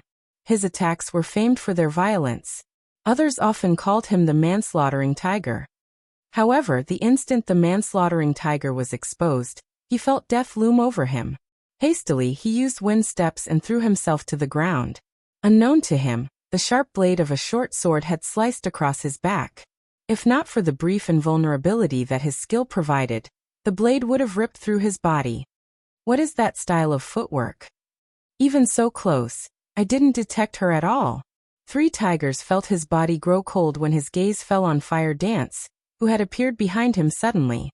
If not for his ability to exert his 5 senses to their limits, which allowed him to sense the subtle fluctuations in the air as Fire Dance launched her attack, he would have fallen prey to the female assassin's attack. As expected, my void steps are still rough and crude. Fire Dance inwardly berated herself after 3 tigers dodged her blade. After evading Fire Dance's ambush, 3 tigers discovered an incoming volley. White Knight had fired these arrows and did so from the male assassin's blind spot. As a result, 3 tigers didn't notice them until it was too late. Damn it! Why are there so many experts? 3 tigers instinctively activated Vanish, repelling the arrows and remaining unharmed. He had just been forced to use 2 of his major life-saving skills in a row. 3 tigers had never experienced a situation like this since he had joined God's domain. However, shortly after 3 tigers vanished, he discovered that he could not move. Before he realized it, pitch-black walls rose from the ground and surrounding him. This attack was none other than Violet Cloud's Black Coffin, and she had timed the spell to activate just after Vanish's one. 3 seconds of invulnerability had ended.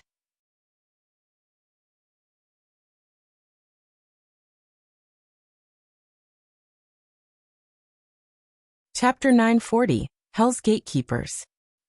Despite the fact that 3 Tigers was a top-tier assassin from a super guild, he could not think of an appropriate response to the seamless combination attack. Only when the Black Coffin began to close did 3 Tigers activate a control removal skill. Unfortunately, the half-second delay before he made a decision was more than enough time for Fire Dance to catch up to him, executing Absolute Strike. Suddenly, Fire Dance transformed into a shadowy streak that pierced through the male assassin's body. With little effort, Fire Dance, Violet Cloud, and White Knight had taken out a super guild's top-tier assassin. The surviving Pantheon members were stunned. 3 Tigers was in no way weaker than Peerless. The assassin could move about unhindered even against hundreds of elite players and dozens of experts. In a large-scale war, he could even take the enemy commander's life while surrounded by thousands of enemies. Yet now the combination attack of 3 people had killed him almost instantly. Their cooperation is seamless. Without skills that provide invulnerability, there is simply no escaping that attack. Warwolf sighed as he watched the scene play out. The difference between the 2 teams' experts is massive. Pantheon doesn't have a chance. As a matter of fact, Warwolf knew that, Even without Violet Cloud and White Knight, Fire Dance alone could render 3 tigers helpless. Although Fire Dance was an assassin, her attributes were outrageous. Moreover, only MTs could block the female assassin's mystifying attacks with their shields. Other classes had no hope of blocking or dodging her attacks. Their only option was to maintain a distance from the assassin. Letting her get close was the equivalent of welcoming death into their homes. Yulan nodded her agreement with War Wolf's evaluation. While it might seem as if Peerless had an advantage after activating his Berserk skill, Zero Wings people had many of their own, terrifying skills. After all, they had just come from the Titan Library. Yulan also understood just how powerful the skills were in the library's outer and inner areas. Even 5 berserked Peerless clones wouldn't be enough to change this battle's outcome, let alone one.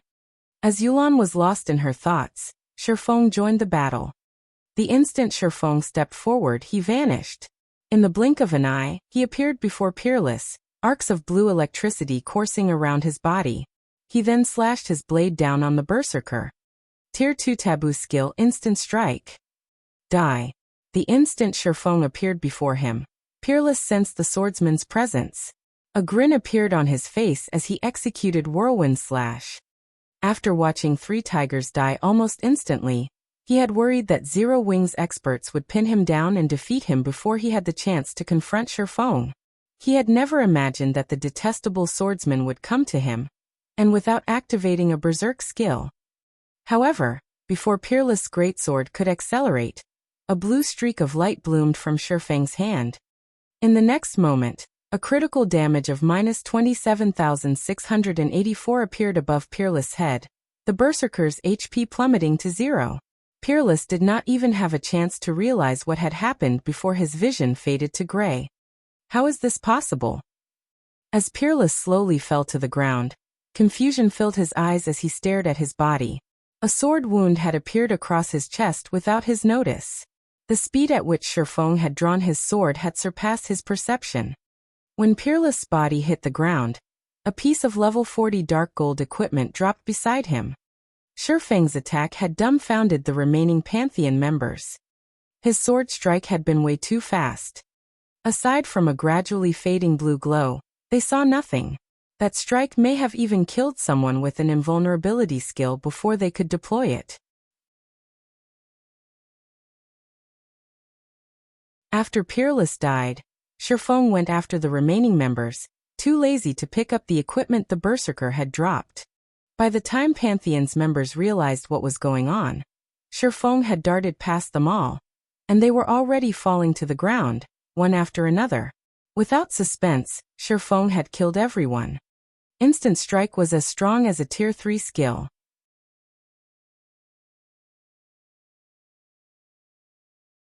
Even if they activated berserk skills that doubled their attributes, current players were nothing against this skill. Pick up the loot and prepare to face the monsters. Shifeng commanded upon noticing the 3 bosses breaking free from their distant imprisonment. Although one could clear the entrance trial without defeating the 3 stage bosses, Shifeng had decided that defeating them was necessary.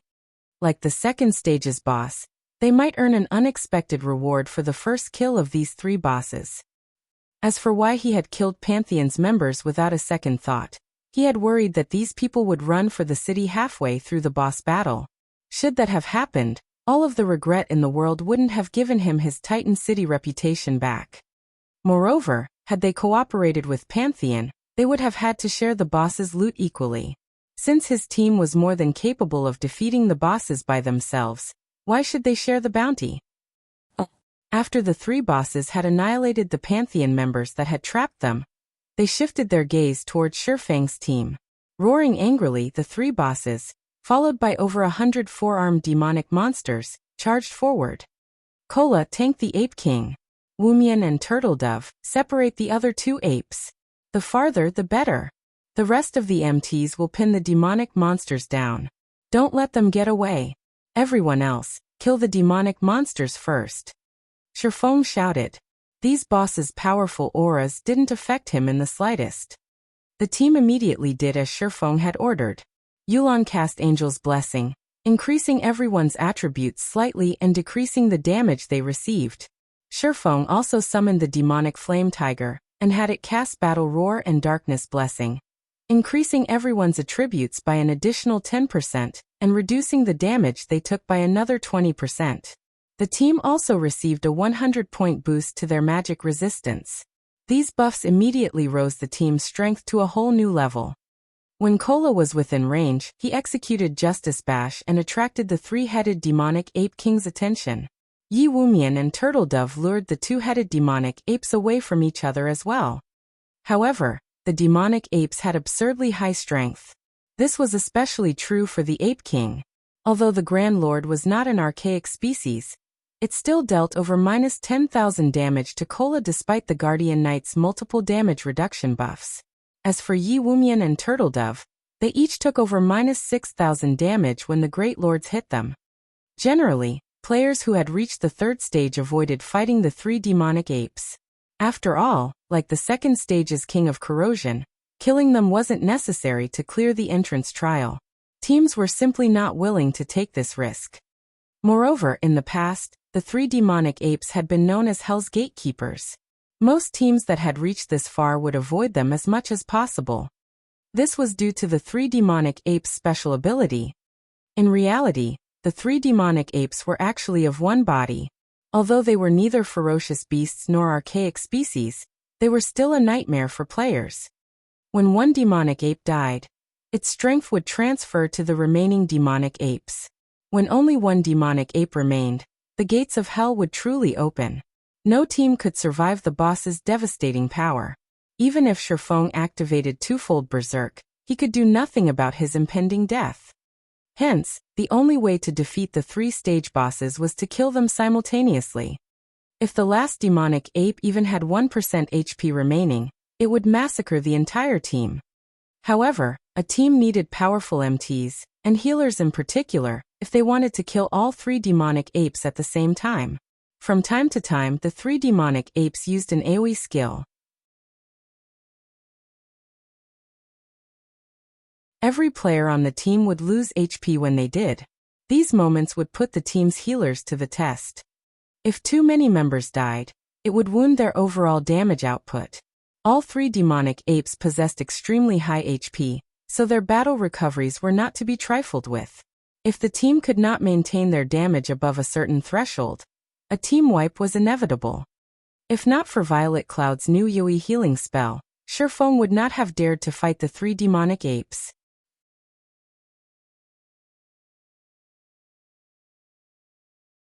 As the battle raged, time passed quickly. By the time everyone finished dealing with the four-armed demonic monsters, Kola was close to succumbing to the Ape King's might. Although the Guardian Knight could easily deal with the Ape King's ordinary attacks, his roughly 30,000 HP would drop to just over 10,000 when the Grand Lord used its War Stomp. The skill also forced him into a fainted state. If not for a powerful healer like Violet Cloud, the Ape King's next hit would have likely killed him. As Kola wavered, the rest of the team worried. If he died, it would not be long before the rest of them followed him to the grave. As expected, this will be a tough fight without Berserk skills. Shifeng felt somewhat powerless. Previously, to deal with the King of Corrosion, their team had nearly exhausted their Berserk skills. Now the skills were still on cooldown. Fire, it's up to you now. Leave it to me, Fire Dance said as she playfully licked her lips. She had long since grown impatient, and was incredibly eager to test the new Tier 3 Sure Kill skill she had learned in the Titan Library.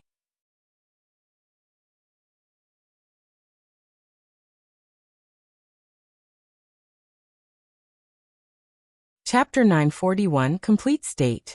Suddenly, the three-dead demonic Ape King roared and stomped the ground violently. Boom! The ground shattered instantly, a shockwave spreading from the Grand Lord. Kola currently had less than 20,000 HP. Not wanting to risk his life, he activated Protection Blessing to reduce the AoE skill's damage. Even so, he still received close to -8,000 damage from the attack. Other players who stood within 60 yards of the three bosses also received varying damages, with the farthest players receiving the least amount of damage. Even so, the team's ranged players still received nearly -6,000 damage each. Immediately after using the skill, the Ape King slapped at Kola. The Guardian Knight hurriedly raised his shield to block the attack. The impact forced him back 3 steps before he stabilized himself. His HP dropped by almost another 5,000 points. In the blink of an eye, Kola had less than 5,000 HP remaining. If not for Protection Blessing, he would have died already. However, after the Ape King's attack, several heals blanketed Kola, one after another, raising his HP to just over 20,000. Meanwhile, Fire Dance had already circled to the Grand Lord's back. She then thrust 1,000 transformations into the dirt. Suddenly, water began to spew from the ground. Go! Fire Dance smoothly swung 1,000 transformations at the demonic Ape King. Water binding. The water that had pooled around the Ape King's feet transformed into a rope, binding the Grand Lord's limbs and body tightly. No matter how many times the Ape King broke the water rope, the latter always reformed around the Grand Lord's body, slowing the boss so much that it couldn't hit Kola properly. Even when the Ape King's attack struck Kola, it only dealt around 70% of its normal damage due to the watery restrictions. The Ape King was no longer a threat to Kola. What a powerful skill. It can even affect a great lord. Everyone was stunned when they saw the demonic Ape King's combat power decrease significantly. While everyone was still dazed, Fire Dance executed an even more surprising move. As Fire Dance swung her short sword through the air, a water whip emerged from the ground and lashed at the Ape King's fist. Boom! Although the whip shattered upon impact, the Ape King's attack had also stopped. Following which, Fire Dance swung again, summoning another water whip that lashed at the Ape King's back. A damage of over -10,000 points immediately appeared above the Grand Lord's head, stupefying her teammates. What skill is that? Yolan's mouth twitched involuntarily as she watched Fire Dance's attacks. Fire Dance stood still as she swung her 2 blades, yet she had restrained the demonic Ape King without help. Oddly enough, no one on the battlefield was more surprised than Fire Dance. She had never imagined that the skill she had learned in the Titan Library would be this powerful. She had only upgraded water binding to Tier 1, Level 1, yet the skill could already partially subdue a Grand Lord. If the skill were upgraded to Tier 2, it could suppress a Grand Lord completely. Good. Everyone, focus your full power on the Ape King. Shifeng excitedly ordered after watching Fire Dance's performance with her new skill. In God's domain, skills generally fell into 3 categories: attack skills, healing skills, and control skills. However, there were also domain skills. However, this type of skill was extremely rare, and players usually only discovered them after reaching Tier 4. This was also one of the reasons that there was such a huge strength gap between Tier 3 and Tier 4 classes. However, the domain skill Fire Dance had learned also had a glaring flaw. The skill's user could not move while using skill. Moreover, the skill's duration wasn't very long. Based on Shifeng's guess, it would be a miracle if the skill lasted 10 minutes. Hence, they needed to deplete the Ape King's HP while Fire Dance was engaged with her skill. With Fire Dance's assistance, fighting the demonic Ape King became much easier. The Ape King's defense could not compare to the King of Corrosion's. It was also a dark creature. As a result, even without activating a Berserk skill, Shifeng's attacks easily dealt around 20,000 to 30,000 damage.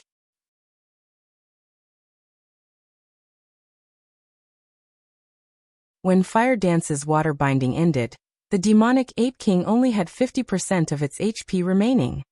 As the Grand Lord's HP had dropped to 50%, Shifeng commanded, "All DPS, distance yourselves from the Ape King and attack the other 2-headed apes. Healers, focus on your mana. Use a potion as soon as the cooldown is over. Don't try to conserve them." When the demonic Ape King's HP fell to 50%, it would target a random player, executing charge and forcing the player into a fainted state before launching a barrage of rapid attacks. The Grand Lord's charge was far more powerful than a Berserker's, and even an MT with an active life-saving skill had little hope of survival against such a vicious assault. Unless the targeted player had a skill such as the Elementalist's Ice Barrier that could grant them a long period of damage immunity, or they managed to dodge the Ape King before it reached them, only death awaited the Grand Lord's victim. However, if players dealt with the two-headed demonic apes first, when the two Great Lords' HPs fell below the 70% threshold while the Grand Lord's HP was above that, the Great Lords would enter a berserk state, their damage and attack speed increasing by 30%. Hence, for safety's sake, after reducing the Ape King's HP to nearly 50%, he shifted the team's attention towards the two-headed apes. Once the two Great Lords were almost dead, they would then return to deal with the Grand Lord. However, to achieve all of this, the team's positioning and coordination needed to be precise. Moreover, as this would be a long battle, the healer's mana usage would be put to the test. As for the three-headed demonic Ape King situation, Shifeng had 4 other Guardian Knights support Kola. At Tier 1, Level 1, Protection Blessing had a cooldown of 3 minutes, 30 seconds. At higher levels, that cooldown would drop. As every member of the team was an expert, their skill levels were very high. Including Kola, all 5 of the team's Guardian Knight had roughly a 3-minute cooldown on their protection blessings. When Kola had taken on the demonic Ape King, Shifeng had used Life Bloom on the Guardian Knight. Life Bloom had a duration of 40 seconds and a cooldown of 1 minute, 30 seconds. After including the healing from 3 healers, Kola had been practically invincible during Life Bloom's duration. Once Life Bloom's cooldown ended, the other 4 Guardian Knights would take turns casting Protection Blessing on Kola. Protection Blessing had a duration of 20 seconds, so Kola only needed 3 to tide him over until Life Bloom was ready once more. With Protection Blessing, even without Shifeng's Life Bloom, Kola would not die. If necessary, Shifeng was also prepared to activate a life-saving skill to help Kola survive the Ape King's attacks, reducing the pressure on the Guardian Knight. With this, they formed a solid defensive cycle. Time passed quickly. The 3-headed demonic Ape King had been pinned down during the entire battle. As for the 2 level 45 Great Lords, they weren't a challenge for Shifeng's team in the least. Very quickly, the 2 Great Lords' HPs had dropped below the 5% threshold. Shifeng then delegated one party to pin the Great Lords while everyone else attacked the Ape King. When the demonic Ape King's HP fell below 50%, it finally activated its charge. Despite Shifeng's warning, the Ape King was simply too fast. In the end, the Ape King's targeted assassin had died instantly. During its charge, the Ape King also collided into 3 others, 2 of which died and 1 had been gravely injured. Unfortunately, the injured player was a shield warrior. Chills ran down the players' spines as they received a blow to their morale. As the Ape King's HP gradually decreased, the team lost members. By the time the Ape King had 10% HP remaining, only 64 team members were standing. Fortunately, the survivors familiarized themselves with the Ape King's charge, decreasing the number of fatalities with each subsequent charge. Roar! As these players wondered if victory were within sight, the demonic Ape King hammered on its chest as its entire body turned red. It was entering its berserk state. Its fist then slammed into Kola's shield, instantly burying Kola up to his waist in the ground. Even with Protection Blessing, Kola still received close to -9,000 damage. As a healing beam struck Kola from one side, the Ape King's next punch struck from the other.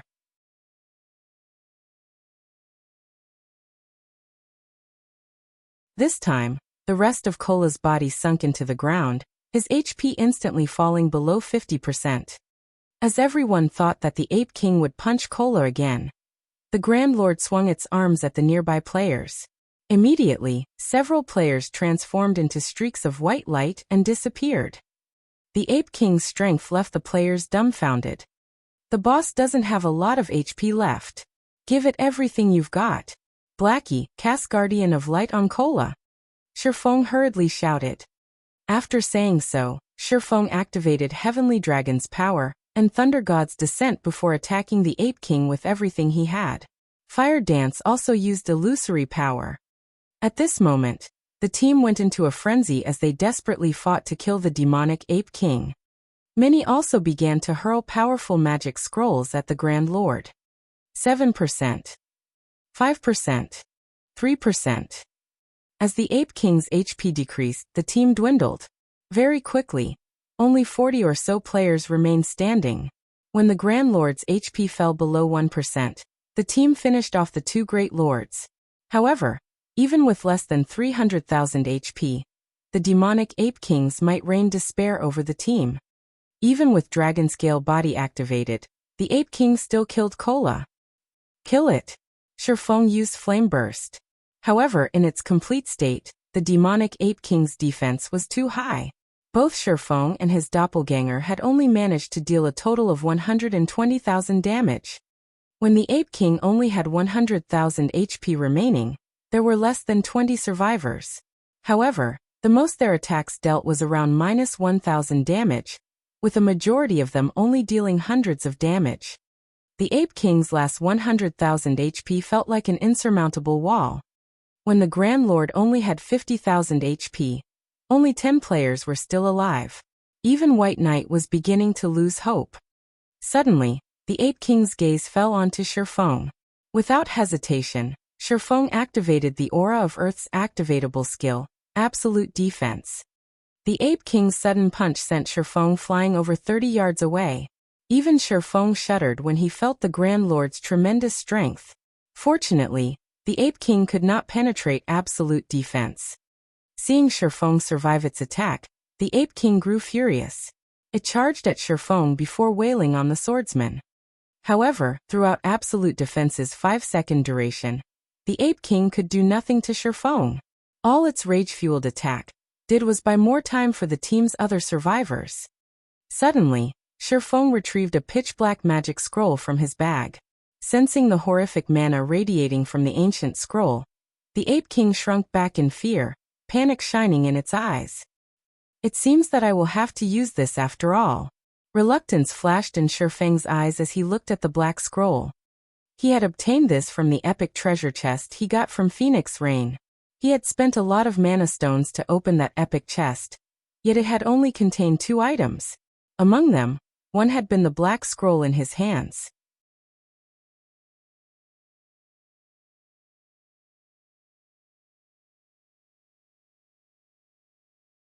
Chapter 942, Beastmaster's Compendium. The remaining team members noticed the scroll the moment Shifeng took it from his bag. What's that? Why is it radiating so much mana? The instant the black scroll appeared, it released a daunting pressure. The flow of mana around them froze under this pressure. If it could display such power before its activation, it was hard to imagine just what kind of magic scroll it was. Even Yulan Bloodsucker and White Knight, people who knew a lot about God's domain, had never seen anything like this. In the end, we still have to use it. Aqua Rose sighed, clearly reluctant when she saw the scroll. In Zero Wing, only she and Shifeng knew what items he had obtained from the epic treasure chest. In God's domain, even fine gold treasure chests were extremely rare. Generally, they were only found in special hidden locations.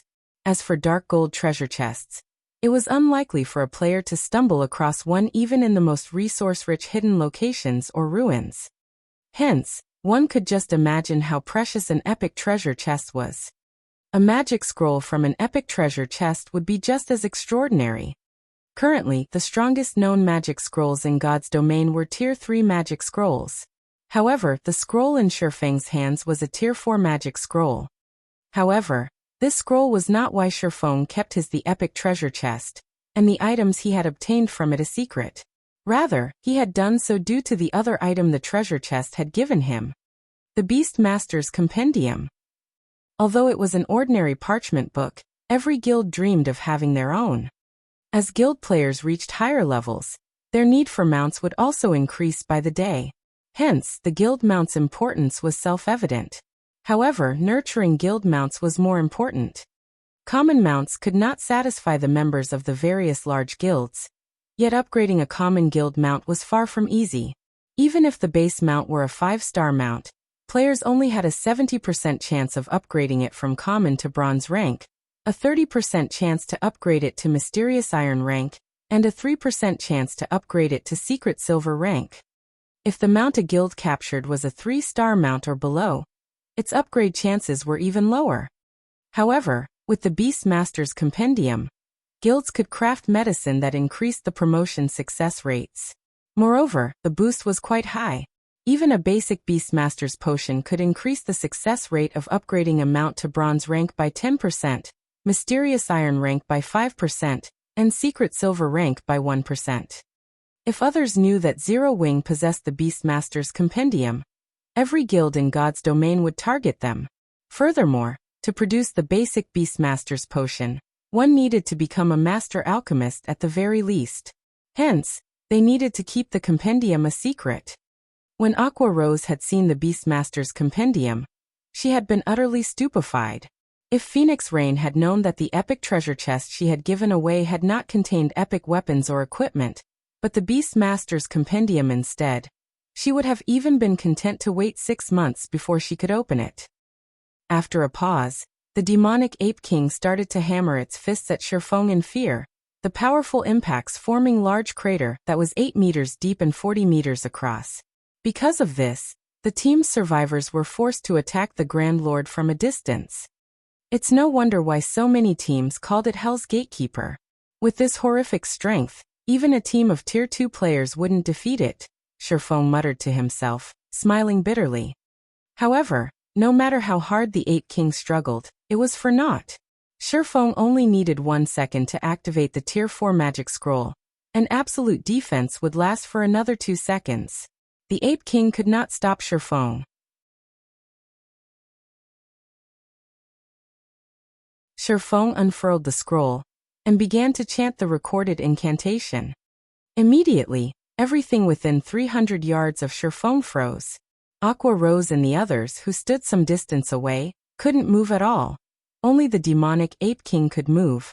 However, the instant the Grand Lord saw Shifeng unfurl the magic scroll, it turned and fled. Yulan and her companions were flabbergasted.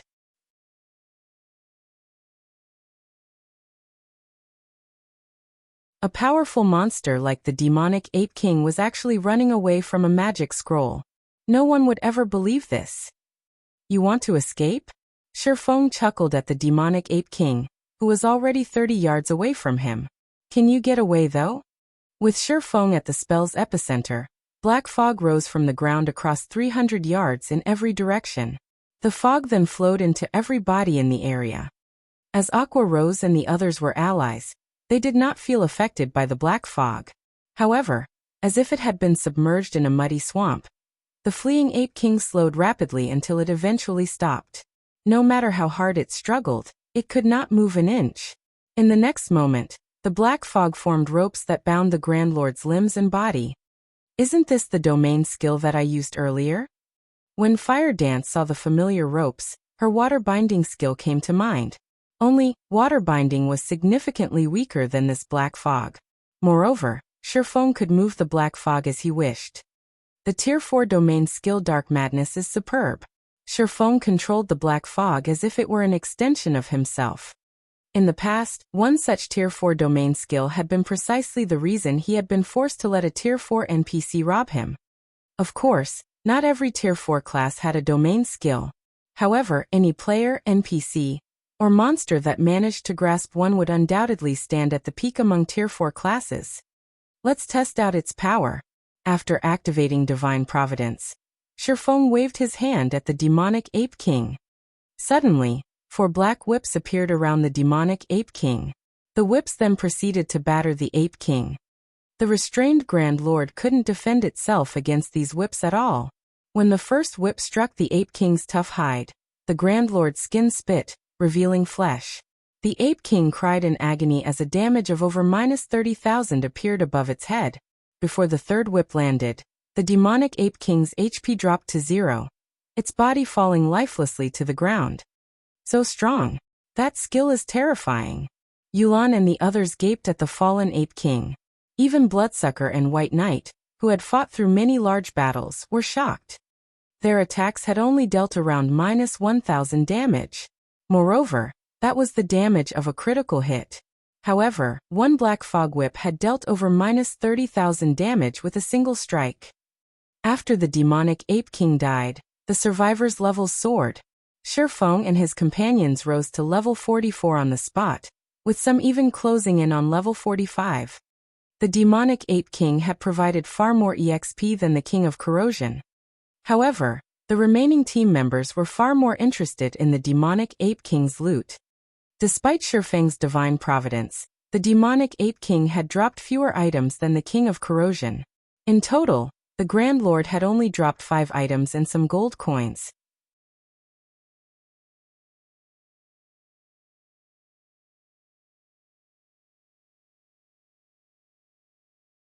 Chapter 943, Holy Weapon. After the demonic Ape King died, the sound of a system notification entered the ears of the survivors simultaneously. System. Congratulations. You have obtained the first kill of the 3-headed demonic Ape King. Rewarding Trials Hero title. This is the reward for getting the demonic Ape King's first kill? This was the first time Shifeng heard of the title. He then clicked to check its information. Trials Hero title. When title is in use, reputation with the Holy City of Titan increased by 10%. Movement speed and all basic attributes increased by 20% while within the area of Titan City. A pity. Shifeng could not help but sigh as he swept a glance at the 9 remaining players on the team. Including himself, only 4 of the survivors were Zero-Wing members. The third stage of the entrance trial was different from the previous 2. The system directly disqualified any players killed here, and sent them out of the trial. Hence, only the survivors received this title. Moreover, this was the reward for getting the first kill of the demonic Ape King. In the future, others wouldn't be able to obtain this title even if they killed the Grand Lord. With this title, they would have a much easier time should they attempt the entrance trial again in the future. A 20% increase in attributes was already equivalent to a mini berserk skill. Excluding the effects of skills and equipment, even MTs like Yi Wumian and Turtledove could surpass Cola if they received such a huge boost. Unfortunately, only Fire Dance, Aqua Rose, and Violet Cloud had managed to reach this point. There were no MTs among the survivors of Zero-Wing. Even so, this was still a good outcome. The Trials Hero title increased its user's reputation by 10%. In Titan City, there was nothing that could be better than this reward. Following which, Shifeng shifted his attention to the loot dropped by the demonic Ape King. As he appraised the items dropped one after another, he could not help but sigh repeatedly. Leader, how is it? Aqua Rose could not help but ask curiously. The demonic Ape King in its complete state was definitely the most horrific boss she had ever gone up against. Even the King of Corrosion they faced before was no comparison to it. If not for Shifeng using the Tier 4 magic scroll in the end, they would have team-wiped for sure. They wouldn't have the luxury of sitting down and resting here right now. Much better than the King of Corrosions. Of the 5 items, 2 are growth-type equipment. Shifeng chuckled. Life Talisman, Necklace, Bronze Rank. Level 40, Level 90. Equipment Requirement. Intelligence 300, Vitality 200. Intelligence plus 21, Vitality plus 27. Endurance plus 22, Level 40. Casting speed increased by 10%.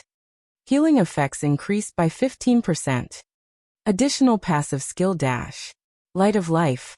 Select up to 8 allies within a 30-yard radius and heal them for 30% of players' intelligence, once every 3 seconds. Additional active skill dash. Life Connection. Select up to 5 allies connecting and sharing their HPs. Life-connected targets receive a 20% increase in healing effects. Duration 30 seconds. Cooldown 5 minutes.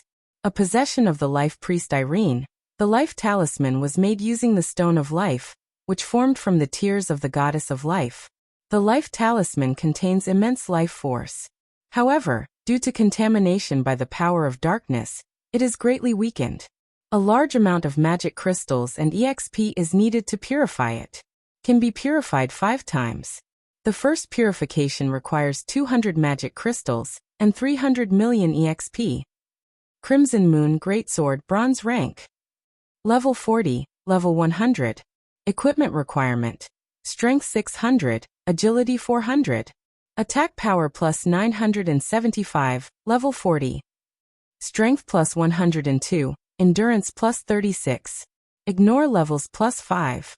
When attacking, has a 30% chance to trigger Boiling Blood, increasing Strength attribute by 500 points for 10 seconds, and a 15% chance to cause 200% damage.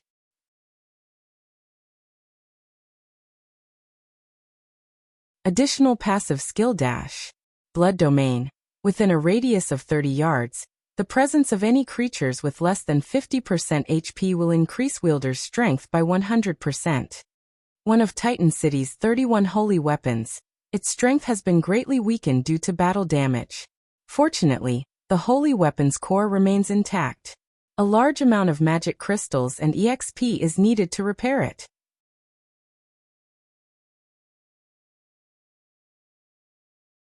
Can be repaired 5 times. The first repair requires 1,000 magic crystals and 500 million EXP. Everyone gasped upon reading the statistics of the items. Both pieces of growth-type equipment were clearly far from ordinary, particularly the greatsword, Crimson Moon. Despite being only bronze rank, the strength attribute it provided surpassed even that of epic weapons. Crimson Moon was an entirely strength-oriented weapon made purely with destruction in mind. Strength-wise, not even Shurfeng's killing ray could compete with Crimson Moon. Most likely, only Fire Dance's 1,000 transformations was superior to it. However, the former was a fragmented legendary weapon, while the latter was currently still a bronze weapon. While these two items were indeed shocking, what truly grabbed Shurfeng's attention was a dilapidated crimson crystal ball. Despite its appearance, the crystal radiated faint divine might. Everything in the displayed information of the item was listed as unknown. The result was the same even after Shurfeng used omniscient eyes. However, Shurfeng knew what exactly this crystal was. This was no longer his first time to encounter such an item. God Crystal. This was something even a Tier 4 Sky Knight had died trying to obtain. It was simply not an item that ordinary mortals could control. If not for the God Crystal being damaged, causing it to lose most of its power, he wouldn't even be able to touch the crystal right now. Shurfeng had never imagined that he would encounter yet another God Crystal. The last time the blue crystal ball devoured a God Crystal, it had transformed into the legendary ranked Holy Grail. However, as the Holy Grail had been destroyed by the God of War, it was still in a damaged state right now. Even so, it was still a legendary item. The power it possessed was not something that a fragmented legendary item could compare to. One could see just how amazing a legendary item was from the fact that the current Holy Grail could upgrade an item up to a maximum of fragmented legendary rank. If he obtained this God Crystal, he would be able to repair the Holy Grail further. Obtaining growth-type equipment or an epic item would pale in comparison to being able to upgrade the power of a legendary item. The other two items that dropped, aside from the two pieces of growth-type equipment and the God Crystal, were extraordinary as well. One was a secret silver-ranked summoning flute, while the other was a Tier 3 summoning scroll. Currently, even bronze mounts were extremely rare in God's domain, not to mention secret silver mounts. The latter was most likely much more valuable than even an epic item. As for the Tier 3 summoning scroll, even super guilds would only have a few of these things. Its rarity was even greater than epic items. There are a total of 5 items. It won't be possible to split them equally. How about we bid for the last item? Shurfeng suggested to Yulan. Every single one of the 5 items was extremely valuable to a guild. It was natural for neither side to be willing to let the other side get an additional item. Hence, bidding for the last item would be the fairest solution. No need. If not for team leader Yifeng using that precious magic scroll this time, we wouldn't have been able to defeat the Ape King. I'll let you choose 3 items first. Our side will be fine with taking the rest. Yulan shook her head, rejecting Shurfeng's goodwill. After witnessing Zero Wing's strength, she put much more importance to forming a friendly relationship with Zero Wing than to gaining these items.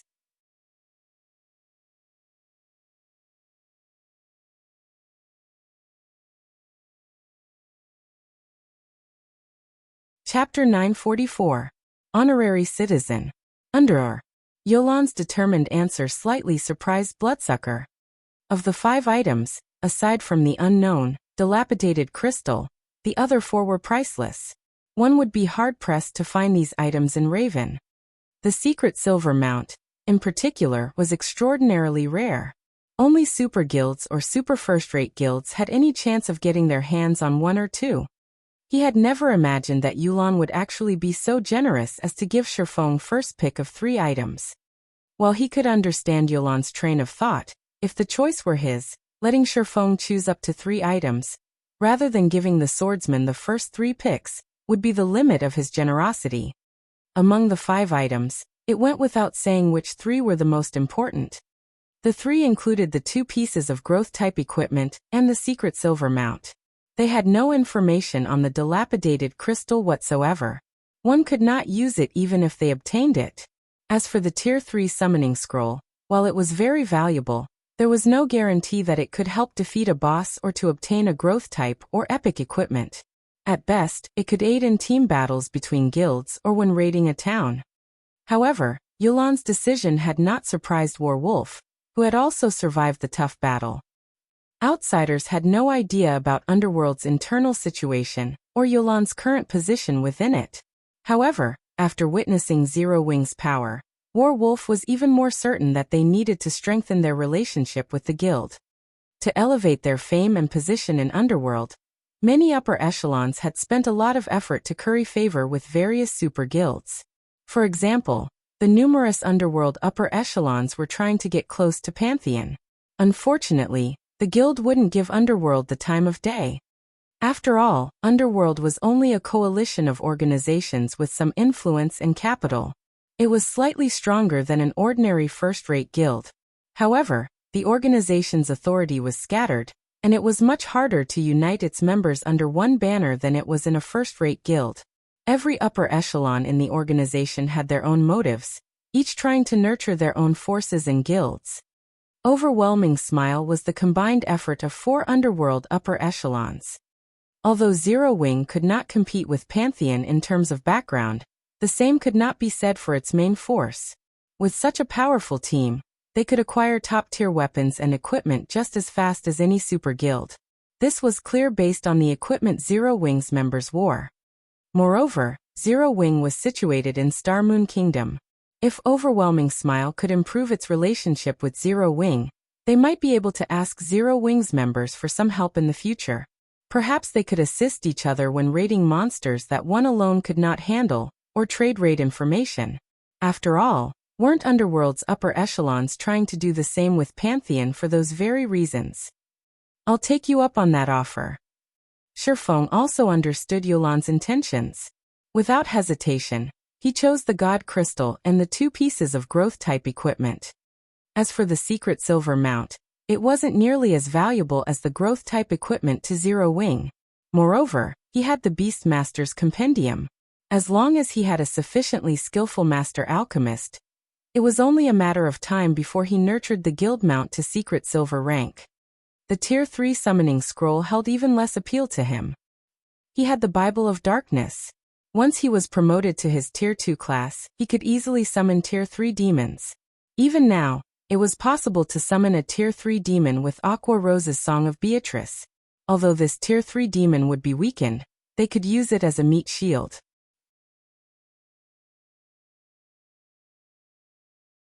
After both sides finished splitting the loot, Shifeng passed the life talisman to Violet Cloud. Violet Cloud was already a powerful healer, and after equipping the necklace, her healing abilities would rise further. Once the remaining team members had rested, Shifeng led them up the mountain. Although the group encountered many monsters on their way into Titan City, these monsters were no threat to Shifeng's team.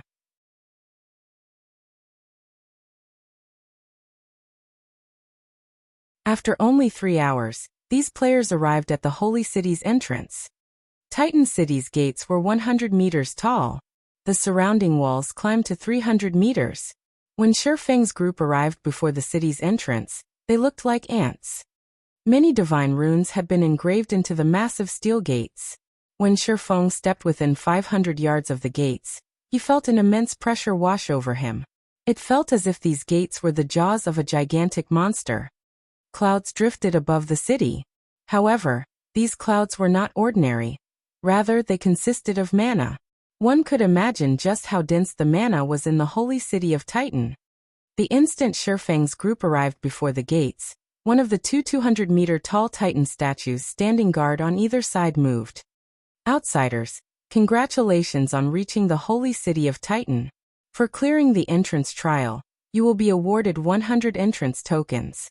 You may use these entrance tokens to teleport to Titan City's teleportation hall, without undergoing a trial. Every token will grant you 3 days in Titan City. Use them well. After the Titan statue had spoken, it waved its arm and formed 100 black iron tokens before Shifeng and the others. If you wish to enter the city now, you may do so using teleportation array to the side without expending an entrance token. After the Titan statue fell silent, the team members heard the sound of 2 system notifications. System, congratulations. For being the first team to clear the entrance trial, you have been awarded 110 Titan City reputation points. System, congratulations. Your Titan City reputation has reached 100 points. Your status in the Holy City has been upgraded to Honorary Citizen. You will now receive the benefits of an Honorary Citizen while in the Holy City. You may now stay up to 5 days with each visit to the Holy City. Why is there a time limit when in Titan City? Yulan frowned. Originally, she had thought that, once she gained the slots to enter the city, her lifestyle players could remain in the city until they became advanced forgers or alchemists. She had not realized that each token only had a duration of 3 short days. It was impossible for an intermediate forger or alchemist to reach advanced rank within such a brief time. This meant that each intermediate lifestyle player would need multiple tokens to reach advanced rank. She had never expected this development. Let's head inside and take a look for now, Shifeng suggested. The revelation had not surprised him. Yulan and the others had simply hoped for too much. They had thought that, by obtaining the entrance slots to Titan City, they could nurture a small army of advanced lifestyle players without a care in the world. God's domain wasn't that nice. Otherwise, master lifestyle players wouldn't have been so rare in the past, even more exalted than Tier 4 players. This was also why he had prioritized the first clear. Only by becoming an honorary citizen could one prolong their stay by 2 days. If one's reputation rose further, their allotted stays would also be extended.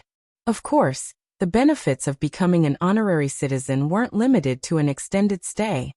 At Shifeng's words, Yulan quickly adjusted her mood and nodded before following Shifeng to the teleportation array. She wanted to know if the team's sacrifices had been worth the rumored benefits of Titan City. You're tuning in to the Limei's Wuxia Whispers YouTube channel. We're so grateful for your support, and don't forget to subscribe to join us on this incredible journey through captivating stories. Your generosity through donations truly makes a world of difference, as it's the primary source of revenue that allows me to expand and enhance this channel for you. Thank you from the bottom of my heart for being a part of this adventure.